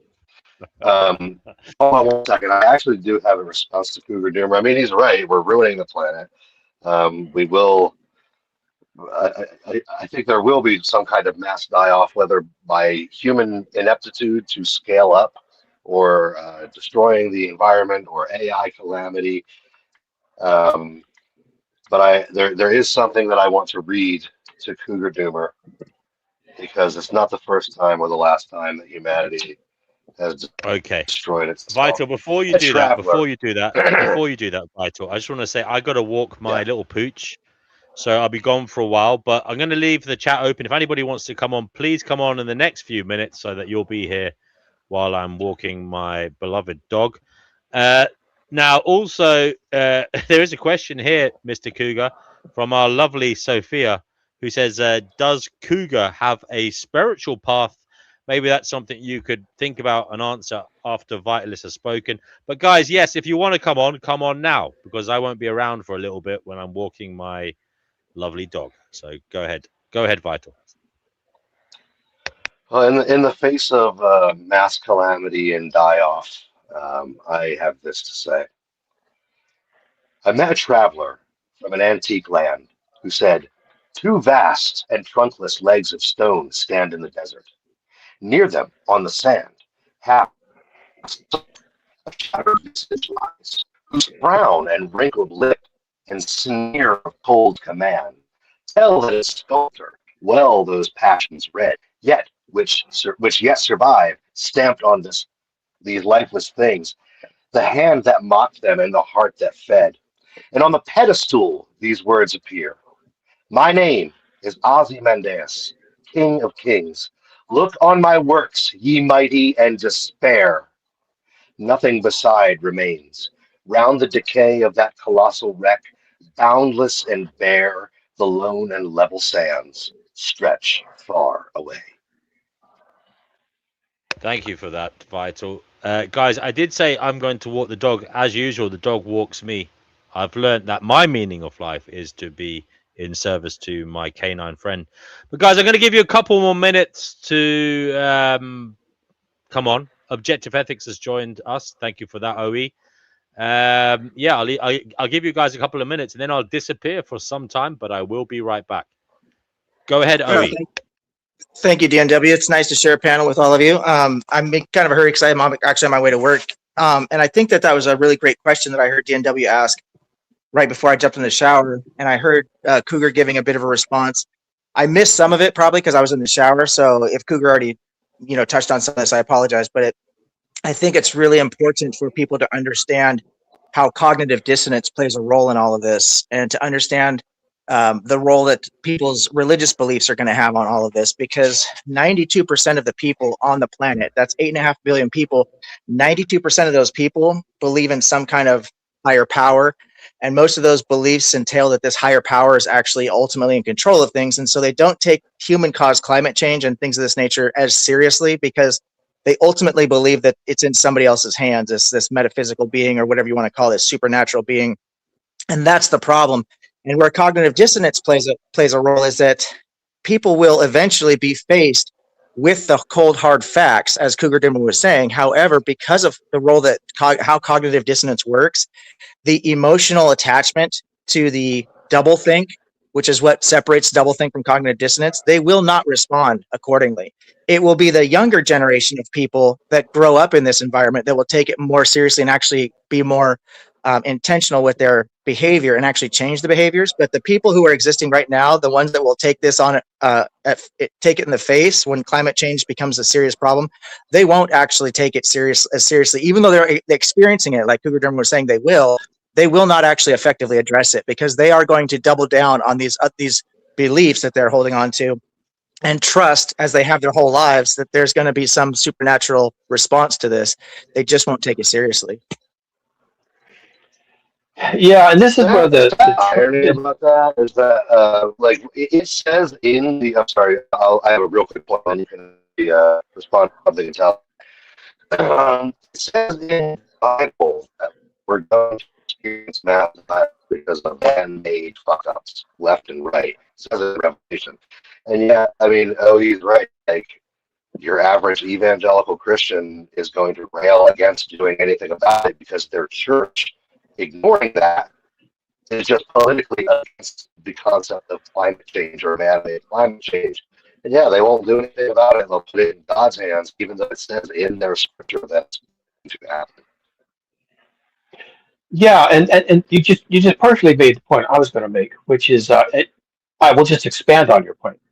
There's a kind of a three-legged stool of distractions or abstractions, or both, which is the three legs are politics, economics, and religion. And all these things were invented from the fertile human mind. They don't address reality. They create reality for people. People's realities are based on politics, economics, and religion. Or reality is filtered through, and it arrives at their brain through the filter of politics, economics, and reality. And there is an older generation right now that is more wound up in that than younger people. The younger set, Gen Z, for example, are less wound up. They're more cynical about politics, economics, and religion. And their minds are a little more open.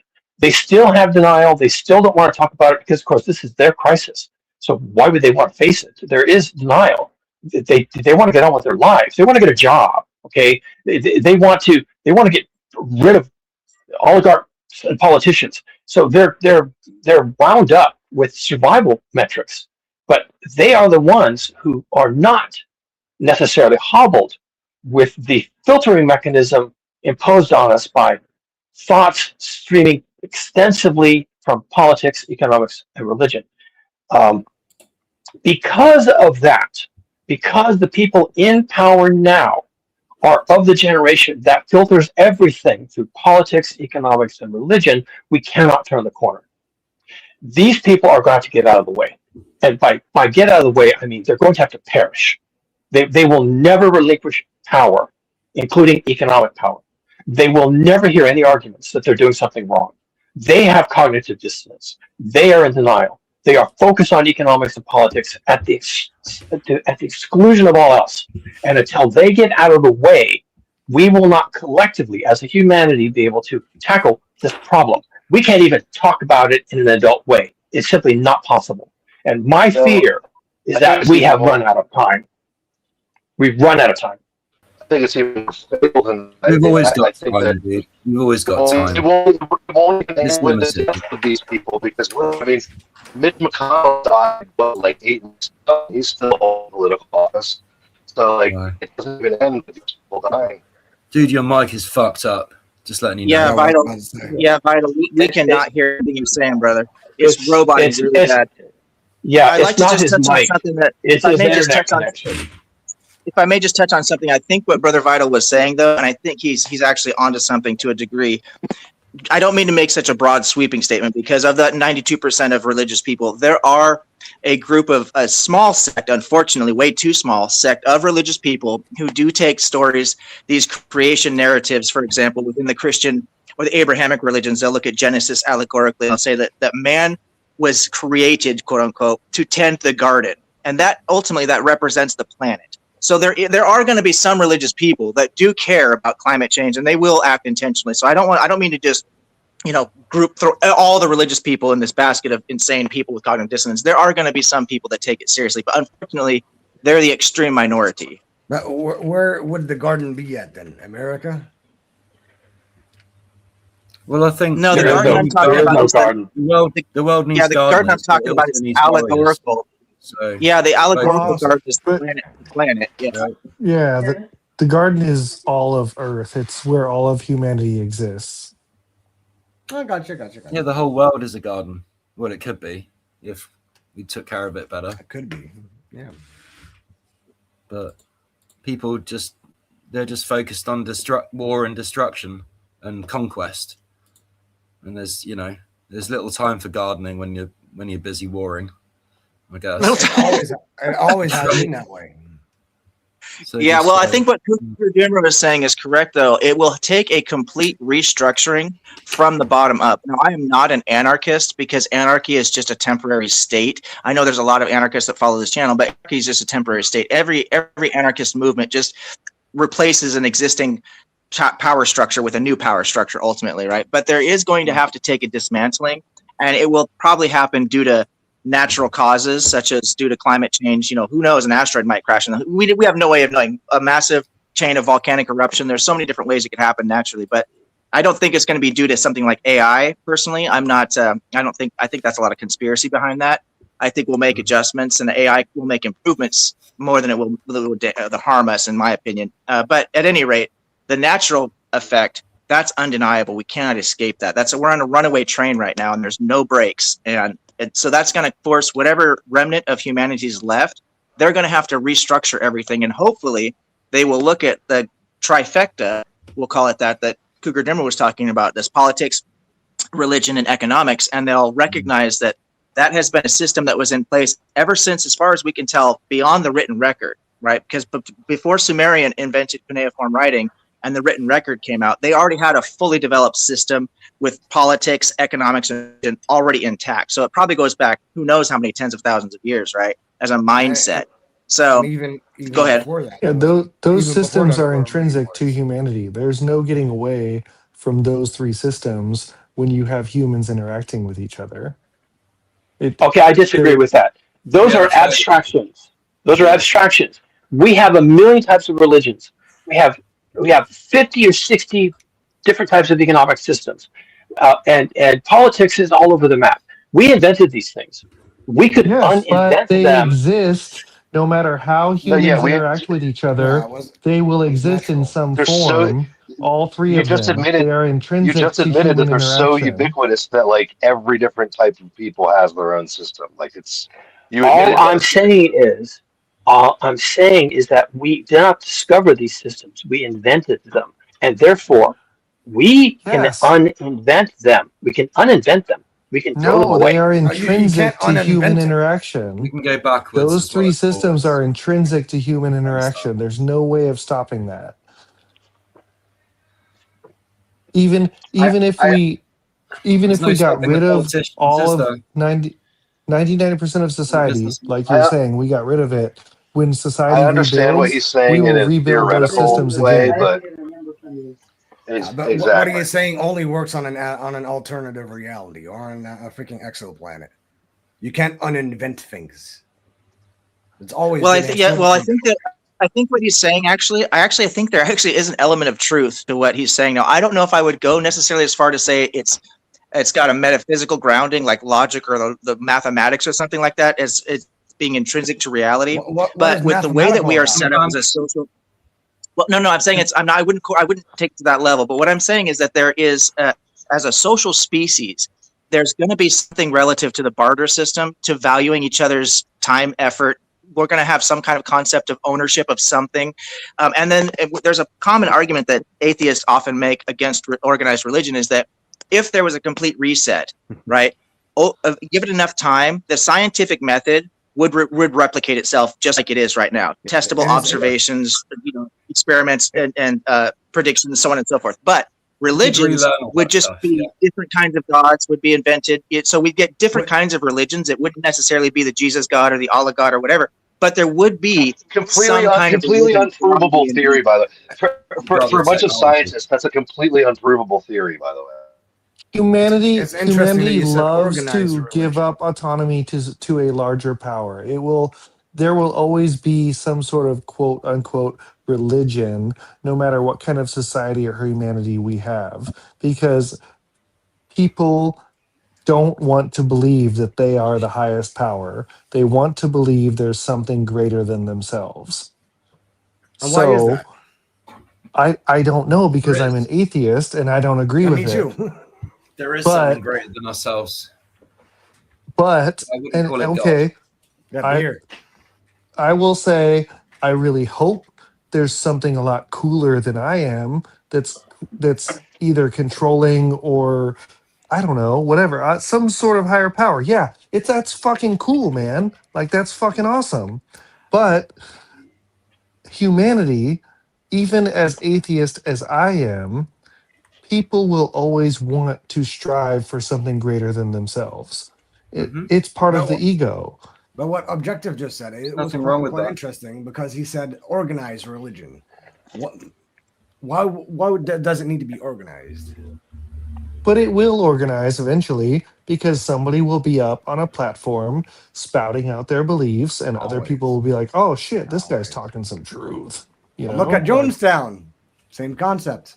Yeah. Look how fast that went. I mean, the three legs that Cougar brought up, I fully believe they are intrinsic to humanity. You cannot live without those three legs, because if you're going to have human interaction between different human beings, you are going to build these three legs. It just happens. It's just the way we are. Mm-hmm. True. It's like the weaker mind versus the more flamboyant one. Well, the religion one is like the one that we could argue the most about and be like, how is this going to get formed? But the other two are absolutely definite, needed. It's always the dude on top of the mountain. Allow me to state my proposal slightly differently. There's really not any argument there. Allow me to state my proposal differently. Then you're saying it's intrinsic that we'll have politics, economics, and religion because that's somehow in human DNA. I think a lot of people would argue with that, but let's just leave it the way it is. What we then need is one politics that will be sufficiently focused on the crisis to get us through. We'll need one economic theory that will be sufficiently focused on the crisis to get us through. We'll need one religion that will be sufficiently focused to give us the spiritual and moral strength to get us through the crisis. One politics, one economics, and one religion. And that's not going to be popular. You people are going to tear that idea apart, but that's the only other way I can state the proposition. Okay, can I make a suggestion? Because I've heard an answer from one of my favorite people, Terence McKenna. Have you ever heard of green anarchy? That was his idea. Okay, so you just you may have just stated a proposition. Okay, I'm trying to use words deliberately. You may have stated a proposition that offers a political and economic and spiritual pathway through anarchy that is green and it has one of each. So you're you're walking around the thing I just said. Is it one way to do it? Of course. So is Marxism. So is, I don't know, Jainism. Okay, there is a way to do this. I don't know what it is, and I despair of humanity ever finding it. But it comes from the theory that plants, it's all in the words, plants have a plan for the planet. Oh wow. Get it? That's neat. Because plants have intelligence, and most of us are disconnected from that intelligence. I'm sorry, Ricardo. Are you saying plants with a T? Plants? Mm-hmm. Plants. Yeah. Oh, okay. Trees, and berries, trees, mushrooms, and cannabis, and all that kind of stuff. All that good stuff. So we're going that direction, Roger. Well, I am. Yeah, I don't assume a teleology for natural processes. I think that's part of the problem, is that people tend to do that. They give intentionality. And I'm not saying people shouldn't do that or can't do that or whatever. I personally don't, because I think it leads to too many other problems. But I do see the temptation, to ascribe agency to things, because these chemical reactions, these biochemical reactions, the bioelectric reactions and stuff like that are natural processes are phenomenal. Gene coding, right? Gene selection is a phenomenal process. How DNA gets the proper combination, the 64 codons to make the actual proteins that we need, right? It's an amazing process. And so I don't blame people for wanting to say there's some kind of a quote unquote design behind it. I just don't think we need to go there. Okay. So there's, I guess, there's no standard way of living, like no way easy of living. We all need to make things complicated about electrons, neurobiology, and that kind of crap. I have to go, guys. It's been fun. Actually, it's been really fun. All of you, good job. Okay, I think we handled a very difficult topic, like adults. Okay, and pat yourself on the back. And please come back and do that again. Now, I want to say something before I go out and fix my fucking gate, which is giving me grief. What I want to say is that I think we will go through a collapse. It may be huge, it may be small, it doesn't matter. The people who emerge on the other side will see the world differently. They will see the world that we made or we maintained as flawed. They will see it as flawed. And they will say, let's not do that. They're going to do something else. They will figure it out. They'll have a politics. They'll have a religion. They'll have an economics. They're going to figure it out, and they're going to look at what we did and our predecessors, and they're going to say, let's not do that. I think there is some hope there. I think that we can turn the corner. We may become a better species. We may become better even individuals, having learned a life lesson, having gone through this. I think that there will be some terrible, terrible abreactions as people lose their fucking minds, as the cognitive dissonance takes away their ability to think clearly. But we will emerge. I think we will. And that was my book. My book is actually really optimistic because I am actually optimistic. And the conversation we're having here lends optimism. I think people like we are can have this adult conversation and can reason away. I think we can do that. We can't do that on a large scale. We could do that here. Cougar, you know what alcoholism is? Try it. Anyway, something to be. Anyway, I got a gate to fix. It's been fun, and maybe I'll be listening. Maybe I'll make comments, but I'm off the panel. And thanks, Cougar. I appreciate you, man. Thank you. I appreciate being appreciated, and I appreciate that this actually worked out pretty well. Have a good day, brother. Thank you for your insight. See ya. Yeah. Y'all carry on. Cheers, my man. Yeah, I do think that Yeah, go ahead, brother. No, go on, sir. You were going first. Oh, I'm just gonna follow up on what we were saying. Because of the way that evolution has worked historically, it's a response to environmental pressures. What we've seen historically, anyway, is that the dominant species on Earth has lived for a shorter and shorter time, or I should say existed.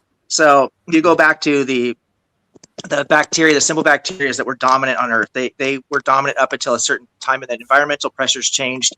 They oxygenated the environment, natural processes, and it killed off 90% of all living organisms. Then the next dominant species would be like something like trilobites. They were the dominant species for a billion years, let's say, or whatever it is, and then they die off. And then the next dominant species, we get to something like the dinosaurs. And there's a huge jump between trilobites and dinosaurs, but I'm trying to be brief here. Dinosaurs. Yeah, the dinosaurs were the dominant species for several hundred million years. They died off. We are now the dominant species. We've been around for anatomically correct Homo sapiens around 300,000 years. We are going to probably die off to environmental pressures, and the next dominant species may live an even shorter time. It just depends on the thing is the reason our time is going to be short, and why I'm not as optimistic as Cougar Doomer, is due to these environmental pressures that force these evolutionary changes and these mass extinction events, which I think will lead to our extinction, is that human-caused climate change, the effect that human beings have on terraforming the environment, is so drastic, and it happens so quickly that's the issue I think that we're going to have, why our existence as the dominant species is going to be so short.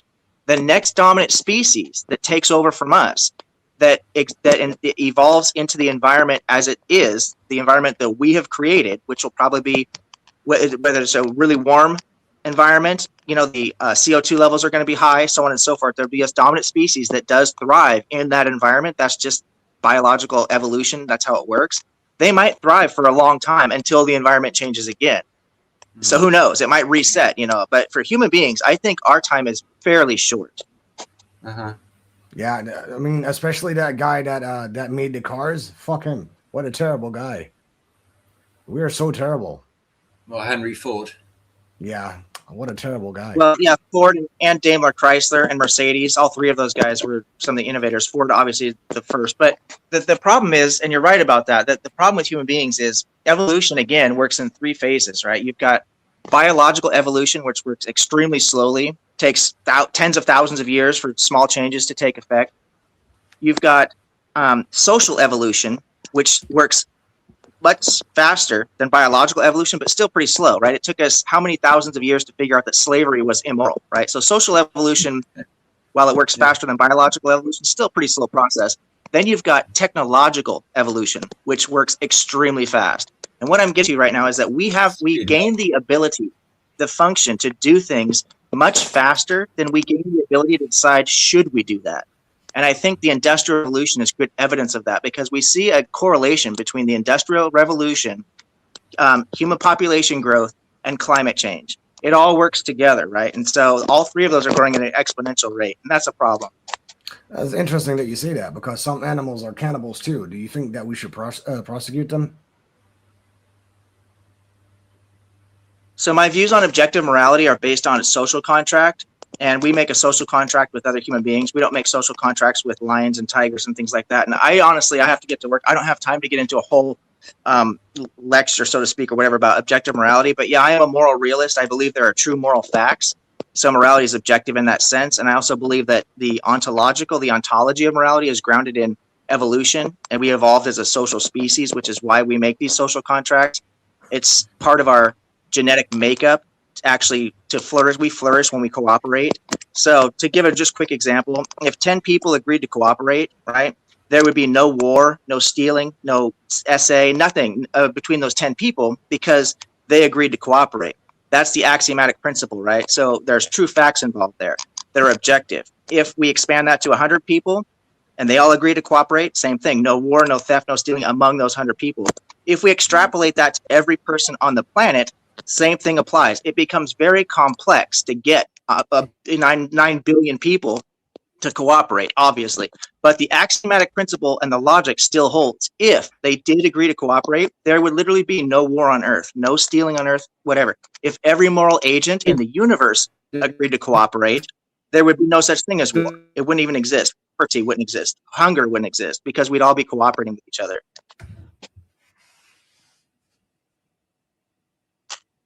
I don't know what to say, my man.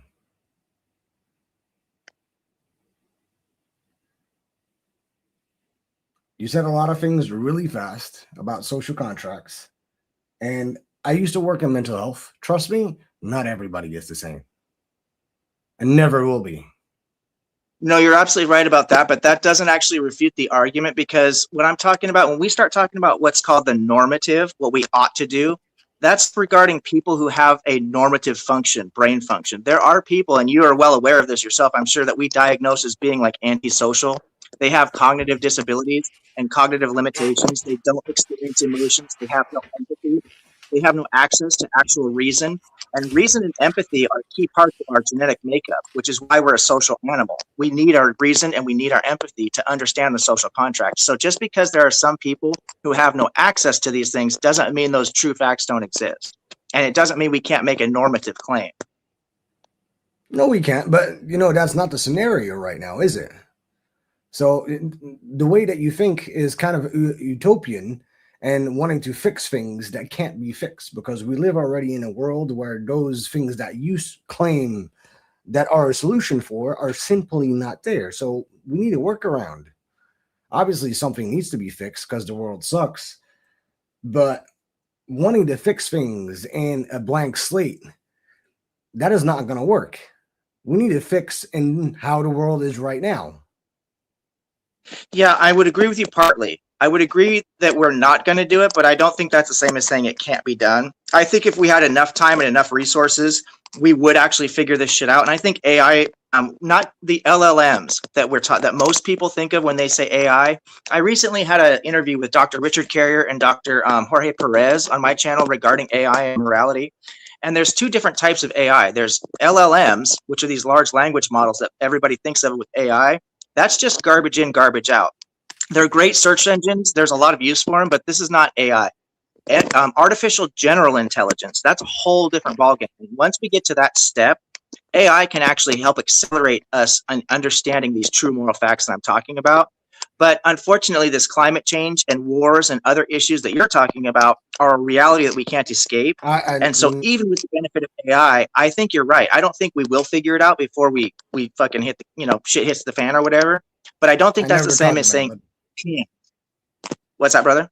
I said I never talked about AI, but okay, go ahead. I know, no, you didn't. I did, but you did say that we won't do it, and you said we can't do it, and I agree with you partly. I think we won't do it, and I think we will have added advantages like AI, but I don't think that means we can't do it. I think that if we had enough time and space and technology, we actually could access these true moral facts, but I just don't think it's going to happen. We're too far behind the eight ball right now. So then we agree. Then it can't happen. No. It's not. That's not the same thing. Saying it won't happen, can't. Yeah, right. Exactly. Because I think it could happen. I think logically, there's no logical reason why I would assert that it could not happen. I just think that it won't happen, and I hope I'm wrong. I really do, because there will be a remnant of people, hopefully, like Cougar's talking about, and maybe they will sit down together and say, "Holy shit! Look how bad we fucked everything up. Let's do it better. Let's figure out let's take advantage of what we've learned. Let's look at these true moral facts and look at things more objectively, what's better for the whole, and work together. Understanding that my best life is lived as an individual selfishly.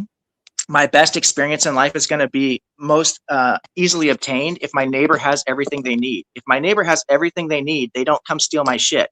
They don't make me sick because I'm making sure they're healthy, so on and so forth. So I have a selfish reason to make sure you, Frank, are living your best life. And once people figure that out, right, then they will only take what they need and be more than willing to give what they don't need to others who are in need. Instead of all this hoarding and selfishness and egoism and all the bullshit that we have right now, none of that'll be, useful for people's actual flourishing. So essentially what you want is, and I get the point of AI, by the way, and no, it's not a bad idea, but essentially we want one set of rules for everybody around the entire world. Well, to a degree, yes, but globalization is a really touchy thing, because I don't think that we need to have everybody following the same political system necessarily, as long as they're not fighting with each other, right? We don't need to have everybody the same religion or non-religion. We don't need to have everybody listening to the same music. Diversity is a beautiful thing, and it's really important that we have people with different ideas. One, because again, the art and culture and all these different things that diversity brings really benefits everybody. We don't want to get into collective ignorance. But we do need to have some things that we say, look, everybody needs to agree to this basic set of principles, and that would be these true moral facts. War is unethical. Stealing is unethical. Lying, blah, blah, blah, blah. SA. Once we can establish some very basic set of principles, and I would recommend people look into things like Buddhism's Middle Way or Aristotle's The Golden Mean and virtue ethics, because it's a great way to obtain these true moral facts. It's not that hard to figure out what makes a moral fact, but people have to study the philosophy and get into it and take it seriously, and also understand that in order to live your best life, there is a certain amount of sacrifice that you have to make. Just like for myself, I just got back from the gym today. I hit it really hard. I ate healthy food today. Those are sacrifices that I make, and I live a better life because I'm in great shape and I'm healthy. Why do you say that? And my wife. Why do you say it's a sacrifice? Sacrifice from what? If that is your regular lifestyle, then it's not really a sacrifice, is it? Exactly, because I made it that way. Exactly. So I work as a personal trainer on the side, right? And I take people who are really out of shape, and I tell them right away, if you don't make this a lifestyle, if you don't learn to love the pain from the workout, if you don't love to learn the new diet, if you don't learn to love the results that you get, you are not going to stick with this. It's not, you're going to do it for X amount of time, and you're going to get off the diet. You're going to stop going to the gym. You're going to do whatever. It's going to fail because you have to make it a lifestyle. And once you do, it's still a sacrifice, but it's an easy sacrifice for me to make because I've made it a lifestyle. I've been doing it my whole life, and I enjoy that sacrifice. So you are suggesting your lifestyle upon other people and not trying to find a way for those people who are out of shape to get in shape with their own lifestyle. So you are wanting, essentially, just like a religion, to not force upon them. I'm not saying on that, but wanting them to teach the way that you live. To a degree, yes, and I don't mean to sound arrogant when I say that, but I found That's success fine. with it. But I'm basing this on true facts, though, right? If they're living their lifestyle and they're out of shape because they're drinking soda pop all the time or eating at McDonald's or whatever bullshit, they don't exercise, and they want to continue that lifestyle, they're gonna get the same results, right? Just like I said with have you then been out of shape? Have I ever been out of shape? Yes. Is that what you asked? So yeah, actually, so I'm actually technically recovering from major surgery. So while it's true that I have been in great shape my whole life, I've always been into athletics, martial arts, everything like that, eating healthy my whole life. A couple of years ago, I was struck down with an illness, a very serious illness that apparently I was born with and didn't know about it. And I ended up in the hospital, and I spent 2 years either in the hospital or on the couch. And I dropped down to about 105 pounds, maybe 110 pounds, just skin and bones. I lost all my muscle, everything. Was told I was going to die several times, or should have died several times by the doctors. And I made it through it. Had great medicine. You know, the advancements in medicine are amazing. My doctors, my surgeons are amazing. So I'm literally had to rebuild from the ground up as an old man. So now I'm not in the shape that I would like to be in, but even right now, just a year into it, when I go to the gym, I'd say I'm in the top 25% of all the people in the gym. And I used to be top 5%. And I probably won't get there again just because of my medical issues. My GI tract had to be rebuilt, and I just can't take in enough calories. My metabolism is too fast. And so I lose usually 4 to 6 pounds just in my sleep. And so it's hard for me to put the weight back on. So I'll probably never get to where I was before, but even still at 50 years old, I'm in the top 25%, easily top 25% of all the people in the gym because I hit it hard. So yeah, I've had to redo this from the ground up. And go ahead. I'm sorry. That is not what I was talking about, though. First of all, I'm sorry that you needed to undergo all of that. But what I'm saying is that you, as a personal trainer, wouldn't you want a personal trainer that is actually identical to you, that have the same issues than you? Not necessarily, but I can understand why you might think that, though. But I don't think that's necessary. I think what you need for any educator, whether you're a personal trainer, teaching somebody self-defense, teaching somebody physics, science, biology, whatever you're teaching people, mechanics, I don't care what it is, you want somebody who knows what they're talking about and whose the information is grounded in something solid and well evidenced. You want results-based information. Would you know the psychology of anybody that drinks a lot of soda pop or that is overweight? Do you care about that psychology when you train them?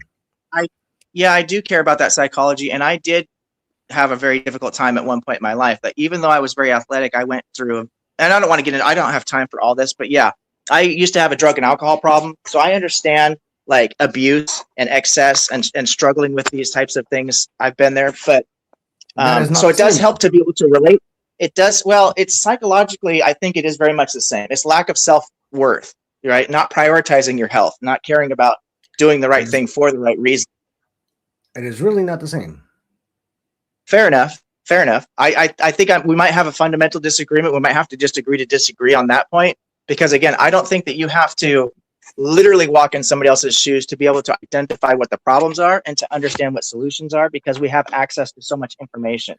Now, you might be right, and I might be. I'll admit that you might be right, and I might be wrong.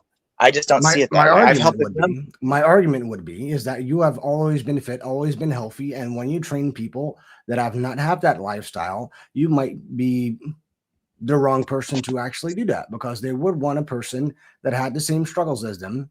If they're fat, skinny, or whatever, they want those kinds of people that not give them a wise ass lesson of, you need to I don't know, fucking pump 20, do creatine or whatever, do lettuce all the fucking goddamn time. That is not how it works. No, I feel you, brother. I feel you, brother. And you are right to a certain degree. There are some people who respond better to others, to teachers, especially when it comes to life coaches, like you're talking about, I think, who have been through that specific thing. So an alcoholic, they're not going to do as well talking to somebody as a coach to get them out of their alcoholism if the person has never drank, you know what I mean, never partied too much, never had a problem with alcohol. They're going to probably respond better. Yeah, no, I totally understand what you're saying, and I think there is some validity to that. But I don't think ultimately, though, it's down to the skill of the teacher, right? And the skill of the teacher is making sure that you can give the information in such a way that it's tangible to the student. That's really what matters, and it's all on the student. As long as the information is good, it's really the onus is on the student themselves. You've got to take your own recovery or your own well-being seriously, and you've got to put in the work, right? Yeah, true. And nobody can do that for you.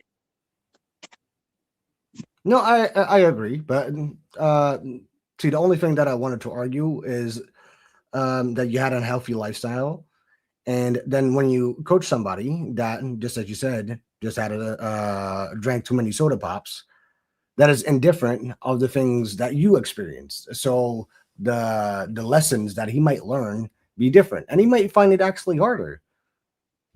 So that's why I was asking, do you actually psychologically invest in those people? I'm not sure I understand that question, to be honest with you. I'm walking out the door. I have some office work to do, so I could put my Bluetooth in and maybe we can continue this conversation once I get settled in at work. I got to check on my employees and make sure they don't need me out on the floor, but I should be able to be in the office. Usually on Mondays, I've got a lot of paperwork to do. So if you're still around, I'd love to continue the conversation because I think you're making good points. And I don't mean to be, dismissive and just take off on you in the middle of the conversation, but I really do. I don't like to be late technically because it sets a bad example. It's all good. All right, brother. I enjoyed the conversation. Thank you. Good evening, all. Hey, you. That was a brilliant. I just caught like the last half an hour with Kugaduma and both Objective Ethics, both saying that it would be really, really good if humanity could find a way to create systems that are fair and balanced at work, that everybody can agree to and feel comfortable with, so that we can gather the resources to solve some of the bigger issues that humanity will be facing in the next 100 years. Didn't you write a book about that? I did. I think we can all agree that let's listen to you then. Awesome, right? Like, there's no question that would be awesome, right?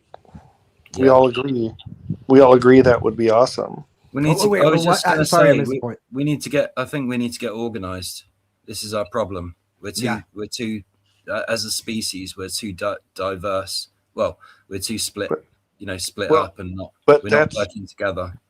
No, but that's for many different reasons. No, I'm not trying to be against you. Mm-hmm. I agree with what you're saying 100%. Right.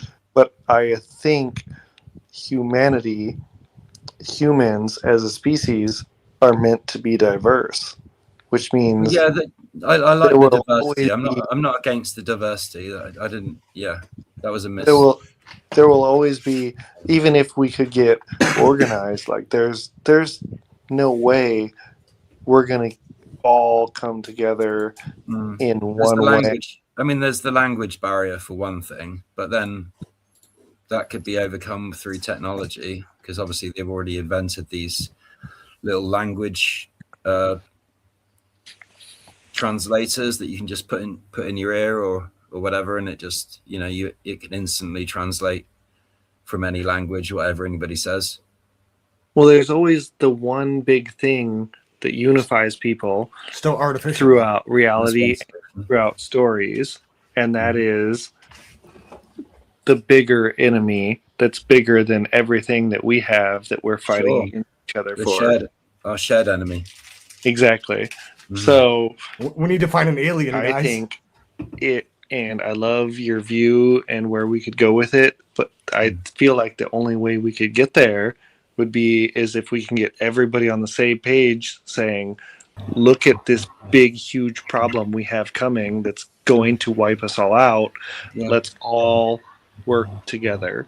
And I Well, don't know. it would need some serious broadcasting systems and some audio. Oh, Cougar's gone. And there will always be people striving I've got myself to in. do better than the person next to them because that's human nature. Yeah. I don't feel that way. I would love for us all to come together and solve the bigger problems we have in reality, in humanity, in society. But human nature through history has shown us that there are always those detractors that will want more than the person next to them. So that's greed. That's yeah, We absolutely. need an intergalactic federation. That can be guys. We controlled. need a common enemy. Well, That is let what let we me need. let me ask a question. Go on. Is the current system that you live under the best that humanity can achieve? No, of course not. Given, so it's No. kind of funny because I hear a lot of people saying human nature will never let us have nice things, but almost everybody that I've ever spoken to agrees that we can do better than we are now. Yeah. It's mainly because of the suits. I think it could be fair. as people, as a society without governance, we can speak about topics and say how we feel and how we want things, but then when we actually put them into motion, we see the way human nature plays out. And so, for example, and I'm just going to speak personally now, I feel like socialism would be a great way for society to live because it benefits everybody. We all have equity. Everybody. Most of us Yeah. already live in a socialist society. Yep. Well, I don't, and the places I've traveled to around the world don't. What I've experienced is capitalism and corporations ruling not only nations but governments, and being able to change policy in favor for them, and so they can make more money rather Well, than for the beneficent. They've legalized greed. Sorry to cut you off, but they've Yes. legalized greed. No. You said it. No, you said it just right. I And was they're, rambling, and you encouraging it put as it well, into 3 words. promoting Yeah. Yeah. Perfect. It's just evil. What if somebody existed that thought so far out of the box that they managed to create a theoretical system where this rampant greed would be impossible. But And The current system would shut them down. I've already done it, dude. No, So, look yeah. at Bernie Sanders in 2016. Yeah, I mean, if you're from the United States, No, never been there. Bernie Sanders is super far to the left, and everything he was saying, and he's the one politician we have in America that has not changed his stance since the 70s. When he got into politics, he started saying one message. He's been saying the same message till today. He still says the same message. He's the one solid politician we have in America. can we get the message, please? His I'm not message, familiar with his him, but- message is yes. I will break it down. He pushes for benefiting the working class.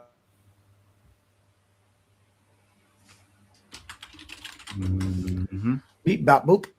Can you He hear me? fell out. His microphone broke. Yeah. Can you hear me now?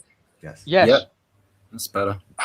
Sorry, this thing drops out all the time. Anyway, so Bernie Sanders has always pushed for the working class and for benefiting the working man. What we in America call middle class, I think it's a different term in the UK, but it's basically the everyday man. Does he have any chance of becoming president? Absolutely not. No. Absolutely not. There Because needs to be one the wind left, gust and that dude will fall and I over. said this earlier in the conversation, the left in America, the Democrats, are hardcore trying to go center, because if they feel like if they can go center, they can pull some votes from the right and have a chance to win elections.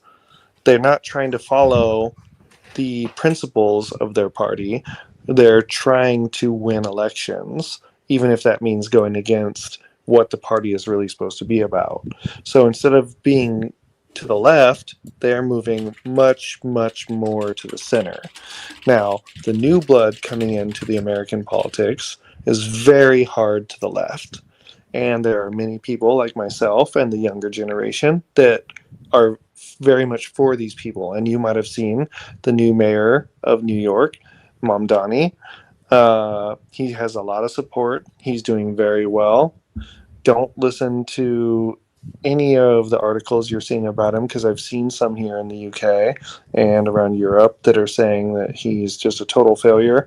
No, absolutely not. Dude's doing amazing.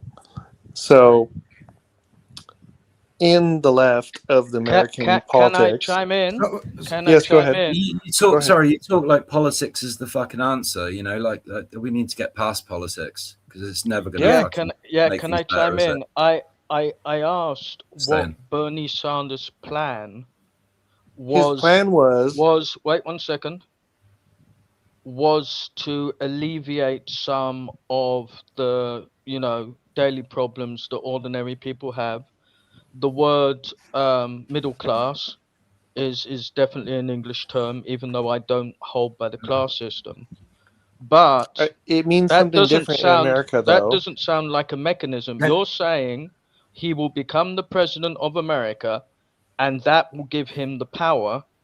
And I don't believe that becoming the president of the universe would give anybody enough power to resolve any of the real issues that we are facing today. Then Gilbert, give us a history lecture on how the this conversation Democratic Party used to work. Took a lot of turns right there. Different people. But what were their moral He was standards? the answer that we had in America, No, and he was shut down because of our before that. political system that The I was Democratic explaining. You got to move on then. And middle class in the United States and middle class in the UK mean totally different things. Middle class in the UK means upper. Middle class in the I'm United asking you, States means in the US, the Democratic Party, Hold on a minute. How what about was its restoring food to its historical origin? Original prices, like nice and cheap. That'd hold be on. one step. Restoring what?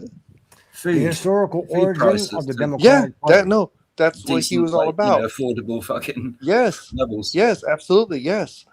Talk about working class and stuff. So- like Yes, Mayor Mamdani in New York just opened up a whole bunch of new line of grocery stores that are specifically for not the working class or the middle class, the lower class. And you have to be on welfare to go, or we call it welfare, social aid, government aid, whatever you might call it in your They're country. always the lower class. They're just, they But- renamed them the working class to give them some, Well, see, that is the But interesting thing that he I'm, just I'm opened up trying to grocery ask. stores specifically for them Flexibility. that have Actually, in history, they had an even better name for them, and they called them the criminal class.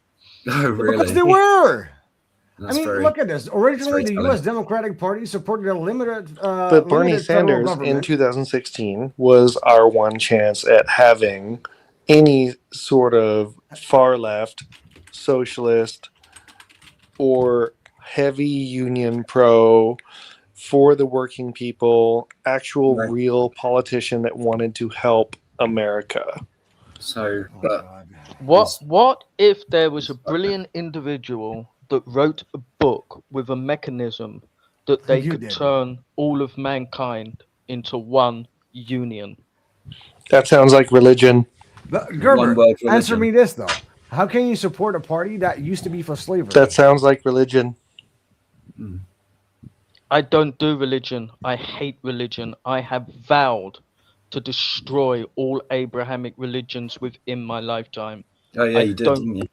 I Oh, well, don't do I like religion, that. and I wrote the book, so you Brave know it's not stance. religion. Okay, I'm not that far extreme as you. I don't believe, but I don't hate. So okay, yeah, let's go with this. What if there was this one guy that could do this? Then what? What would happen? No, I already stated there is no one guy that can Not do even, this. not even the great Jesus Christ superstar.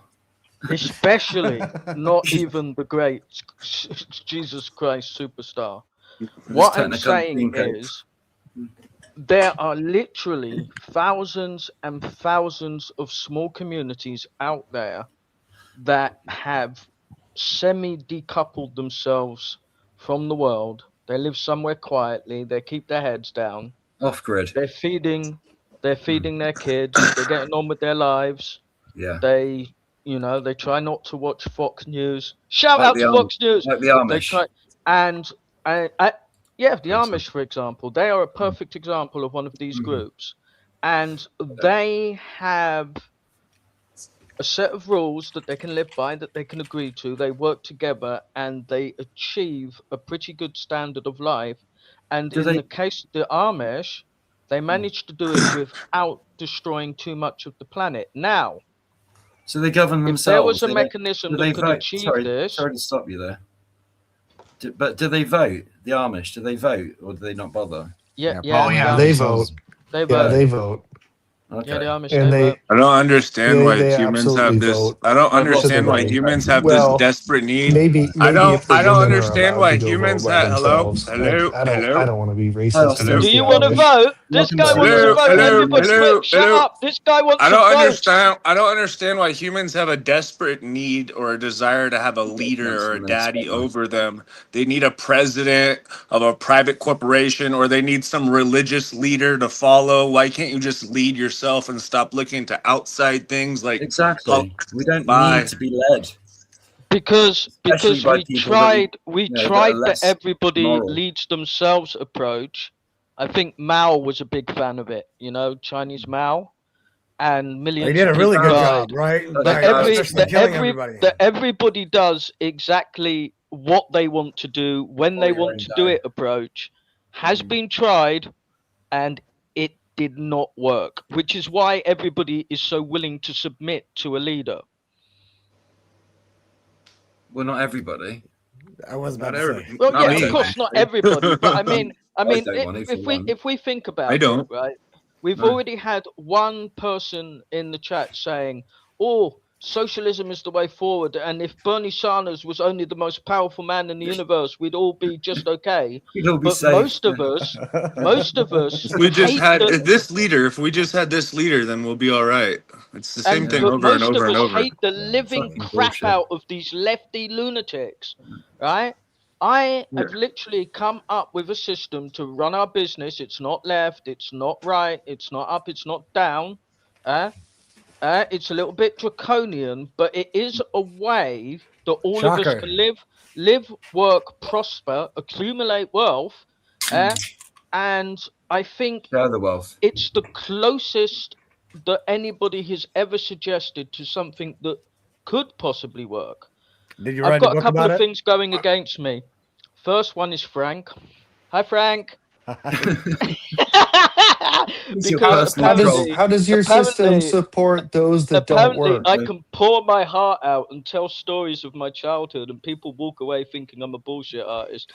Frank No, probably doesn't Speckman, even. I'm not being bad for them, but we can do an audience with Speckman another day. You know. How does your I system? did, by the way, no, sorry, 1 second, guys. Speckman, I did say to you, do you want your own show? We'll do an audience with Speckman, and we can talk about the Spec project. Yeah, have your own night. Do you want to do that? I think I found a new approach. I'm just going to ask a whole bunch of random people, how would you fix the world? And get it recorded live at how they drastically fail at doing it. And What I would do is I would correct my status. I would correct my status on their record, right? I would get myself out of their status, and I'd claim jurisdiction over myself. That way they can't get jurisdiction over me, right? But you're not correcting the record. All you're doing is you're correcting your status on their record. You're putting them on notice. You're putting them on notice what you are. You're not the private corporation that they're assigning you to. And then there's a whole process, and I have a whole list right here of shit you have to do to correct your status. Mandatory in notice America. affairs. I have a whole fucking list right here. And if everyone did that, this works because I know someone. I know there's you can't be sovereign citizen. That's an oxymoron. I know someone. Get out of here. I have a friend. Are who's you correcting his status. He's trying to push sovereign Multi-millionaire, citizenship. multi-millionaire in California. He's correcting his status. It works. It works. You guys get 1,000,000%. taken to I'm federal here to tell court you it works every 1,000,000%. day. Nope. And you can't be sovereign and a citizen. You can't be a slave and a free person. That's an oxymoron. Right. Fucking People, retard. this guy. No, this guy. Yeah. If I agree knows something, and it's making me uncomfortable because now I have to question my whole reality and existence. It's making me really uncomfortable, and I don't like what this guy's saying because I was taught a whole different way from my government I'm not indoctrination uncomfortable camps. at all. I feel really Definitely not uncomfortable right now. Definitely not uncomfortable. This crazy sovereign citizen. Yeah. Gerber, it's unfortunate, but this line that you're going down, unfortunately, you may be right in some kind of theoretical framework argument. No, I have evidence. I have evidence. The point is, when those blue sirens flash, they're coming for you, and when you end up in court, the judge is not going to look on you with favor, and you will be in the slammer if they see fit. I'm sorry, brother. Might makes right. You'll be in the slammer for up to 30 days, and then you sue the fuck out of them. You'll be in the slammer for up to 30 days, and then you sue the fuck out of them. Let me ask you a question. It's either that or choose violence.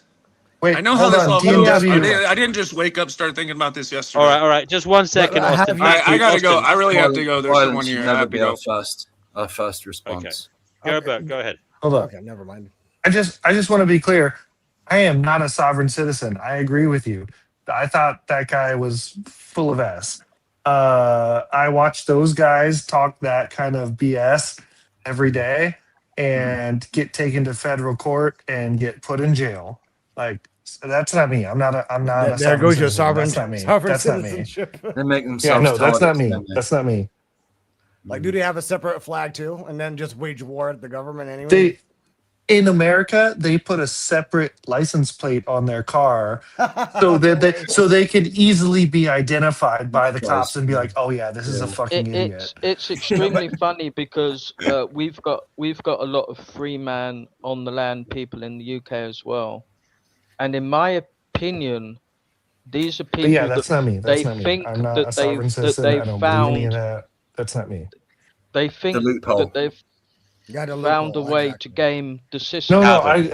I was never ever They advocating will for any of if that. they I was never. if they are noticed for breaking some law, they will realize they haven't found any loophole. And I mean, Yeah, no. I totally get And where these guys are coming from. I mean, I that's don't the pay any massive. taxes. I'm not Many registered to times. anything. And I am fine. I've been living for the last couple of 5 years without paying any taxes, without any envelopes in my mail. And it's fine. That is if there is like another loophole out there on getting my own place, I'm not that deep, man.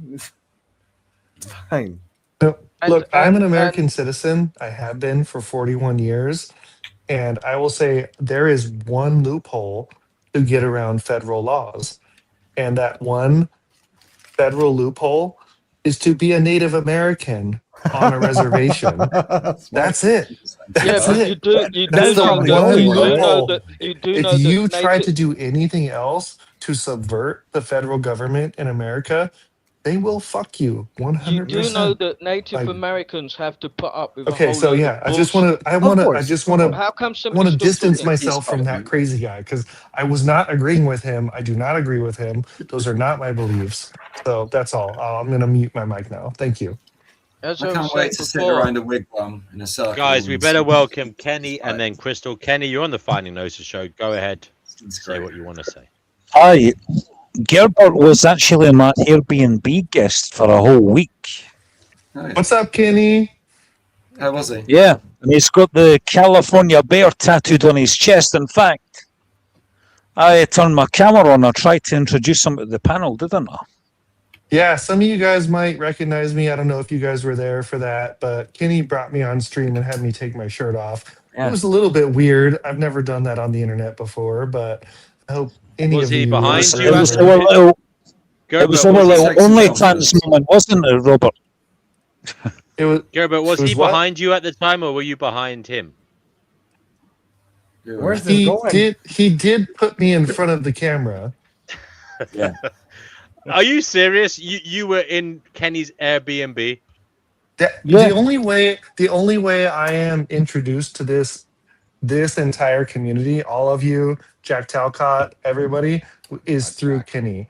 I told you guys earlier, I'm a traveler.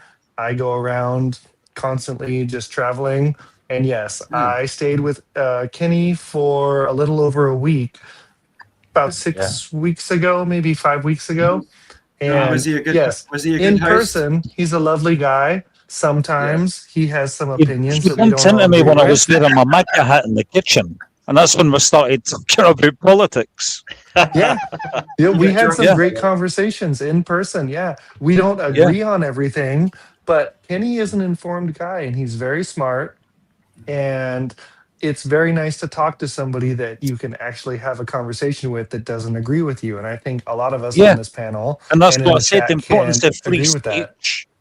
The importance of free speech is being able to talk respectfully to someone with different viewpoints from you, I mean, there's some Absolutely. people who are so radical that if they knew that you had the views that you did when you were sleeping, if I was someone a bit more mad than out there, I could have just snuck into your room when you were sleeping and slit your throat. But Well, you see, you Gerbert, could have done the same to me, Gerbert, I know But one whenever- thing about you. Gerbert, you didn't pee on the toilet seat and you didn't leave a skid mark on the toilet bowl, because if you had, you wouldn't be here. You'd have been booked out. So, Kenny, did you tell them the Airbnb rules? The especially the one special one? It sounds like they know. Well, no, he's I had told a us few- about I had a few- previous guests who broke Yeah. the law. Let's just say, yeah. Previous guests that never told the line. I've actually got Robert's review right here. I'm going to read it out. Okay. Read it out. Go on. Yeah. Robert from Redlands, California. I was literally about to ask, what review did he give? Go ahead. Oh. Yeah. 5 stars. Wanka. Kenny was a fantastic host, and I would happily stay here again. He is friendly, welcoming, and great to talk with. He also let me drop off my bags early so I could start exploring the city while he finished preparing the room, which I really appreciated.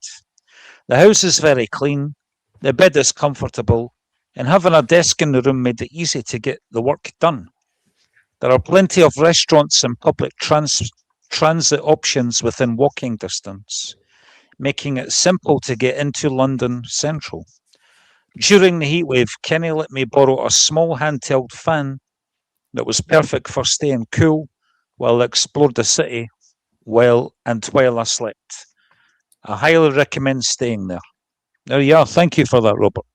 Wonderful. Absolutely. Wonderful. So, Kenny, you're from Ireland, right? It's Scottish. Scotland. Scotland. Are you Frank Monday? No, I'm not. No? No, it's different. Right, It's okay. another Frank. We're inundated with A Franks. different Frank. Yeah, sorry. Right. Yeah. I was totally gonna give a compliment about Ireland, how I missed them in the World Cup. Ah, right. Well, anyway, Gerbert, what was I going to say? Yeah, that was it. What did you make of London on your travels here? You were here for about a week. What did you make of it? I was actually in London for about 3 weeks, and I loved it. I've loved all of Europe. On this current trip, I've been here for about 3 months, traveling between Isle of Man on the west, where I started, and I'm currently in Berlin. Have a couple weeks in Amsterdam leaving Wednesday, and then I head back to America. Not home So, directly, but did you say you started in the Isle of Man? yes. Wow. Do you know what? I've never been there. I do want to go there. What was it like? Did you stay in Douglas? What was it like there? Yes, I stayed in Douglas. I went for the Isle of Man TT. I went to watch the motorcycle race. Yes. And it was an amazing time. I love motorsports. Those guys driving that fast on a motorcycle on a city street. If you guys love motorsports, it's the pinnacle of motorsport. Then Go you should see have it. gone to TT in the Netherlands. Well, I haven't heard about the Netherlands TT, but I am going to the Northwest 200 next year. You know, I am from Netherlands. You know, it exists more than a TT. By the way, is one of the largest motorsports in Europe. Everybody around the world is coming there to race. It just ended it like a couple of weeks ago. The Netherlands does not only exist out of North and South Holland. By the way, you also have the Northeast and the South. Hey, I'm down for it, bro. I mean, I love motorsports. The whole trip that I'm on right now, it's about a 4-month trip through Europe, is just following motorsports. And when there's not motorsports things happening, I'm just in major cities in between. So I've been following Formula One. I've been following MotoGP. I went to Isle of Man. I was at the Nürburgring. Did you go to Silverstone when you were here, Robert? Yes. When I left your house, I went straight to Silverstone. Yes. Oh, nice. I remember you mentioned something about that. But yeah, sounds like an amazing life you lead, Gilbert. Oh, sorry, Gerbert. Amazing. He's a champion social. DNW is a typical champion socialist. I think Money he's the I think he. Hold on. I think he's the. I gotta pump the brakes. I think he's the playboy. The playboy of the Western world. Yeah. I gotta pump the brakes on that, guys, because yes, I know exactly what it sounds like. But to say the caveat to this is only live this way, because I've mentioned this a few times. I am 41 years old, no wife, no kids, the freedom through my career and the money to do this lifestyle. And so I'm doing this lifestyle because I don't have the other things that were supposed to be the way I was told to live, the things I was supposed to achieve in life. I tell you what, Gerbert, the red pillars and men going their own way, guys, will love you. I'm not saying you're that way, but they'll hold you up on a pedestal and say you are their god. Yeah, MGTOW champion. No, it's fun. It's a fun lifestyle. Don't get me wrong, but I'm not gonna lie to you guys. I'm gonna be 100% real right now. 100% real. It's fucking lonely traveling alone. You know, like meeting Kenny and being able to talk with him and actually meet somebody that I could have a real conversation with was so amazing. I mean, that's why I'm here. That's why we connected. That's why he felt comfortable enough to be like, oh, hey, let me tell you about this place where I go and have these conversations. You know what I mean? Like, And it's great to so, have you here, Robert. It was great to have you here. no, and it's great to be here. And thank you for showing me, Yeah. Kenny. I You're really very appreciate welcome. it. Yeah. No. I really think it's amazing, and I think this is a world first. I mean, somebody met someone in real life, and brought them onto the show. Amazing. Thank you, Kenny, and thank you, Gerpa. That's networking right there. Frank, you are relatively new. We haven't chatted too much. I wanted to ask you a couple of questions that we asked newbies here. Oh boy. They are just for fun. They're just kind of, brain stretching questions to see where you go. Can I quickly point something out for DNW? Go ahead, Kenny. Frank, he looks a bit like the 50s rock and roller Eddie Cochran, doesn't he? He looks like said that yesterday. He didn't. No, he didn't looks like. I'm trying to remember the name of the actor. He looks like an actor as well, and I actually think he's probably the. I can't remember the guy's name, but he's definitely the guy's love child. No, he looks like give us a few little bars of Summertime Blues. Go for it. He looks like that singer. Look him up. I gotta look him up. that one. Frank, you're a good-looking guy. There's no need to mog all over us by turning your camera on. But actually, Kenny, give him a. You better hit him back, Kenny. Turn your camera on. Go ahead. But Looks like a anyway, happy lesbian. Frank.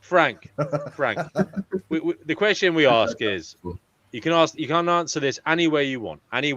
There's no limitations here into what direction you go in the answer. But Frank, what is going on? A life. And that's what all the people say. That's Frank Sinatra, by the way, that I quoted about. Yeah. That's what's been going on, man. Just chilling, just time killing. That's about it. I don't have a really interesting life. I don't know what is that. No. It wasn't necessarily just about you, Frank. I know you might be a solipsistic wanker. We have a lot of them here. I'm only joking. But no, I mean, in general, Frank, what is going on? In general, I feel like a news reporter. Well, the war in Ukraine is going on. The war in Iran is going on. I heard that, Colombia just had an earthquake. Anyways, about me, do you want to know more about me? That's fine too. I used to model. That's fine. You're a That's model. fine. But No, I can see. You're still young. I think you could still probably do it. But Frank, I was more talking about existence, this reality. This reality. I think especially the capitalism sucks. I think we can do more in life. I think we are human beings that are capable of anything. And I miss, I guess, the olden days, like the innovation. And maybe it's because people were poor. I don't know, my man. I mean, I'm 32. I'm almost the age of Jesus. And I don't know what to do with my life. I mean, I can make a shit ton of money if I want to, but life is complicated. It really is. And that's why I like to make the best of it. I drink a lot, I smoke a lot, and I just have fun. I like to argue with people, obviously. I used to work in mental health. Now I don't anymore. Now I make a living on my own. And I just ponder about a lot of things. And that's why great communities as this come in into that pondering question and just hear people out. But I can, if I hear Speckman, for example, great guy, great storyteller, and you have to question like the sanity of it all. What are we really here for? I don't know. To be honest, I don't want to know. You can become an acolyte. Speckman, shut up. This isn't your time. Frank, go ahead. And let me know when you're finished. There is another question. Oh, that is about it, my man. Okay. I don't have a lot of things to say that are really relevant to what people actually believe. That's fine. Thank you, Frank. Thank you, Frank, for being Frank. Now, the next question, just a bit of fun. maybe it's not, depending on your view. Have you ever had a paranormal experience? Yeah, I don't know if I need to call it a paranormal experience. I was back in my younger years. I came back from a bar. I had two actually. When I came back from the bar, was around. I used to always bike to the Netherlands is really small, right? So when I would go to a bar, I only would need to like bike 20 minutes or so. And when I came back, it might have been just the way how drunk I was, but I don't believe that. But we live like only 5 minutes away from the German border. So I live all the way up northeast of the Netherlands. And when I came back home from the bar after a late night, my parents lived in I was almost gonna say a cottage, but in a house that had directly a neighbor attached to it. And when I went to lay down into my bed, I heard like this really demonic growl. And I fucking wept, my man. I cried my eyes out. And the second time that I had it, that was the first time that I had my driver's license. And I used to drive alone. I used to love that. I just go to McDonald's. I saw this car, and it was this long street with no turns in it whatsoever. And I saw this car driving towards me with the headlights. And when I looked in my back rear mirror, there was none there. So I even turned my car back to trail that car, and nothing was there. And that is about it. That is a freaky experience for sure, Frank. Thanks for relaying that to us. My pleasure. I'm going to go to Gerbert now. Gerbert, we've kind of ruined your surprise. You already heard the questions. You benefited from being second on the panel, so that's just the way it rolls. But Gerbert, are you there? I'm here. Yes, Gerbert, what is going on?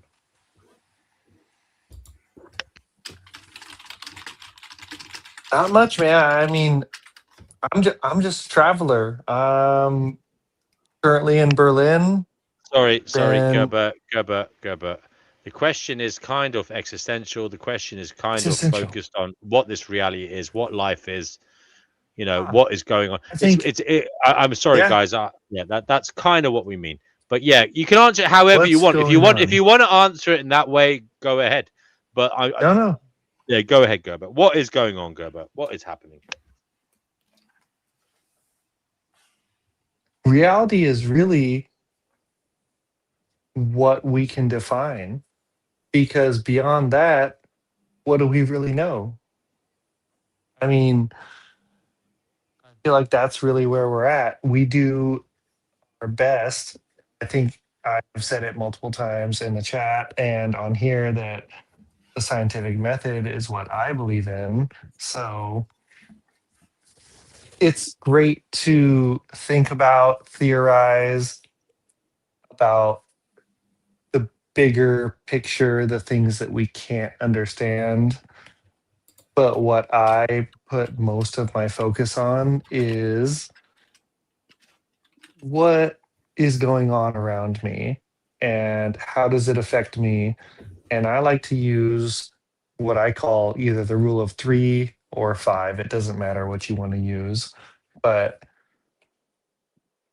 anything that affects me negatively, I take it in. How long is this going to affect me? 3 seconds, 3 minutes, 3 hours, 3 days, whatever. And that's just life. And things come, they go, good, bad. They're like waves. You take it in, you experience it. This is happening. Acknowledge it. Let it go. Move on. Boom. Done. Go to the next day. Pretty much what's going on. Wow. Thank you, Gerbert. Thank you very much. And Gerbert, have you ever had a paranormal experience, or what some might deem a paranormal experience? All right. I was hoping you weren't going to ask me this because yes, and as an adult, I think I could look back at it and just be like, these were just lights reflecting or whatever. But there was two things. One time I was 19, I was living up in San Francisco, and I saw some lights reflecting off of places they shouldn't have been reflecting off of, like a little white orb. And I was like, this shouldn't be happening. And I watched it for like 4 minutes, and I'm just like, okay, yeah, this is absolutely happening. What is this? I can't explain this. And I was like, okay, like this is just whatever, like it's whatever. I don't know. The second one was I was much younger. I was like 13, and we were in the desert in Southern California, and we were looking out over the dunes in Southern California, and all of a sudden we could see all these lights moving across the top of the dunes. And I think this one is easier to explain as reflecting lights. But at the time, as a 13-year-old, we were doing a little drinking. We were watching this and going, what are those lights? They're moving across the top of the dune. And the explanation for moving across the top of the dune is, yeah, if the light was on the back of the dune, then it would reflect across the top. So that was my second one. As a kid, that one really got me for a while, but figured out a rational explanation for it. But the little orb that I saw going around the kitchen and the living room in San Francisco, I don't have an explanation for that one. That was weird. That is That bloody was weird. An orb. How long did it float around for? Did anyone about else see 4 it, minutes. Gerbert? Did anyone else see it? No, no. And well, I was on the phone with my new roommate and I was talking to him about it How old were because you? he had Sorry. 19. Okay. He had called me because he was like, "Hey, I'm on the way home.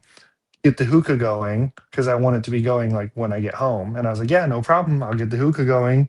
And we were talking, and as I got the hookah going and I started smoking the hookah, I noticed it reflected in. We had these giant windows that looked out over basically the West Coast, like the ocean. We were way up on a hill. And I'm not talking about this was not a nice place. We were on the third floor. The bottom floor was a garage. We were on the third floor of a 4-bedroom apartment. Um, we were all 19 and it was very expensive. That's why there was 4 of us. Um,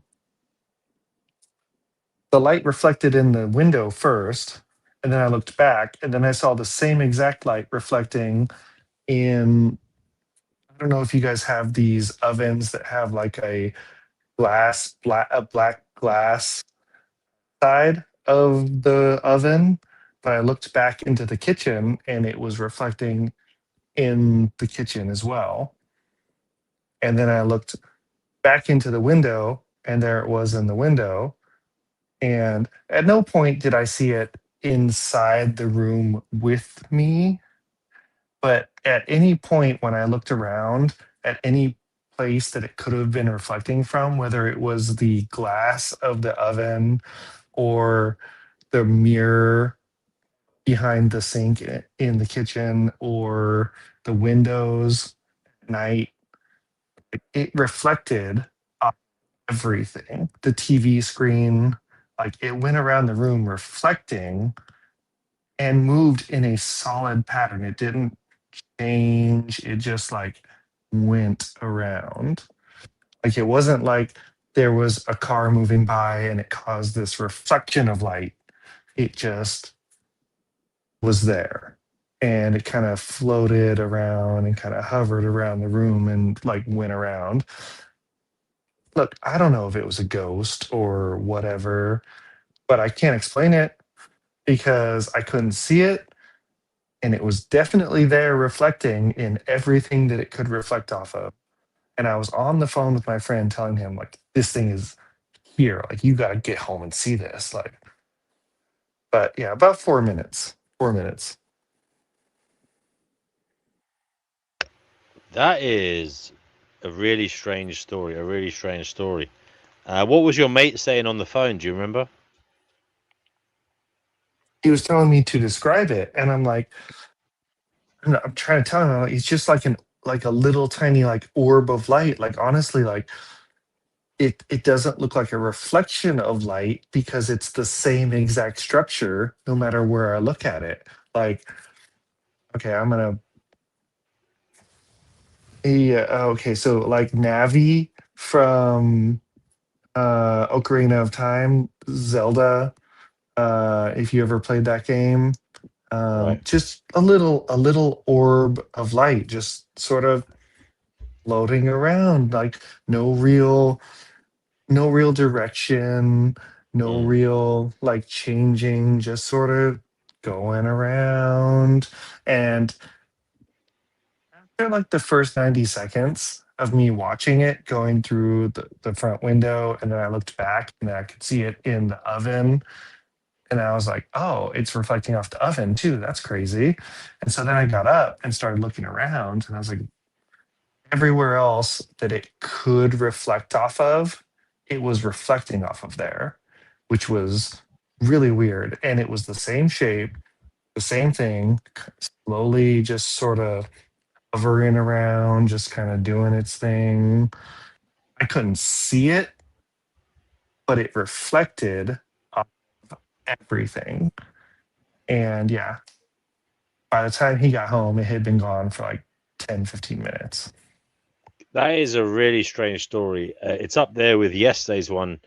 Sophia was telling me that when she was about 10, she was in her living room in a home her family just moved to. I think they moved around a lot when she was a child. I think her dad was in the military, and she said she was on a sofa one day, and she looked around, and there was all these what she described as light beings standing around her in this living room. Really strange experience. Really strange. Thanks for sharing that, Gerbert. Very interesting. Guys, I'll open up the panel again. Feel free to say whatever you want. Speckman, you were bursting to say something earlier. I'm sorry for stopping you. I just wanted to see what the new guys had to say. Go ahead if you want to. I was just trying to recruit Frank to become an acolyte of Spec. He says he's got nothing going on in his life, and I've created an impossible mission. It's one that you can easily dedicate your entire life to. And rather not. You haven't even read my book yet. I think he just said he'd rather not. He doesn't want to dedicate his life to it. I mean, Short you're going to story. have to work, man. You're going to have to work on your sales technique here. You're going to have to, first of all, it wasn't very flattering what you said. I'm just critiquing your methodology here. You said he was a man who didn't have much going for him. I mean, I didn't say that. No, you basically hold on, Speckman. You restated what he said, where he's not doing much of his life. You didn't have to say that. You could have led with something like, this man, Frank, has so much potential. He's a good-looking, intelligent guy. I need it. I need you, Frank. Frank, I need you. I've got this mission. It's going to save humanity. I've got loads of answers. And I think you will be highly impressed. Let me tell you about it. Frank, would that have been a better way to have your attention? I found that also very telling, DNW. It's like a cult that prey on people who exactly they perceive to be vulnerable, you know? I'm not vulnerable at all. I found that quite chilling, if I'm going to be honest. That was a sales technique. I'm not suggesting he do that. I was having a laugh. But Speckman, you did you do what you want, Speckman. But I'm just saying, it didn't seem very good. Yeah, one of the things that I'm discovering is that I'm not very good at selling. Be open, brother. I don't talk to people online ever, and I just told you guys a whole fucking story I haven't told even like my family. Exactly, but can I say to Kenny, we already discussed a cult is something that you once you've joined, you can't leave, and I've very clearly stated that my little project is completely voluntary. It was described as Kind of sounds like the Freemasons, my dude. What kind of cult are you starting? It was described as Do a you think the religious view. Freemasons is a cult? Actually, there are negative repercussions to leaving the Freemasons. But I'm almost scared to tell the story now because Frank's in the panel, and I already told one of my childhood stories, and it did not go well. DNW. Oh, I mean, I wasn't here for that, so Spetman. And yeah, look, sell it to him. Sell it, baby. Why should he buy your pen? Well, like I said, he'd be one of the first through the door, which would be really cool, you know, and that would give him immediate seniority. That's a good thing, and he is a good-looking guy, you know. I reckon that if I met a guy like him, Careful. Specman is gay, by the way. He told us this. I'm not. I'm only but, only a little bit gay. Only a little bit. Okay, fair enough. No homophobia, but yeah, not it's homo. fine. It just means something different. Joined a club, but it wasn't your club. I'm just a tiny, small, little bit gay. I've got one gay friend. That's it. Anyway, as I was saying before I said Frank is officially the best-looking male member now of the. Oh wow! Holy shit! Because Frank, let me be frank. You're the only male member at the moment. There's 4 women joined, and yourself. It is new. There are other people on the Discord, guys. If you want to come and join the Discord, please do. You'll be able to meet people like Frank. So go ahead. Hold on. What's this Discord thing, DNW, and what's the benefits of it? How's it better than here? The benefits are people can go on there 24/7 because obviously this show isn't always around. So if people want to chat, they can. Why the hell would anybody want to do that? Well, there you go, Kenny. People are made in different ways, have different needs and wants, and clearly you're not built like that, and that's just the way the cookie crumbles. DNW, I got 2 questions. One, can we be on Discord at the same time that we're on? You can, yes.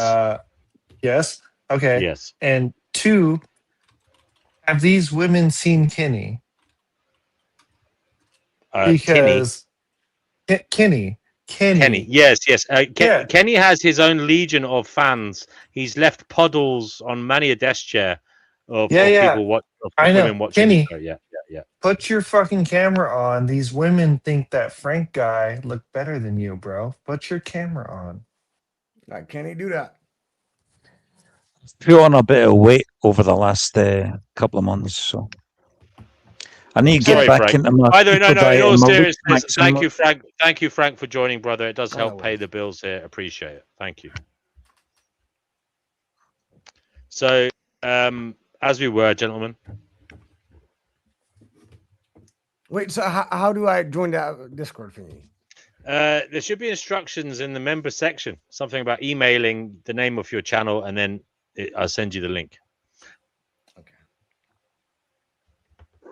It's a private Discord. We tried to keep others out. You know, we don't want to be. That's a good thing. Yeah. That's look. That's the only reason the little $3.99 hurdle is there, to keep the trolls out, to keep the bots out, and all that. You know. Once you're in, you're in. Oh, sorry, guys. Go ahead. You're DNW. Yes, Kenny. I was wondering if I could share that video as an encore of me trolling Jack Talcott. I trolled him too. Oh my god. We like Jack. I like Jack. Can I just say we love Kenny? Do you want to not now, Kenny? It's too late. Do you want to do it on your show, Kenny? When on the day that's it? When is that show? Kenny? Is it 27th? 27th August. Yeah. We'll leave it till then. I don't really want to show a video at this. Yeah, I don't really want to show a video at this stage. Keep the chat flowing. But I also don't. I don't particularly feel in the mood to, lampoon Jack today. Jack, if you're watching, Do come on, brother. Well, can I show you a different video that doesn't involve Jack then? I'm sorry, Kenny. No Well- videos today. No videos today. Sorry, buddy. Oh, okay. I think we should And probably. by the give way, Spec Kenny, Man- apologies Oh. about the other day. It was miscommunicated to me. I want to say this publicly. It was Don't worry about miscommunicated it. to me that Kenny had blocked Daniela on purpose. He didn't do that. Daniela knows that. Everybody knows that. It was just a mistake. So that's Indeed. okay. Jay is here. Jay, welcome. You're on the Fighting Gnosis show. Good to have you here, sir. Hello? Yes, hello. How's my audio? Is it good? It's not great. You still sound like you've got your face against the tiles off your shower and someone's about to kill you. Oh, man. He sounds like he's yelling from across the yard. Okay. Sounds like Thanks it to me. I'm laughing. That's what it is. I'm laughing. Yeah, What we are kind of got that you were you know- laughing, but you kind of sound like you're either in a hole somewhere. My boy, are you swallowing your phone? No, I've been having issues with StreamYard with my audio. I don't know what it is. It's Yeah, absolutely fucking atrocious, mate. It's an embarrassment. Yeah, it's an embarrassment to on a- you, your ancestors, and your country. Okay, well, he gets his sorry, dude, let me do my closing speech. Oh, man. This is funny, DNW, I swear. All right, I'll be back. This is a stain on the reputation of Trinidad and Tobago. I've been here a short time, but I've never heard DNW go so hard on somebody. Yeah, Jay knows I'm only joking. We love Jay. Jay has been here literally for about 6 years, something like that. So we know Jay well. Jay's an interesting guy. I don't know what way he is at these days, but he went from extreme like depressive realism to what I view as kind of detached kind of realism, where he doesn't believe in free will and he kind of just accepts things are the way they are, and kind of in a kind of Buddhist way transcends it through his detachment, whilst also trying to be pragmatic and lead a good life for himself. Am I right, Jay? Then I bet if you guys talk a lot about those kind of conversations, then you guys need to have a lot of Frank Herbert fans in here as well, right? Because he is kind of the pragmatist of that kind of scene, the dystopian world, the sci-fi world. He kind of presented all of that. Well, that's who's that? Sorry, that's the guy who made Dune. Oh right, okay, yeah. I didn't know that. Thank you. Well, D&W, that's what I was talking to you about the other day. We need to have a show on predetermination versus free will, because that is an amazing conversation. That is we will really, actually really good one. Gerber, if you want, contact me and we can set it up. If you want to give like your thoughts, put together a presentation, because I used to talk about that all the time. I used to be obsessed with hard determinism, and it used to really freak me out, and it still does when I think about it. It's kind of existentially kind of very unsettling, I think. But yeah, I would welcome listening to that. But some of the things I think about sometimes in terms of hard determinism is not only was existence always going to be the way it is, but statistically, the fact that it's happened once means it could happen again. Maybe there is eternal return, as Nietzsche says, as Nietzsche said. Maybe things just keep repeating again and again and again as they are. Maybe things just go back to the way they were and start again. It's like that is quite a strange thought. And which is why I think Nietzsche would, as Nietzsche said, you have to try and lead your best life and imagine it repeating forever. Because would you want yourself to suffer horrifically forever? Would you not want to try and make the most of it and try and lead the best possible version of yourself into the future, considering that could be on repeat forever? Good night, Daniela. But then again, what about determinism? What about the fact that maybe you can't choose what happens? It just happens. Hey ho, it's a very unsettling but also worthwhile conversation. So Gerber, if you want to organize that, if you want to do a presentation on it, we can. If not, we'll just open it up and talk about it. It's up to you. That's interesting. I would just like to say that history never repeats, but it does often rhyme. Thank you, Spec-Man. Thank you for that. We learn anything from history, Spec? Maybe we just learn we're doomed to repeat the same mistakes. Well, as Bob Marley says, if you know your history, then you know where you're coming from. But unfortunately, it does not prohibit for each generation of humans making the same mistakes as the last. Well, in all fairness, he That's also sang exactly what I'm poetry going to about talk about Zion while very he was in soon. Jamaica. So If you don't hear the history, if you don't learn the history, then you're bound to make the same mistakes. that is what I was talking about. That's interesting about those Frank Herbert books, if anybody have read them, because you have one main character that eventually causes jihad and only lives through life by choice. He lets everything happen the way it is. Every single conclusion everybody makes, even though that he's considered God, he lets everything play out. He knows every answer, but still he lets it play out. Good night, Daniela. I'm listening, Frank. Keep going, yep. No, it's fascinating. There's, by the way, a third movie coming out, by the way, in case anybody wants to. But to a certain degree, I think that most of the people especially in D&W's panel, all of us actually see that humanity at the moment is a massive train wreck waiting to happen, you know. But do you say that as a mass individualism? So as a collective? As a collective, yeah. Well, do we? I mean, usually that is what people talk about, right? I mean, and that is why we have these discussions in the first place. Like humanism is a disaster because it's a collective. Because individual, we don't have proper answers for that because everybody is different, and that is why these conversations are so hard. Because if we collectivize them, then there's one thing I need to add. Then it would only be the elite because they are the ones that make decisions for us. Because I can tell you, 9 out of 10 people don't want it to be this way.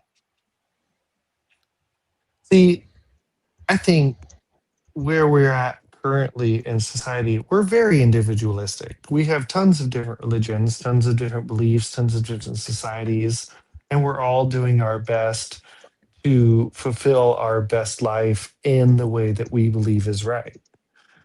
And those ideas go against some of, the other people doing that exact same thing in a different society.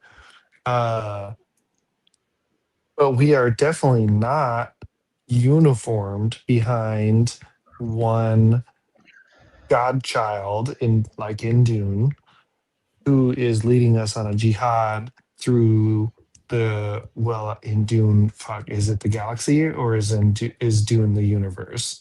Anyway, Dune is the planet. I would like to say I actually believe that the 99% of us don't believe that we're doing what's right. Every day, that's what I'm saying. Wait a second. I disagree with the amount of plastic that humanity uses and products. I still buy plastic. I'm still part of the problem, you know. I just can't see a mechanism by which, I mean, I could go 100% organic, do it, move to a nice area, live next door to, but once I have moved next door to this beautiful organic farmer, how am I going to find the resources to buy his products? Is that going to be a company that's using these plastics? Do you see what I mean? So I think the 99% of us all realize that there are ways that we could improve ourselves and our communities. I mean, there are entire tribes and entire communities in Thailand that just solely live off of trade from themselves. That is all communal. I mean, I've seen, and everybody can look it on YouTube how they survive, and it's not only obviously in Thailand. They hunt for food, they trade it, they get money for it, and then they buy like modern things. But it is not necessarily that they need those things, because those things are considered a luxury. Those people are there are entire communities that live on freaking rivers and solely I on don't rivers. I don't think his argument was necessarily about trade. I think it was more about human nature. Yeah, but And that is exactly what I'm saying. Is that the modern and the oilarchy, we don't need to live off of plastic, and there are people that don't. So but it is possible. But wait, we can't hold on. we can't all return to the land. Yeah, which we both sorry, I think it was me and it might have been Frank. I'm not watching my phone while I talk. Me and one other person that were speaking made slightly different arguments. Are you saying that the way you're living, you think 99% of the rest of the population would like to live or wants to live the same way as you, but they can't because of where they live or what is available to them? Or are you saying that they choose not to? They choose not to because they have structure, and that structure provides them benefits, and that benefits goes to the government, and vice versa. It's an endless circle, and people are afraid of breaking those rules outside the system because they have families. They don't want to be frowned upon. They don't want to be the outcast, so to say, because we are so implemented in a system that is so structurally based. Go to work, go to sleep, go to work again, and only have I don't know. There's like uh,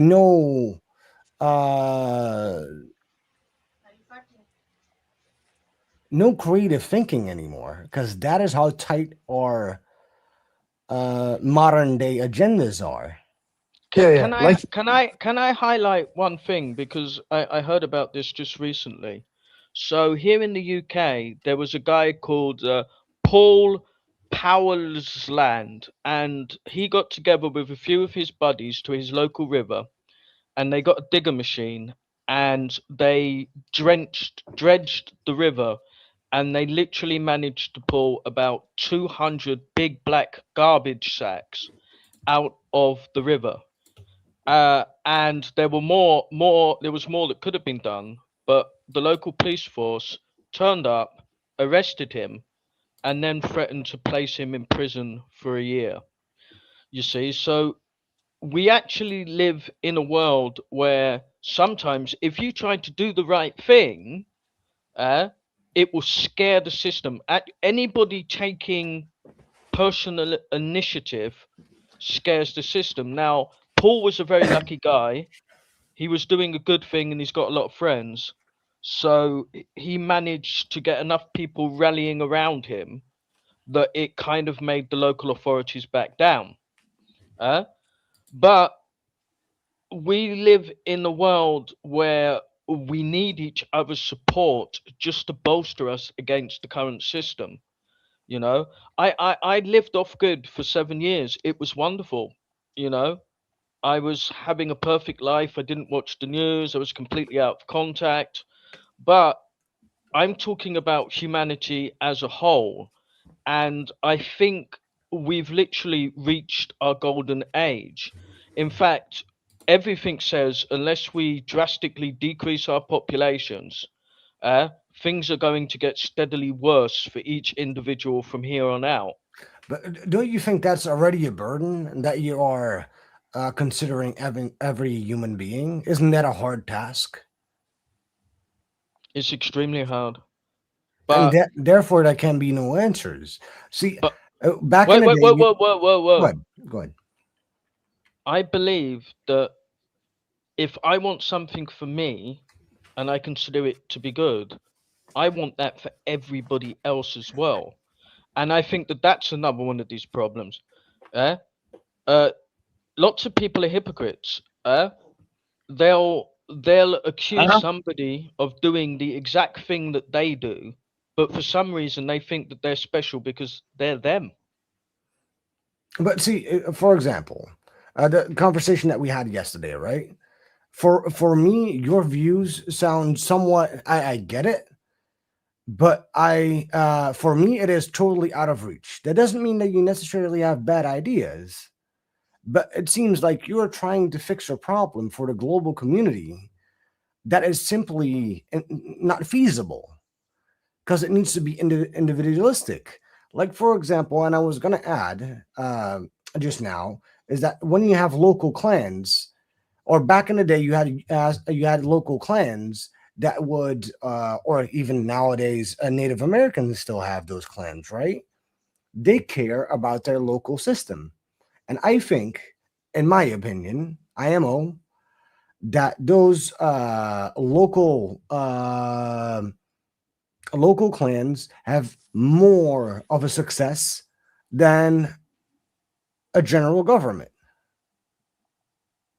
I agree with you 100%. And that's why I built a mechanism where every single postcode, zip code in the universe can turn themselves into a local community, a clan, and by that way shield themselves from some of the harm that their big governments do to them. Does that include their ability to create ecologically? And what I mean by that is produce the means that they need to survive, like bigger communities can. Like, I'm in Southern California, and I know this sounds weird to a lot of people, but we have a huge farming community out here, whether it's ranches with cattle, whether they are for beef or for milk. We have tons of farms. There is so much local produce. And so in California, we can produce for ourselves almost everything we need locally. And would your system be able to break that down and make those local communities be able to do that in their own environment? Well, the first thing that what my system would do, say that you had a zip code of an inner city community, it would literally allow all of those 5,000 citizens to create their own contracts with a farmer, set up a delivery mechanism, and cut out the middleman. They would literally gain the ability to become their own supermarket. Okay, I have another question. This system you created, have you done it globally? I'm the kind of person that believes that if something won't work on a small basis, then it can never scale up. And because I'm fully aware of the limits of my reach, I don't believe that I could actually instigate a global awakening. But what I do believe is that if I could prove that a small inner city community could benefit from that and all of them get a net gain from doing things the right way, that it would encourage others to want to do the same. But why are you not satisfied with one community though? Why do you? I don't disagree with that. Why would you want a globalized solution? Well, hold on. I think I have the answer, which was going to be my next question, which is what you're talking about. I love, I agree with it. I wish it could work for us, but there's no way you could make that work in New York. I understand more than anybody. Lots of people have fallen in love with this hyper individualism, but their hyper individualism is based on not real. What they don't realize is all of these snowflakes. What they don't realize is that somebody grows their food, somebody transports their food into the city, somebody maintains their roads, somebody provides the power for their internet. This hyper individualism. It's okay to be yourself and be an individual, but if you actually want real power, especially within your local community, you're going to have a mechanism by which you can work with your local community. Otherwise, you're just an individual. And I know more than any man. Me as an individual, I have such little power. Just coming from a country that has so many different communities, there is no one answer on how we supply people with the things that they need. There's just not there's not one answer on how do we get people the things they need to survive. In some places it's one answer, and in some places it's another answer, and that comes down to population density. And unless we spread out the entire community of the earth or all of humanity into these very segregated, very very unique, or sorry, very standard uh, areas where we can supply them with the same arbitrational way of, oh, this population will need this much, this much, this much, this much, this much of every. There's not one. There's not I one don't answer. think that There's that is not one the answer. point of discussion, though. I think that can be regulated. But to the point is that you said that, you know, you have certain populations that are bigger than the other. I mean, that can be regulated as well by ideology, ethnicity, you name it. That those all can be separated, right? So I think that, you know, if we want to have world peace, then those people need to all come together, and those people probably don't all agree with each other as well. And you know, that is the entire crux of it as well. May I jump in? I am of the opinion No, that not kidding. if every true person on the planet was a complete anarchist and a complete sociopath, you could never have a war. And do you know why you could never have a war? Because you couldn't get enough people to agree to have one. Yeah, you might get millions and millions of individual skirmishes every day, and the world might end up looking like the real version of Red Dead roleplay. But you could never have a war because people couldn't agree to have one. Exactly. So That's a good thing that you said. But you know, that is exactly what is happening in Russia right now. Moscow is the one that is having control. And you know, Moscow is saying, you know, if you guys all those outskirts that you are now mentioning, if you guys keep out of our business, we will make you wealthy. So on that concept, it totally backfires. But I get the concept that you are trying to say, because I went to Ukraine when the war started. I was wanting to join the Foreign Legion because I wanted to do something that happened to be in a really bad situation for me, and I wanted to do something good. But when I arrived there, the entire premise fell apart, because they were telling me that I would only be cannon fodder and only getting a rusty AK and being sent to fucking Zaporizhzhia to the front line. I wasn't that much on a suicide mission. I really wanted to do good. And you know, see, the entire I totally get what you were saying, but it's dystopian. It's fictional.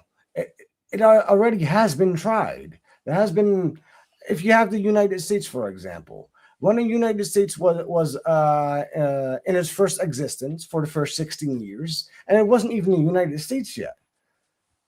It didn't work, and they all came together and went like, yeah, we really need to fix these 13 colonies and actually work together. Otherwise, this is not going to work. So they got every single political system and combined it into one. That is why you have the Constitution. because it's combined, not of solely all these ideas. It's based out of old ideological systems made into one. I mean, comparatively speaking, I'm a big fan of the American Constitution, but it was written almost, 200 years ago. The world has become a much more populated place. Technology has moved on by leaps and bounds, light years, and I've literally spent a long time gathering all of the best mechanisms, the ones that work despite of the chaos of society that Then we live in how now. much do you have? How much working systems do you have? I've got a complete book, and I'll give it to you, Frank, if you put your email address in the That's private fine. chat. But then my next argument would be, if you have so much that it's an entire bookwork, then why would it be a bookwork? Why would it not be in singular construct? It is a singular Capitalism. construct. It is what I have is a singular holistic view of how humans can interact with each other in a way that doesn't minimum harm to the planet, maximum good for your local community, plus the ability to interact with your neighboring communities, including halfway across the world. But is Honestly, I really have put so much work in, and I've built a wonderful working model. Yeah, but is that a working model? Is that a realistic one? Because that's why I'm asking. Because I can tell you yes, but it would literally take for you to read my book. In fact, you can just be lazy like my niece was. My niece was like, I'm not going to read your book. She just ran it through the AI, dumped my whole book in, and then started asking the AI a whole bunch of stupid questions. And after about 30 minutes, she's like, this sounds pretty good. She didn't even need to read the book. It's good. So, check my. Go ahead. And if the panel doesn't want to go deep dive onto this topic, I can let it go. But my big question would be, how do we farm for 350 million people where in America you have 35 million living in LA, you have 40 million living in Los Angeles or New York? Like, it's our population is dense in one small This is the area. part that I don't get. Why does everybody assume? First of all, I specifically designed, and it's written in my book, for he's not talking about your book, bud. two inner city places. One's called Caterham, and the other one is called Jayswick. Yeah, and But no, I mean, I'm talking about I just actually create. taking into consideration the way America actually functions today, the land that we have available today. Like, I can see taking the local land around these very populated areas and just turning the huge, vast land that is suburbs currently and turning them into farmland to feed the people in those cities. But if that food isn't coming in from a very far outside source, where's that food going to come from? Where do you think farming? Why? This is once again. Why do people think I create a system that people? Have you ever heard of the website called He is Fiverr? not spec. He's not arguing with your book. He never read your book. He's just Never read your asking a book. I would general love to read your book. I'll give you my email. No. What I'm trying to tell you is we already feed 99% of the entire planet every single day right now under all of the current systems that we have. Even the people But yes, but that's even the not a people in current. North That's not the current Korea. system that you were talking about. You were talking about breaking things down into very small, segmented systems where each system is fully operational, fully functional. Everybody is able to be proactive and live a successful life. And I was gonna say, without and that's without why having that like third party food, water, resource trade where it's all around you. You are creating what you need, everything you need for Okay, your now society let me because try to around make you. it farmers, easier. are the ones that created essentially the first political hierarchy, and that is Now, why now, your now let me concept is not let going me to work. try. Now let me try to make it easier for you. Right? Nobody has to leave I the wasn't current. arguing with you. I was Oh, saying that to Herbert. Nobody's arguing. I'm just I'm not trying to get arguing. clarified. I'm just I'm trying to not get arguing. clarified. But I think this might clarify my position anyway. Nobody has to leave the current job. If you work at Amazon right now, you can stay working for Amazon. If you work for McDonald's, you can stay working for McDonald's. If you're a lawyer, you can remain becoming a lawyer. I've only created a system where the local community can pool its funds in a way that's transparent and clear and that everybody can trust each other. And once funds begin to build up, the community can decide what they would like to do. Now, the community could decide we want to start our own contract with a local farmer, you know, get in more fresh goods because they've got the power of buying in a larger group. Plus, they've also got the trust that they can work with each other. Yeah. And that's what it is. It's a mechanism so that we can trade resources, uh, create our own local rules, and eventually it doesn't get rid of big government. It doesn't get rid of the government of the nation that you live in. Uh, What but what do you think that why they want to get rid of the local farmer anyways? because they actually are the backbone of societies, and if they No, can they're control not. them They are their own government. They set to their a own certain degree, prices. they are independent. They can live without government, but government can't live without them. And for some reason, world governments, they want the balance of power to be in one direction. Me, big government, you, little human, no matter what you do. And they don't really want to change that relationship with us. But what I'm proposing is a nice, quiet, peaceful way for local communities to gain more power and more say, and finally bring back the equal amounts of say, because you can literally have 80,000 spec communities all around the world. They're independent, but they can choose to work together. That's So but in yeah. your book, what you then propose, if you have a local community, let's say 3,000 people are working there, and two farmers would do all the home growing and feed that community, then who would have the power?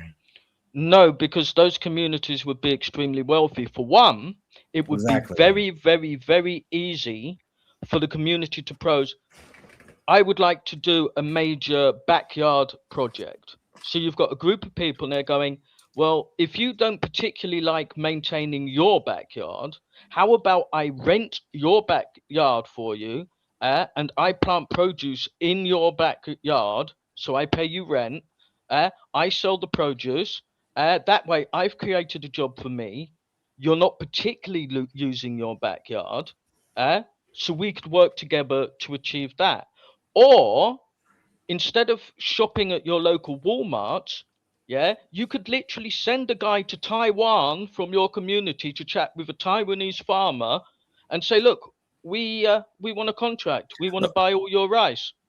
But You hold see, on, can we keep this local though?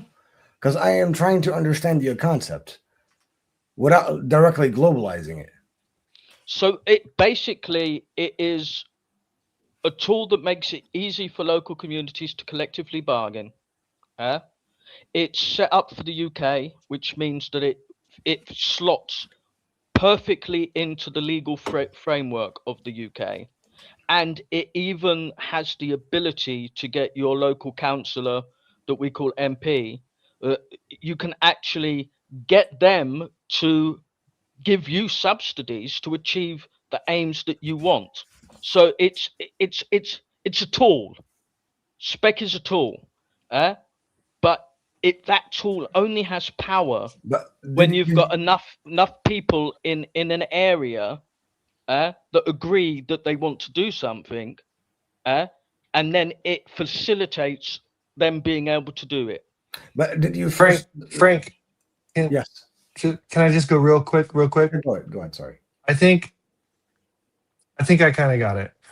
He basically wants to take the system that we have and be able to apply it to what we in America call counties, which are small parts of the state broken up. So every state has multiple counties. So each county would be able to municipate as the state does or as the government does, based on how they get their food, but they their have water. to do it within the law of the land, or yeah. They would still be. They have to get together, dispute one of the local laws, and change the law. So it's all within the bounds of the legal system. But So you guys, surely you guys can see that if it becomes really popular and it works for one community, when you've got 80,000 spec communities on the planet, if they all decided that they wanted to do something, which government's going to stop them? How much does this cost to join again, Robert? Sorry, Speckman. For the first pilot scheme of 5,000 people, £26,000 to set up the spec exchange infrastructure. So how large would the first community be then? Explain that. 5,000 people, and there's a mechanism by which legally 5,000 people per $75,000. No, 5,000 people and £26,000. I'm going to say that's about $32,000. That's about 32. Yeah. And then after that, once it gets up and running, am I correct in saying that you want to accept people as members who are willing to give over to the spec exchange 60% of their earnings? Is that right? Unfortunately, yes. Why is that? That's the catch. Bro, there's nobody that's going to get on with that. No spec exchange for me. So let's say then I have a better proposition, bro. When you start talking about giving up 60% of what you're earning, no farmer, nobody's going to be on with that. And look, just give me one more second. Hold on. Just give me one more minute. Most of the farmers in America don't even operate on a profit. They take money from the government every year. Like I took student loans from the government and I paid them off. Took me a while, just got it done about 3 years ago. Those farmers take it every year and they don't have to pay it back. That's how they operate in America. So, bro, I don't. But you've just described one of the mechanisms that big government uses to kind of keep one of the most powerful private citizen populations in check. Governments realize the power that farmers have, but behind those farmers' backs, they're quietly trying to those limit. Farmers love that system because even when they exploited fail, it for years, they win. They exploited it for years. Frank, that's true. I don't know if you're muted, but I couldn't hear you. I saw you. I said they exploited it for years. I can't, Frank. It might be me, but are you muted? I can hear Frank. Is it me? I can hear Frank. It's me. I'll be right back, guys. This happens to me all the time. I'm sorry. I'll be right back. In fact, I knew farmers in Spain that they had fields of trees and trees and trees of olive trees that they didn't tend, that they did absolutely nothing with, but they were given subsidies by the Spanish government just because they couldn't sell their olives that they didn't want to sell anyway. So I know how corrupt the system is. And I understand that individually There are a lot of people that benefit from this corrupt system, and they wouldn't want to change it. But we are now coming to a point where we're going to start having global crises because of the way that we treat the environment. Like I keep telling people, the Mediterranean, you know, those famous Italians, and the Mediterranean is literally dying. And once it does die, it's going to cause an economic disaster on a scale the world has never seen before. I think it's something like 40 nations that surround the Mediterranean, and all of them rely on it to survive now. And there is no one entity apart from a few desperate marine biologists running around trying to even save the Mediterranean Sea. So if humanity doesn't start to act collectively, not in our lifetimes, but eventually we're going to make it, as Kugaduma points out, we're going to make it impossible for more than 100 million people to live on this planet, which means that 8 billion of us have got to go. I'm trying to preempt that by creating systems that will protect us. I just want to say that ideologically, I don't disagree with you. Logistically, I can't see a way for it to work right now with the capitalist system we have and the way that the farming industry is ran, at least in the United States. The land available, like I was trying to get to before, if you wanted to turn all of the land around outside New York into farmland, you could probably supply a good amount of the produce that they needed. But I agree with you ideologically. You are right. Robert, Absolutely. 100%. I But spent years working for and permaculture projects, well, and I and respect how much time you've looked into this and the things that you said, especially in that last little posit that you put down. I respect a lot of what you've said and the time you've put into thinking about this because you obviously do really care and it really does matter. It does. The truth is, though, I mean, as far as I see it, we don't. And making farmland, by the You're way, doesn't only save anything, because here in the Netherlands, we're the second largest agricultural export or country in the world. no, And we where? Which country? Netherlands. Oh, yeah, it's true. I was Yeah. about to say. wait, Do you live which in part? Holland? I do. Do you speak Dutch? I do.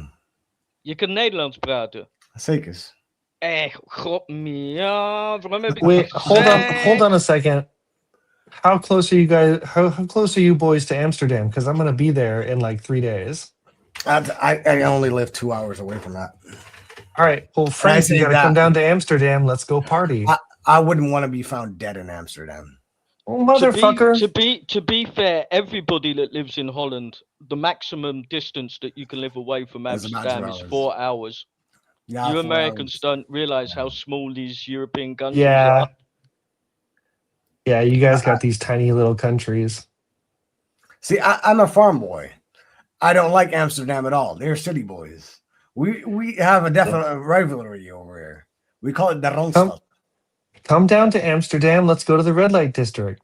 Fuck no. In fact, Holland actually supports one of the only real world metropolises on planet Earth, because they've got Rotterdam, Den Haag, Amsterdam, and they all have one part of the functioning government. One is for culture, one is for government, one is for industry, and it's kind of a very interesting situation to find yourself in. Yeah, I lived in Holland from the age of 10 till 19, so we have a really well functioning government.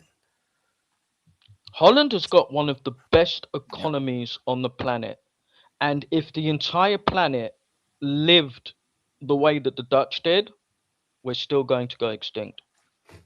Oh, probably. I'm not saying everything that we did, and I know our history pretty well. I'm not saying everything that we did was. I mean, we started. For us, we had the first golden age. I mean, our educational system is supreme. It's really good, and compared to everybody else, yeah, the fact that you can get practical experience for vocational training, no matter what it is, before you've ever done your first day of work. stage. The fact that in Holland it's fairly normal for 14-year-old children to get their first Saturday job.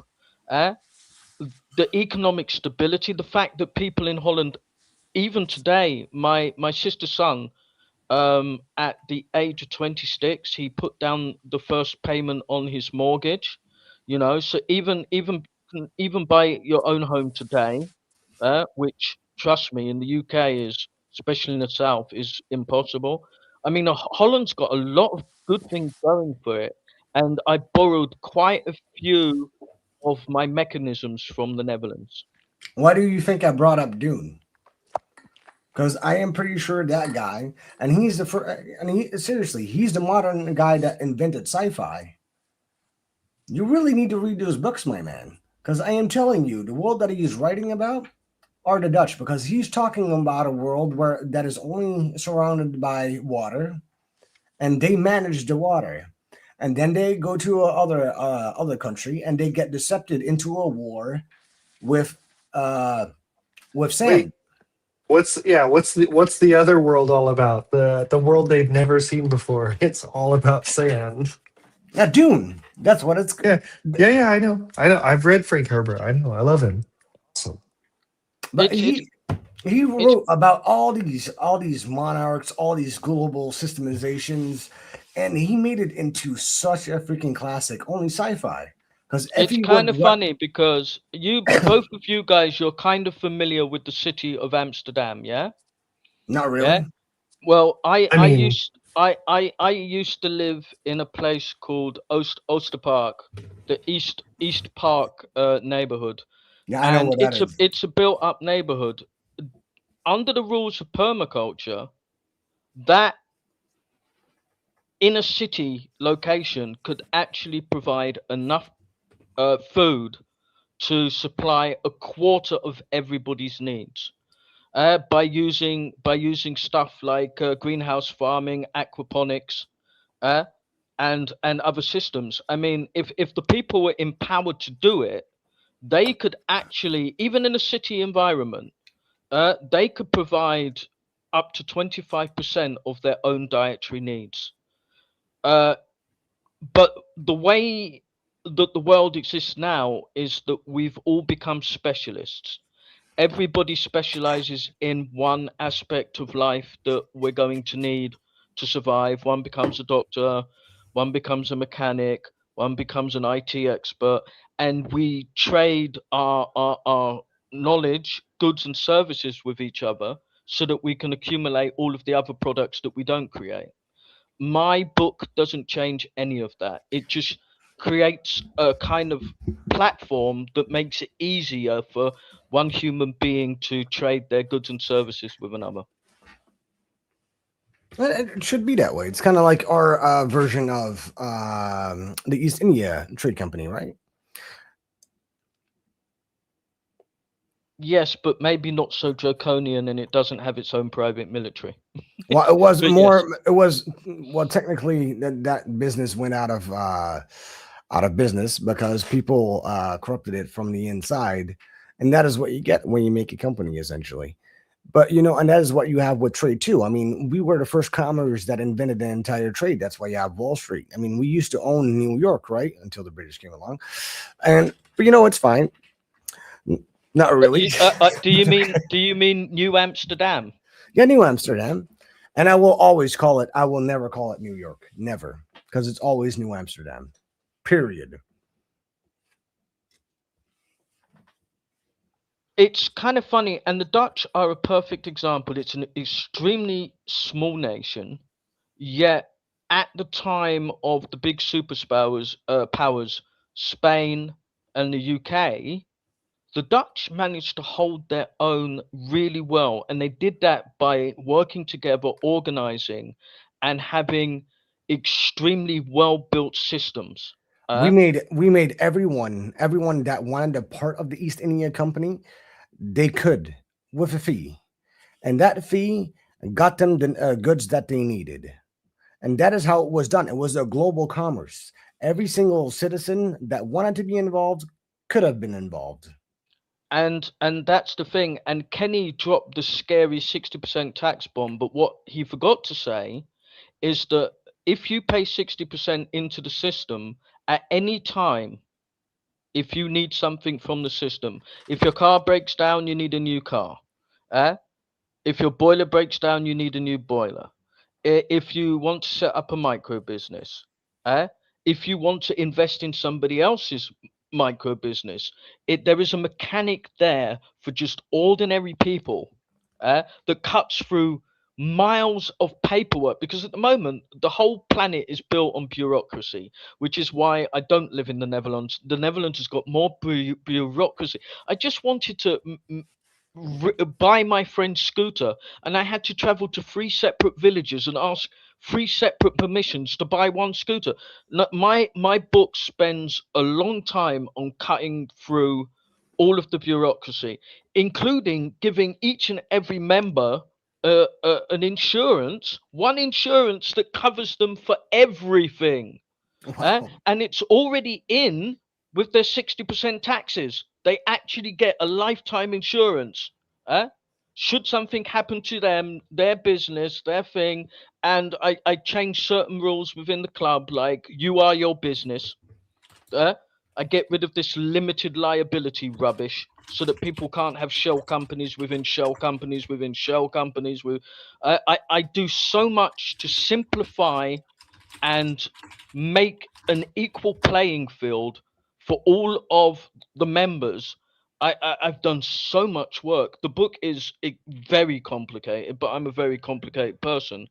But if not in my lifetime, when there are hundreds of millions of climate refugees, maybe people will start listening to what I have to say today. Apparently people are liking it, so kudos on us, guys. I'm glad, because I wrote it for us. I haven't, all of these Steve Jobs are out there. They're like, I'm going to give you a brand new mobile telephone, and I'm going to give you a satellite. And these people, they don't care about people. They haven't got humanity's best interests at heart. I literally have tried to put together something that works for people, with people, and without any need for help from big governments. But to finance something, you do need money, which means people are going to need to share their resources. And if you guys wait long enough, soon enough, your own governments will be demanding 60% tax from all of you. But that is, for example, what I wouldn't necessarily agree on the taxes, but that is for example, what DNW is doing now. He's creating a community and selectively throwing out all the trolls by asking a fee without any taxes, of course, and people can just adjust on their own budget what kind of member they want to be, and that is how you create a strong community. And exactly, I've also stated on many occasions of if there would be enough communities that would have undergone this radical change in thinking about how what wealth is, how it should be distributed. Eventually, they might actually say, do you know what? Our community's doing extremely well. Let's turn that 60% into 50, and then maybe in 20 years, turn it into 40. And eventually, they might be able to build a system where nobody pays taxes because everybody's so independent and the system works so well. But you need a starting place. You need somewhere to begin.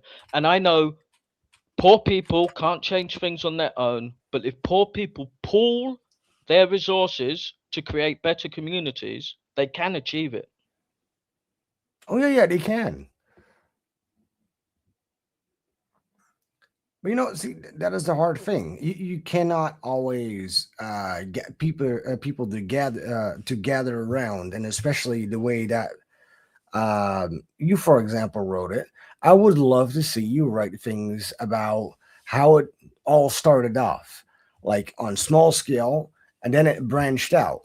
Like all these little communities that are obviously different or indifferent from each other, and how you figured out all those selective little solutions for them to all let them work together.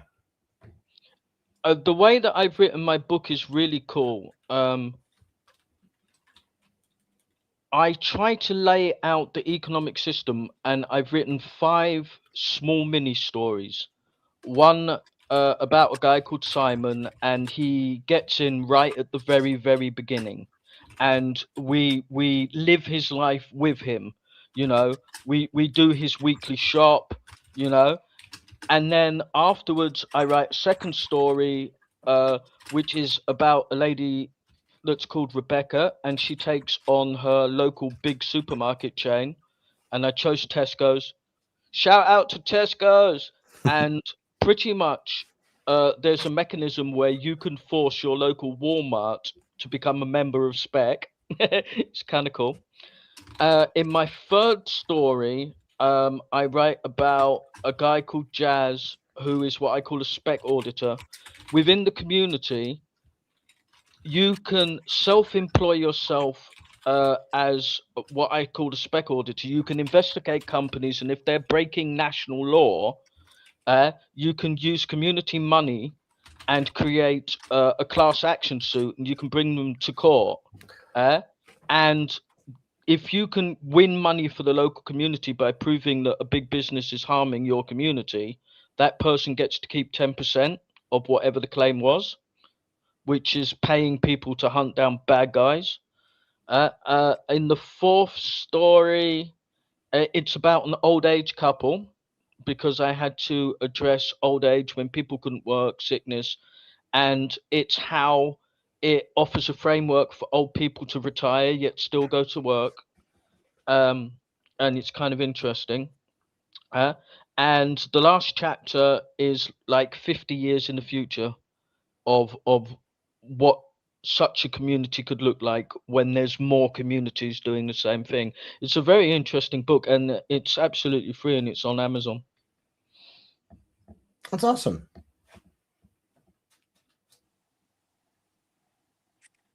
Guys, I gotta go. I'm falling asleep.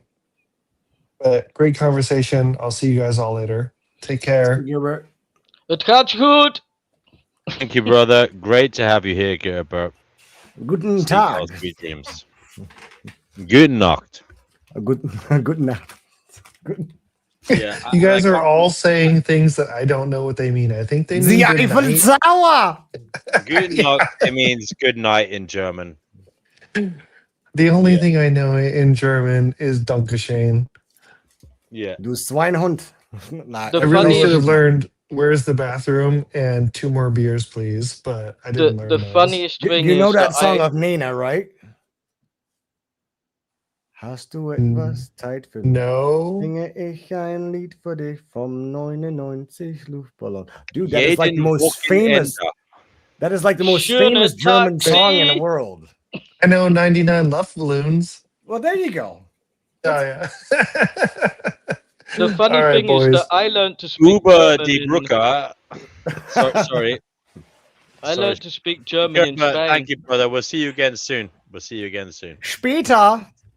By the way, Specman, I sent you a message on your X and your email. Oh, thank you very much, DNW. Yeah. And Gerber, thank you, brother. Frank has joined the Discord. We also have Emily there. It's growing.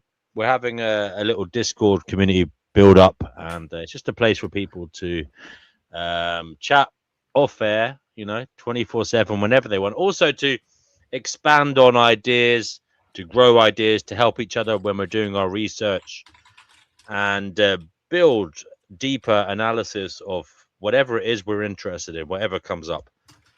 I'm thinking of doing a spec section, Specman. I might join the Discord, because the thing about X that annoys me is that you can only write like 20 words or something. Well, I was thinking of doing a spec section, so I'll talk to you about that. Anyway, sorry. Go ahead, guys.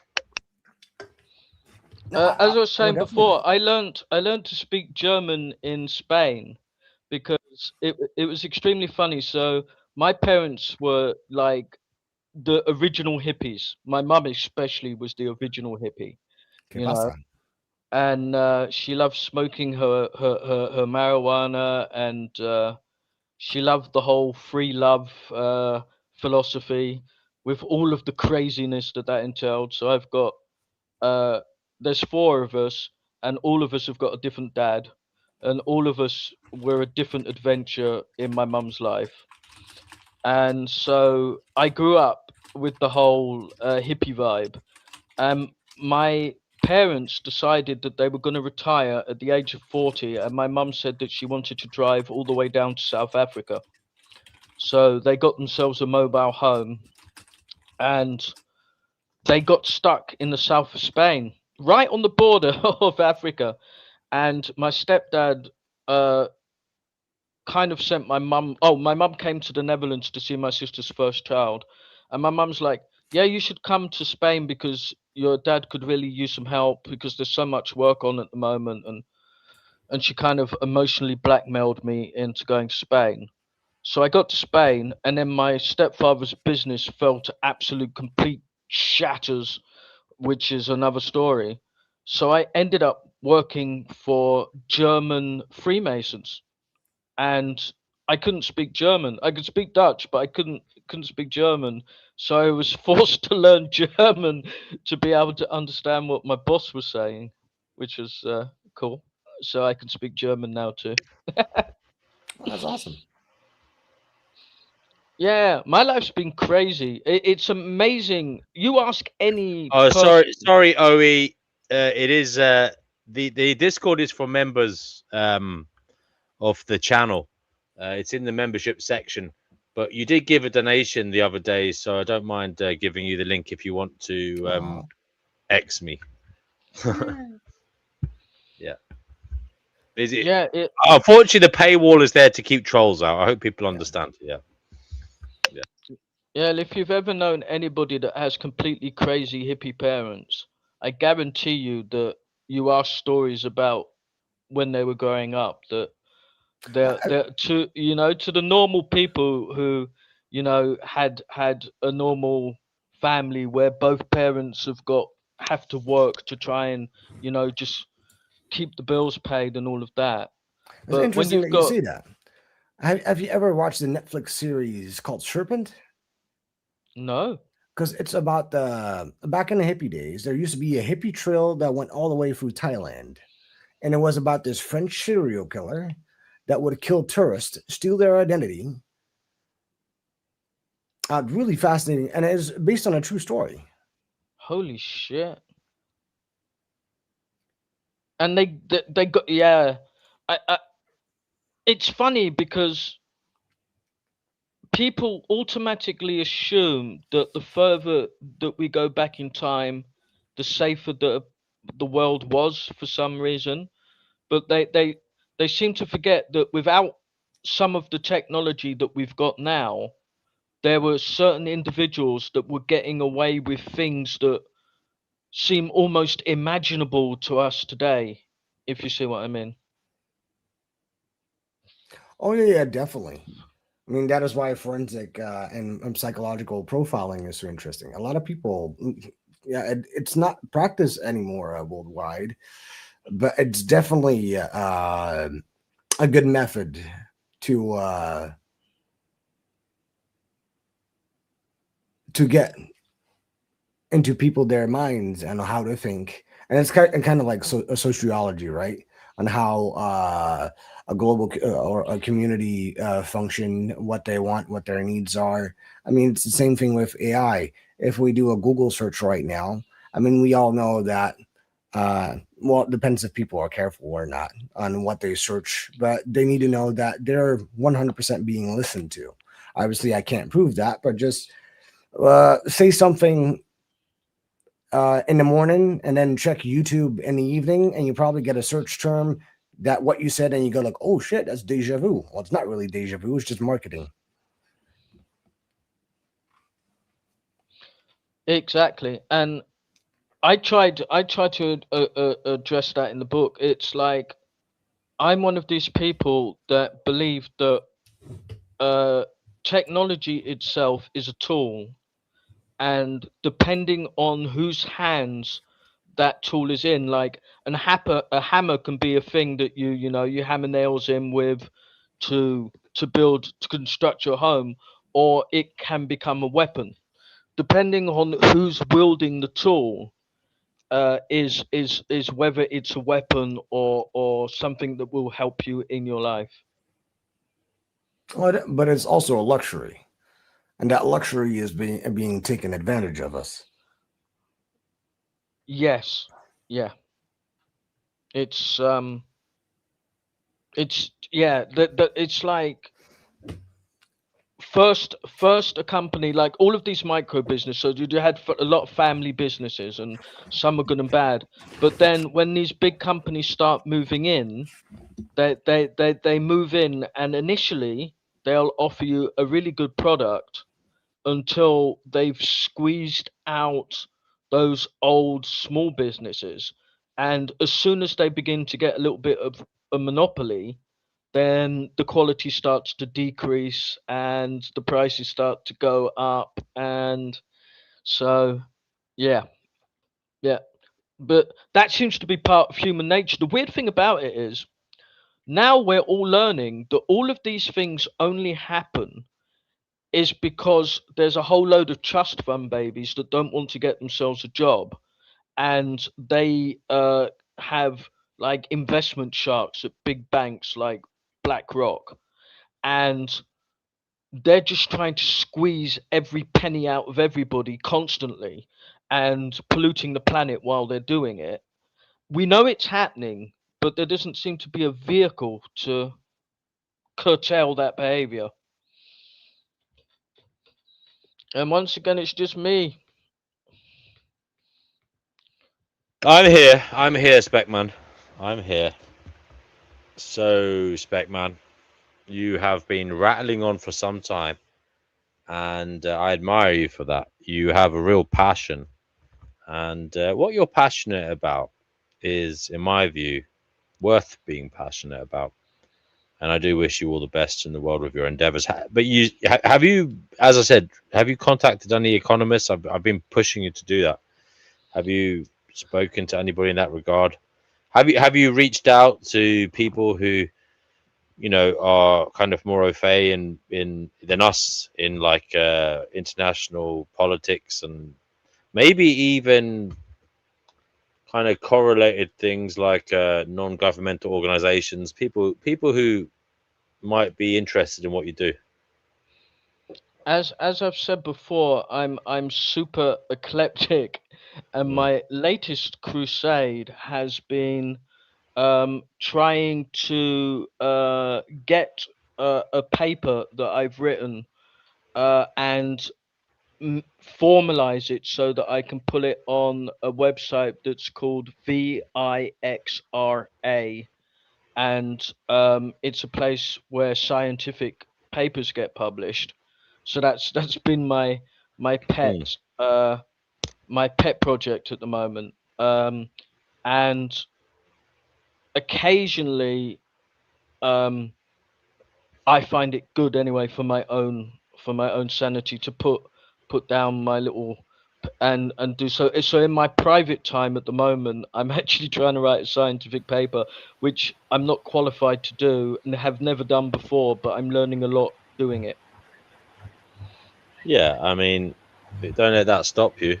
As long as you're learning the methodology of how to, do your, citing your sources, and, as long as you're doing it in the right way, Speckman, all the best of luck to you. Grams, can I talk to Cougar for a minute, please? Yes. Cougar, I know we. I did email you, brother. Sorry. Go ahead, Chickpea. Cougar, I know we've had our little spiffles and disagreements, but I agreed with everything you said this evening, okay? Every single word. I want you to know that. Well, thank you, Chickpea. That's very generous of you to say that. Generous of me. I'm just letting you know I agree with every single syllable. Okay. Yes. I always do agree with you. And just to follow up on what you said, the things that you and I disagree about are really not that important. And to some extent, we don't really disagree on a lot of things. One of the things I want to say about what Speckman has been sharing, and I've been sharing this in the comments. I'm sorry, Chippy, did you have anything else to say before I make a comment? No, I just love what you say, and it cheers me up to listen to you because I think everything you speak. You know, Okay. Yeah, I see it. Yeah. Yeah. Part of the reason I come on here and say the terrible things I say, and I know they're terrible. No, they're not. They're Well, but some people are horrified and they react, and I appreciate that. But I have to say them anyway because I'm here to represent reality, at least as well as I can comprehend reality, and I just think that has to be done. And then maybe in a few years, I won't be the only one doing that. Maybe reality will be front and center, and I think it'll have to be. But for now, we're just going to have to put up with people like me who come on here and say difficult things. And I appreciate your support, and I always do. No, you help me because I see it coming, and I'm the only person that does see it coming. To me, it's just Okay, well, you're not alone. And let me just reiterate before we leave this: there are a lot of people who understand what's happening, and a lot of those people are both scientists and politicians and spiritual leaders, but they're afraid. They're afraid to say anything because in the current environment, you get your head cut off. So they don't want that to happen, and I understand that. Now, no one can cut my head off because I'm not important. So I could come on here and I could do the hard work. And eventually I'll be taken offline and I'll be black bagged to a secret rendition site and end up in Gitmo or something like that. But for now, I'm allowed to do what I'm doing, and until I am declared a domestic terrorist for just doing what I do, I will keep coming back, and I hope you appreciate it, and I hope it gives you some solace to know that you're not alone. Yes, you help keep me going because I feel very. You know what, Cougar? I'm in London. I've got air conditioners in my flat. That's how bad things are. Yeah, well, Chippy, please take care of yourself, okay? Just take care of yourself. Worry, I will. I've got Okay, my all right. on, I've got my this. I'm fine. Anyway, you carry Okay, on. good. Okay, thank you. I wanted to respond to Speckman, and a lot of what's being discussed here. Okay, context. We need to sometimes burrow outwards and take a larger view. A lot of what's being discussed here is simply village life, and these systems are actually how people naturally organize themselves. We are social animals, and we do cooperate, and we create cooperative systems that reward cooperation and less egoic behavior. We also punish people with thick egos by throwing them out of the system. Now, these smallest scale systems that humans naturally gravitate towards are we have seen in modern times have been subverted and taken over. But I think it is in our nature to want to live like this. And what I want to say is that it's an easy sell to tell people we need to live differently and we need to live closer together physically and emotionally and spiritually. And we also need to find other ways to occupy ourselves and to organize ourselves. And that's an easy sell. I think that there's hardly anyone who would conflict with that basic premise.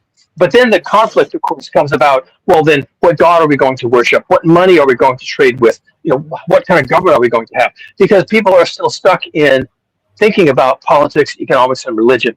And these small scale communities, the politics are very local.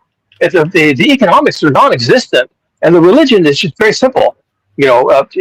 Figurines and annual celebrations that the whole community is engaged in. Politics, economics, and spirituality was always there, but it was always in the background. And people just daily went about business, just herding the animals and tilling the fields and building the walls and tending to the children and keeping the elders safe. And we just naturally do these things, and then we allowed politics, economics, and religion to not only seep in, but then to organize us differently. And I think that era is over. That era is over. Donald Trump is doing us a great service, believe it or not. He is destroying everything that's wrong with humanity. He's destroying it. And I don't like the guy. I don't like his hair. I don't like half of what he says, or even 100% of what he says. But I will admit grudgingly that he is providing a service. He is destroying civilization. And I have to sit back and I'm cross my proud to arms. be an American, where at least I know I'm free. Kenny, can And you I just shut up for won't once? forget the men who died. Kenny, please. You always do that. Don't do that. So all I'm trying to say is that I like what he's doing. I like that the Straits of Hormuz are closed. Now, this is me being a savage. I like that the Bab al-Mandab Strait is going to be closed. I like that we're not getting the 100 million barrels a day of fossil fuels that capitalism needs. I like that capitalism is in a panic. I like that politics, as usual, is being thrown under the bus. I like all these things. I want the civilization to crash. I want it to crash right fucking now, immediately, with immediate effect, because that's the only thing that's going to save us. And I did an entire video on how much I love Donald Trump destroying civilization. But I've got a lot of people that depend on the infrastructure working. You know, I mean, I don't like the way that it's working, but if Sorry for Chippy dropping that can't back. get the electricity that she needs to keep her air conditioning on, and you know what I mean, like I wish there was a way that we could prevent this mass chaos happening, you know, but maybe we can't. And not only can't we, I don't think we want to. We can't currently save ourselves from the calamity and the planet destroying process that is global heating. We can't save ourselves from that, but we can be saved if someone comes along and takes away civilization. That's our only hope. And that was the title of my video, that the only way out is Donald Trump. The only way out. And this is where cognitive dissonance sets in for all of us lefties, and we have to sit back and say, okay, the accelerationists have a point. It needs to burn. So when Donald Trump gets his third term, we should be secretly happy, Or even outwardly happy. But not because you like the man or his hair or anything else, because he is going to destroy this monster that's about to eat us alive. I do like his hair, and I have to also say, Kugaduma, I like the way that you kind of say, look, lads, humanity messed up, the world's done for, and you're all gonna. I like the blunt way that American you can put save it. us. That is like such an Americanistic way to think. Only Donald Trump can do it, folks. Okay, you know what? I will also allow that Vladimir Putin is doing it. And I will also allow that Bibi Netanyahu is doing it. Okay? Trumpism is just an easy thing to point Oh, out. the Free But Musketeers. they're all doing it. Fantastic. They're all doing it. The Free And I can't wait. Please. And let's never forget the supreme leader in Iran. He's doing his share to make the world a worse place. Well, point taken. He closed the Straits of Hormuz. So give that man the Nobel Peace Prize. That will get him. Closing the straits. That will get him. That's like such a fantastic argument that you are making, and really coherent. Like it is coherent because I know exactly what I want. Well, what you from want. all this? I know exactly what I want from all this. This is my argument. This is what I want. So it's, and you know what? Your humble I am probably going to get what I want. So there you go.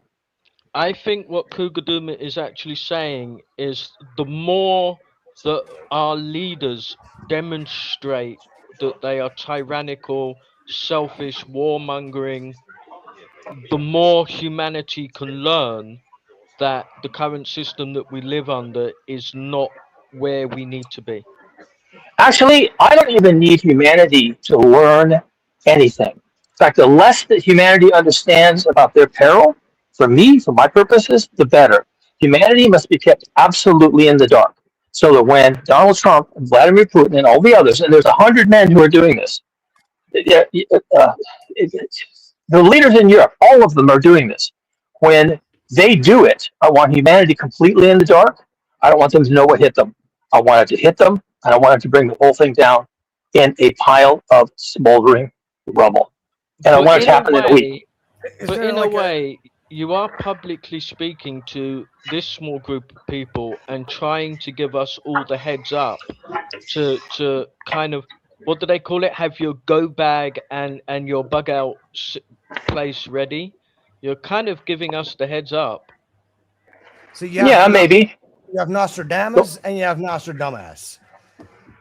You know Whatever. what, That's not Cougar? helpful. You think what I think? I think the sooner they blow the whole lot up, the better. And I really Well, think yeah. Then sit back and watch Chippy and enjoy the show. it will happen. Enjoy the show. Yeah, Enjoy the show. about it on here. It will happen. I can see it coming. I always have. I can just see it. I don't. Yeah, it's just the way. I'm actually more scared that it's going to be a brutalizing agony, a slow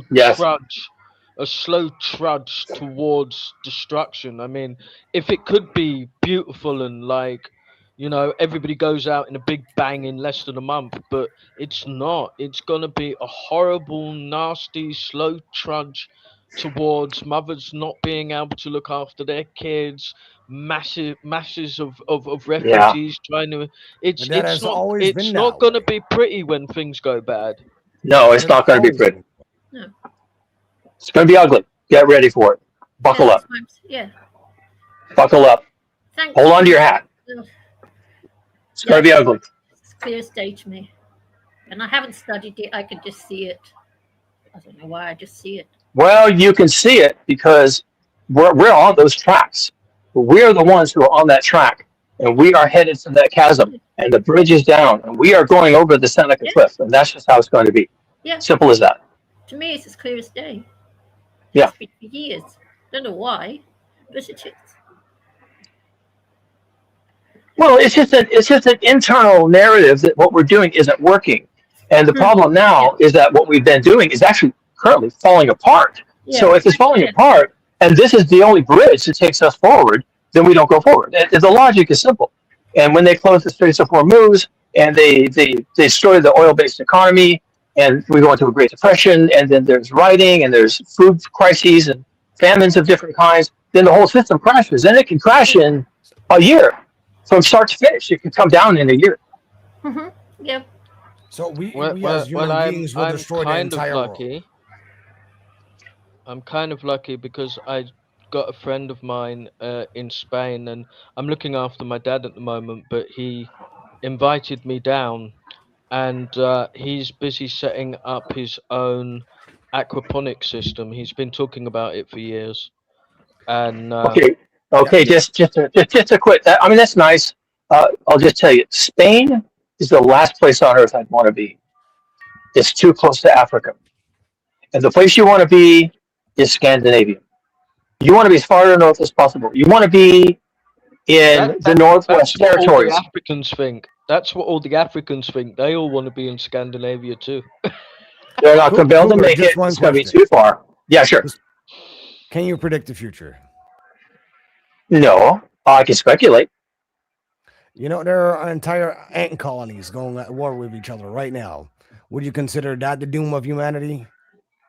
No, I didn't really hear I didn't hear your statement. Try that again. I said there are entire ant colonies that are going with war at each other right now. Would you consider that a collapse of the entire human world? That's not even the collapse of the entire ant world. They're not dependent on a large scale economic petrodollar system to survive. They don't depend on anything to survive. What about you? Bees? Do? What about bees? Do they have an entire system? No, they don't. You do. Bees have an entire system. So do ants. You have a global industrialized civilization without which you cannot survive for more than a week. I'm pretty sure that you are a human too, so you also can't survive. This isn't going to work. I'm just trying to refute your analogy. You are the one who lives inside of a system that's keeping you alive on a daily basis. So you're making it ad hominem. So it's no, I'm not. So you're the I am pointing out reality, and that's all I ever do. The reality is that you should address I and not you, because you are part of the problem as well. Then, and I don't. I'm just here. No, you. I'm just here to represent reality. Blame other people. You like to be this Lord and Savior. That's what you sound like. I'm just here to represent reality. I have no solutions. The reality is that you are part of that reality. Sucks, doesn't it? No, Yeah, it does. hold on. He's definitely not a savior. He's not providing any answers. He's just telling you how you're going to die. Frank, if I may interject, I've known Cougar on here a long time. I consider him an analytical chronicler of what is happening, with not just of what is happening, but also a scientist who estimates what will happen. Well, a to the best of scientist his should ability. always refute to I, not you. I personally think I live in London.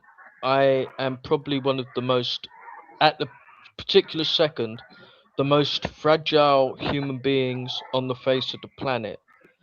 But even more fragile than London is the Netherlands, because without the power to keep the greenhouses running that allow the Dutch to be the second biggest importer of vegetables per capita, without that electricity that keeps that system up and running, the Dutch will literally eat each other.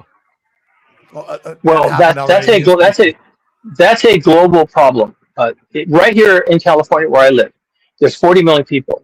I can tell you, because I live here, that of those 40 million people living in California, 40 million of them depend on constant inputs of technology, 24 hours a day, 7 days a week, for every single thing they do except breathe.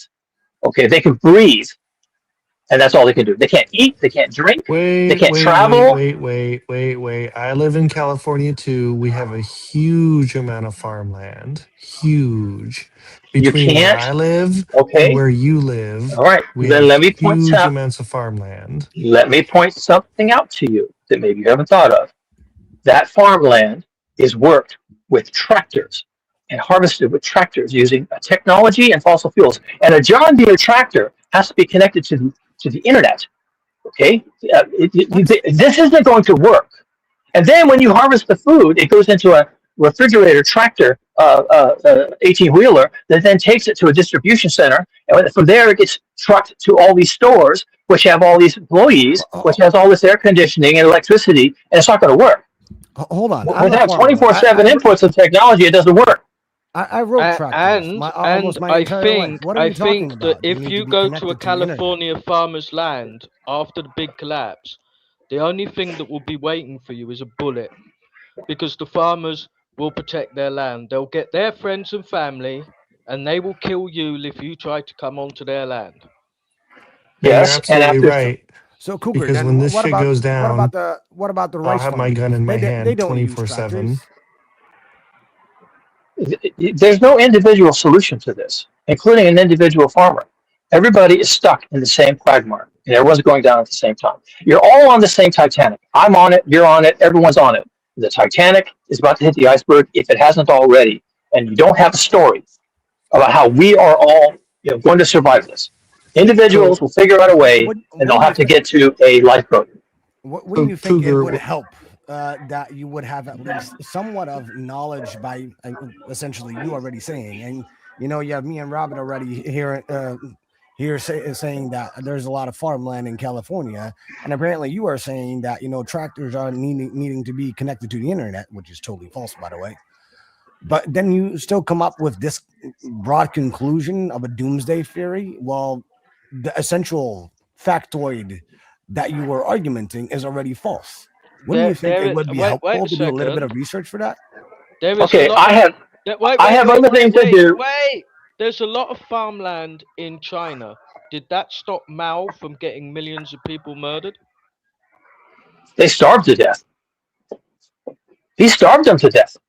But it also happened in ancient Egypt, because the one who controls the ledger, that is the one who gets to decide who gets to eat or not. That's why I was saying that the farmers have more control than people realize, and that is why the government wants to get rid of them. They hate you. The farmers hate you more than guys, your government does. What you people are not understanding is that if this industrialized civilization even stumbles, let alone collapses, nothing works. Nothing. Absolutely nothing. 0% So your operational. argument is that the industrialization of the world is going to be our doom. Yes. Then I would agree with you. Well, good. frankly, I think kind he's of thought right. I think we were kind of walking around the same point. Yes. Then what is your think- fix? Remove that. I don't have a solution. There's no solution, guys. Get to the That's why lifeboats. he's called Cougar Doomer, bro. He's giving you the end game. He's telling you how it's going to end. I have a solution to avoid it, but I'm not stupid enough to think that enough people will embrace it to make a difference. You know what? You can't avoid it because it's global. What you can do is you can adapt and survive it. That's all. So you would then agree that the industry essentially, or the industrialization caused capitalism. Oh, I'm not sure which came first. Does it matter? I'm sure which came first. First came capitalism, and then came industrialism. It makes perfect sense. Yeah. Yeah. I don't know. It doesn't really matter. Here's what's going on. It was all created on the concept of limitless resources. And as the resources have been drained away, there has been more and more frantic effort to find resources to keep all the balls in the air, to keep the juggling going. Okay, and as we approach global heating and hothouse Earth, it's going to be harder to get these resources. And at some point, people are simply going to say, "Stop doing this," because they're going to be afraid of what's happening to them individually, that they're not going to survive. What about let's do an hypothesis here. Let's say we remove all the cars, not necessarily go all electrical, because we do not necessarily need that, because electricity is a luxury, right? What if we all learn how to become potato farmers? Everybody would have a neat patch of ground in their backyard and just survive themselves. Okay, please do. Yeah, good idea. Please do. The truth of it is that if everybody decided to become a potato farmer tomorrow, our governments would find a way to brutally murder us. No, hypothetical would include that there would be no government.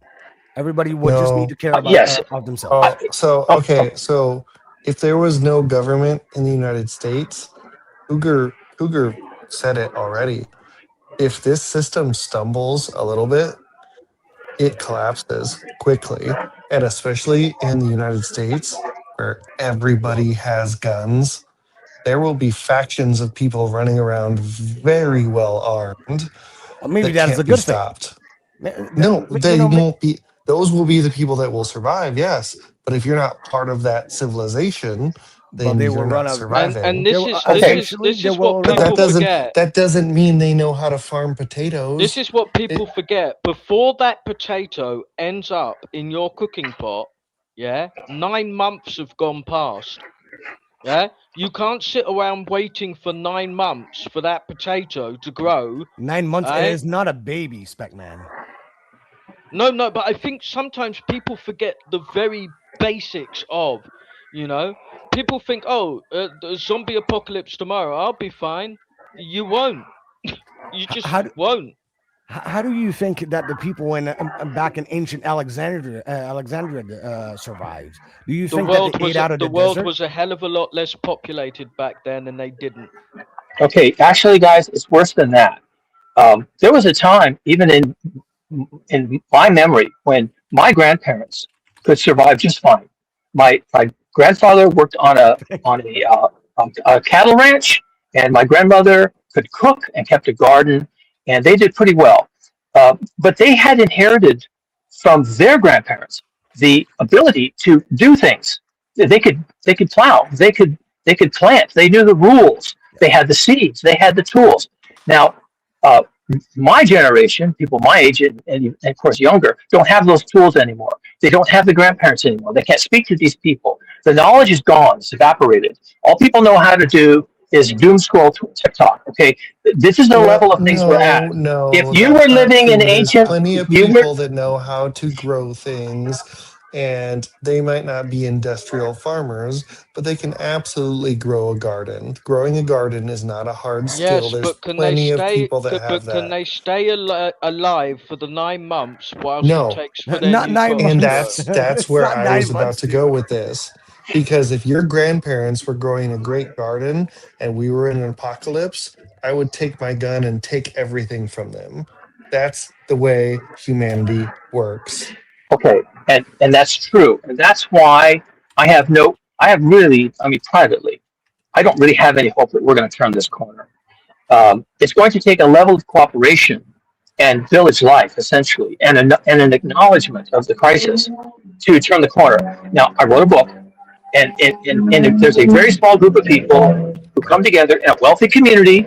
Okay, it's basically it's built around the community that I live in. So these are very wealthy people, and they agree to pull their resources together. And in 100 days, they start to turn a particular corner to survive in 100 days. But at the end of the book, the narrator acknowledges that they need to do that same trick 100 times. And I'll save you the math. That's 27 years. They have 27 years to get their shit together. And how much of humanity will do that? And the answer is virtually none will do that. Virtually none. So you don't That think that group would need to be very well armed. Yeah, I was very well armed. You know what? I thought about that. And when I was writing the book, I was thinking, so how is this really going to work? What really happens is that the people who are running around with guns, stealing things, they are not they're not well established to be creators. They're just stealers. And they eat well, and they have money and 72-inch TVs, and they have all this stuff, but they don't have electricity, they don't have water, they don't have land. And actually, Why in the don't book, they have they're all don't they have those things? I know how to because garden they and I have plenty of guns. If we were in an apocalypse situation, not only would I be stealing, robbing, and killing, because there's but always somebody with a I would also be gardening. I have the okay, but there's ability to always do all someone with those a gun things. who doesn't garden, and they're going to come and take your gun and take your garden. And this doesn't Yes. scale. This doesn't work at scale. But This is called an eye for an eye. What I'm saying is this is kind of the it doesn't hunter gathering just because situation, isn't it? because that person that comes and steals from me who does have those abilities doesn't mean that that person and their community doesn't have those things. When the shit goes down, What there are community? hey, I will tell you what I will tell you. I know for a fact that in the southeast of America, there is a huge population of American citizens. We call them doomers or preppers or whatever you want to call them, but they are ready for the end of the world. My mother and my But you're stepfather not are one one of of them. But you're not I'm one of not, them. no. And I'm not. I don't agree with that community and I don't live my life that way, but they do. And their whole life is surrounded by being self-sufficient, having lots of guns, being able Okay, to survive that's an apocalypse situation. I mean, my mother and my stepfather have 50-gallon drums full of things that they would need to survive because they're afraid a flood is coming. Like, I'm telling you guys, in America, there are these people that are ready and already have an established community of people that are ready for this type of situation. now tell us the percentage of Americans that are ready for a real crisis.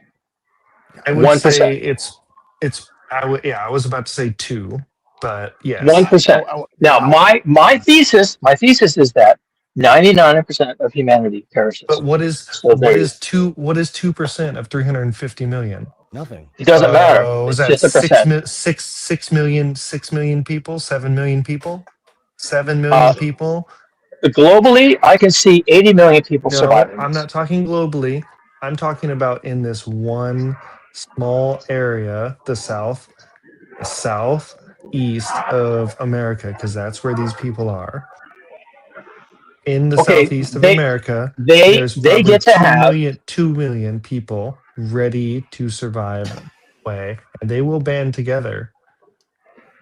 Then you will Good for have them. these communities That's fine. of people surviving this way.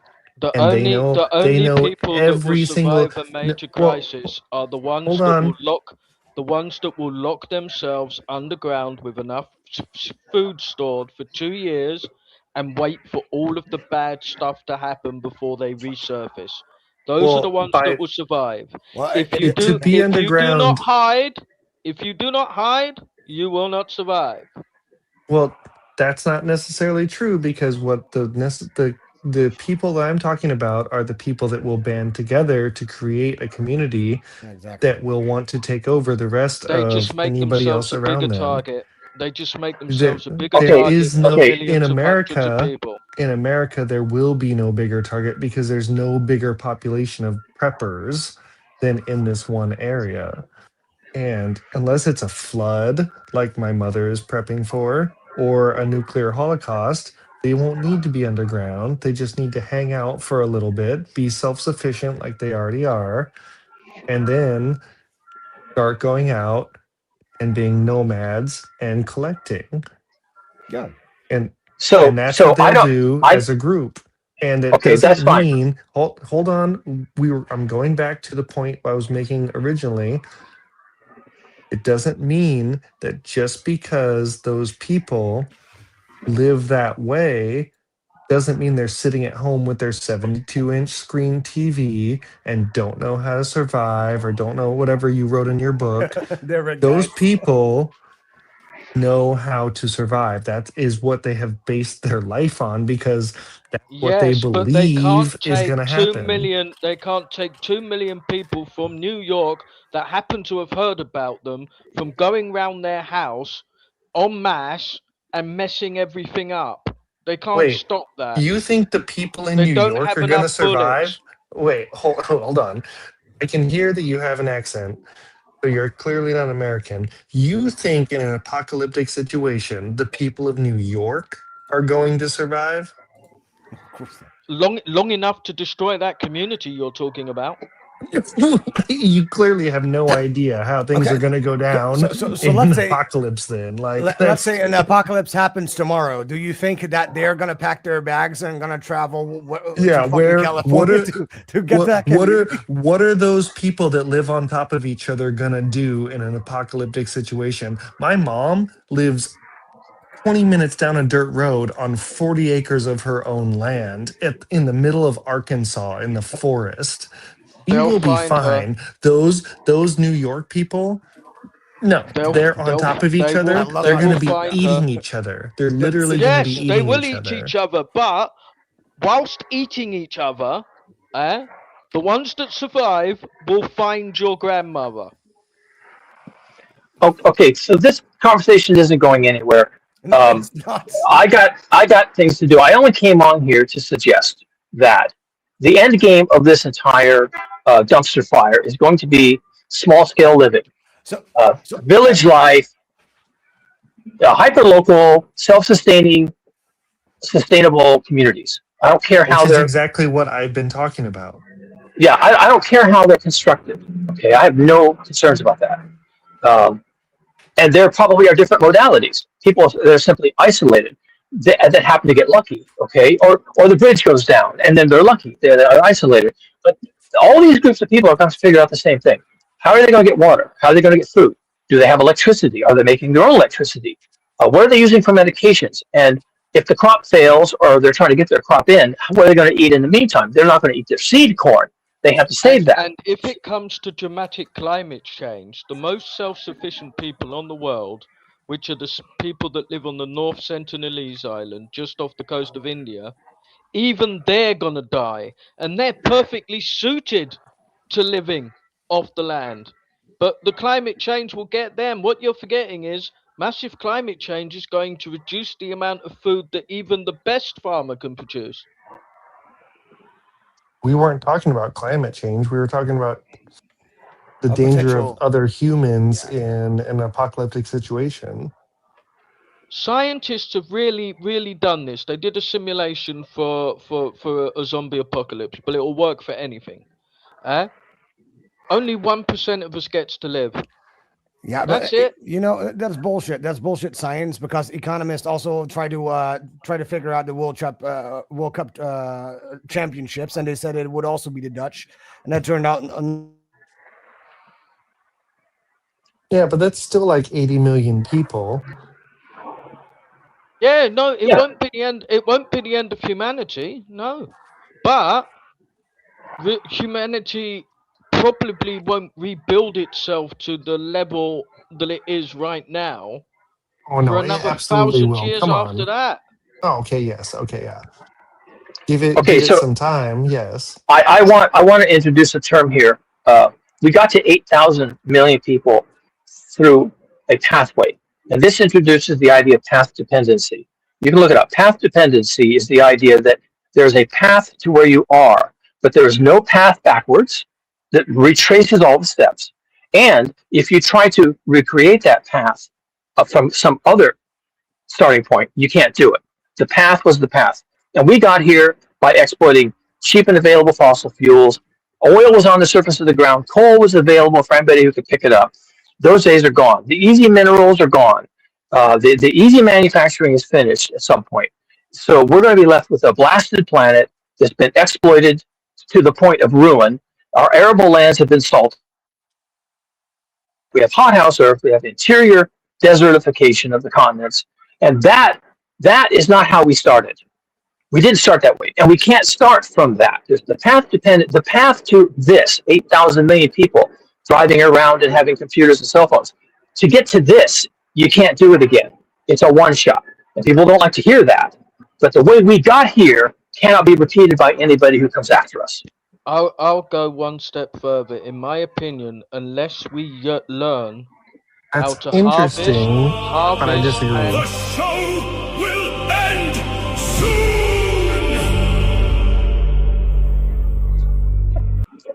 Okay, guys, I'm done. Have fun.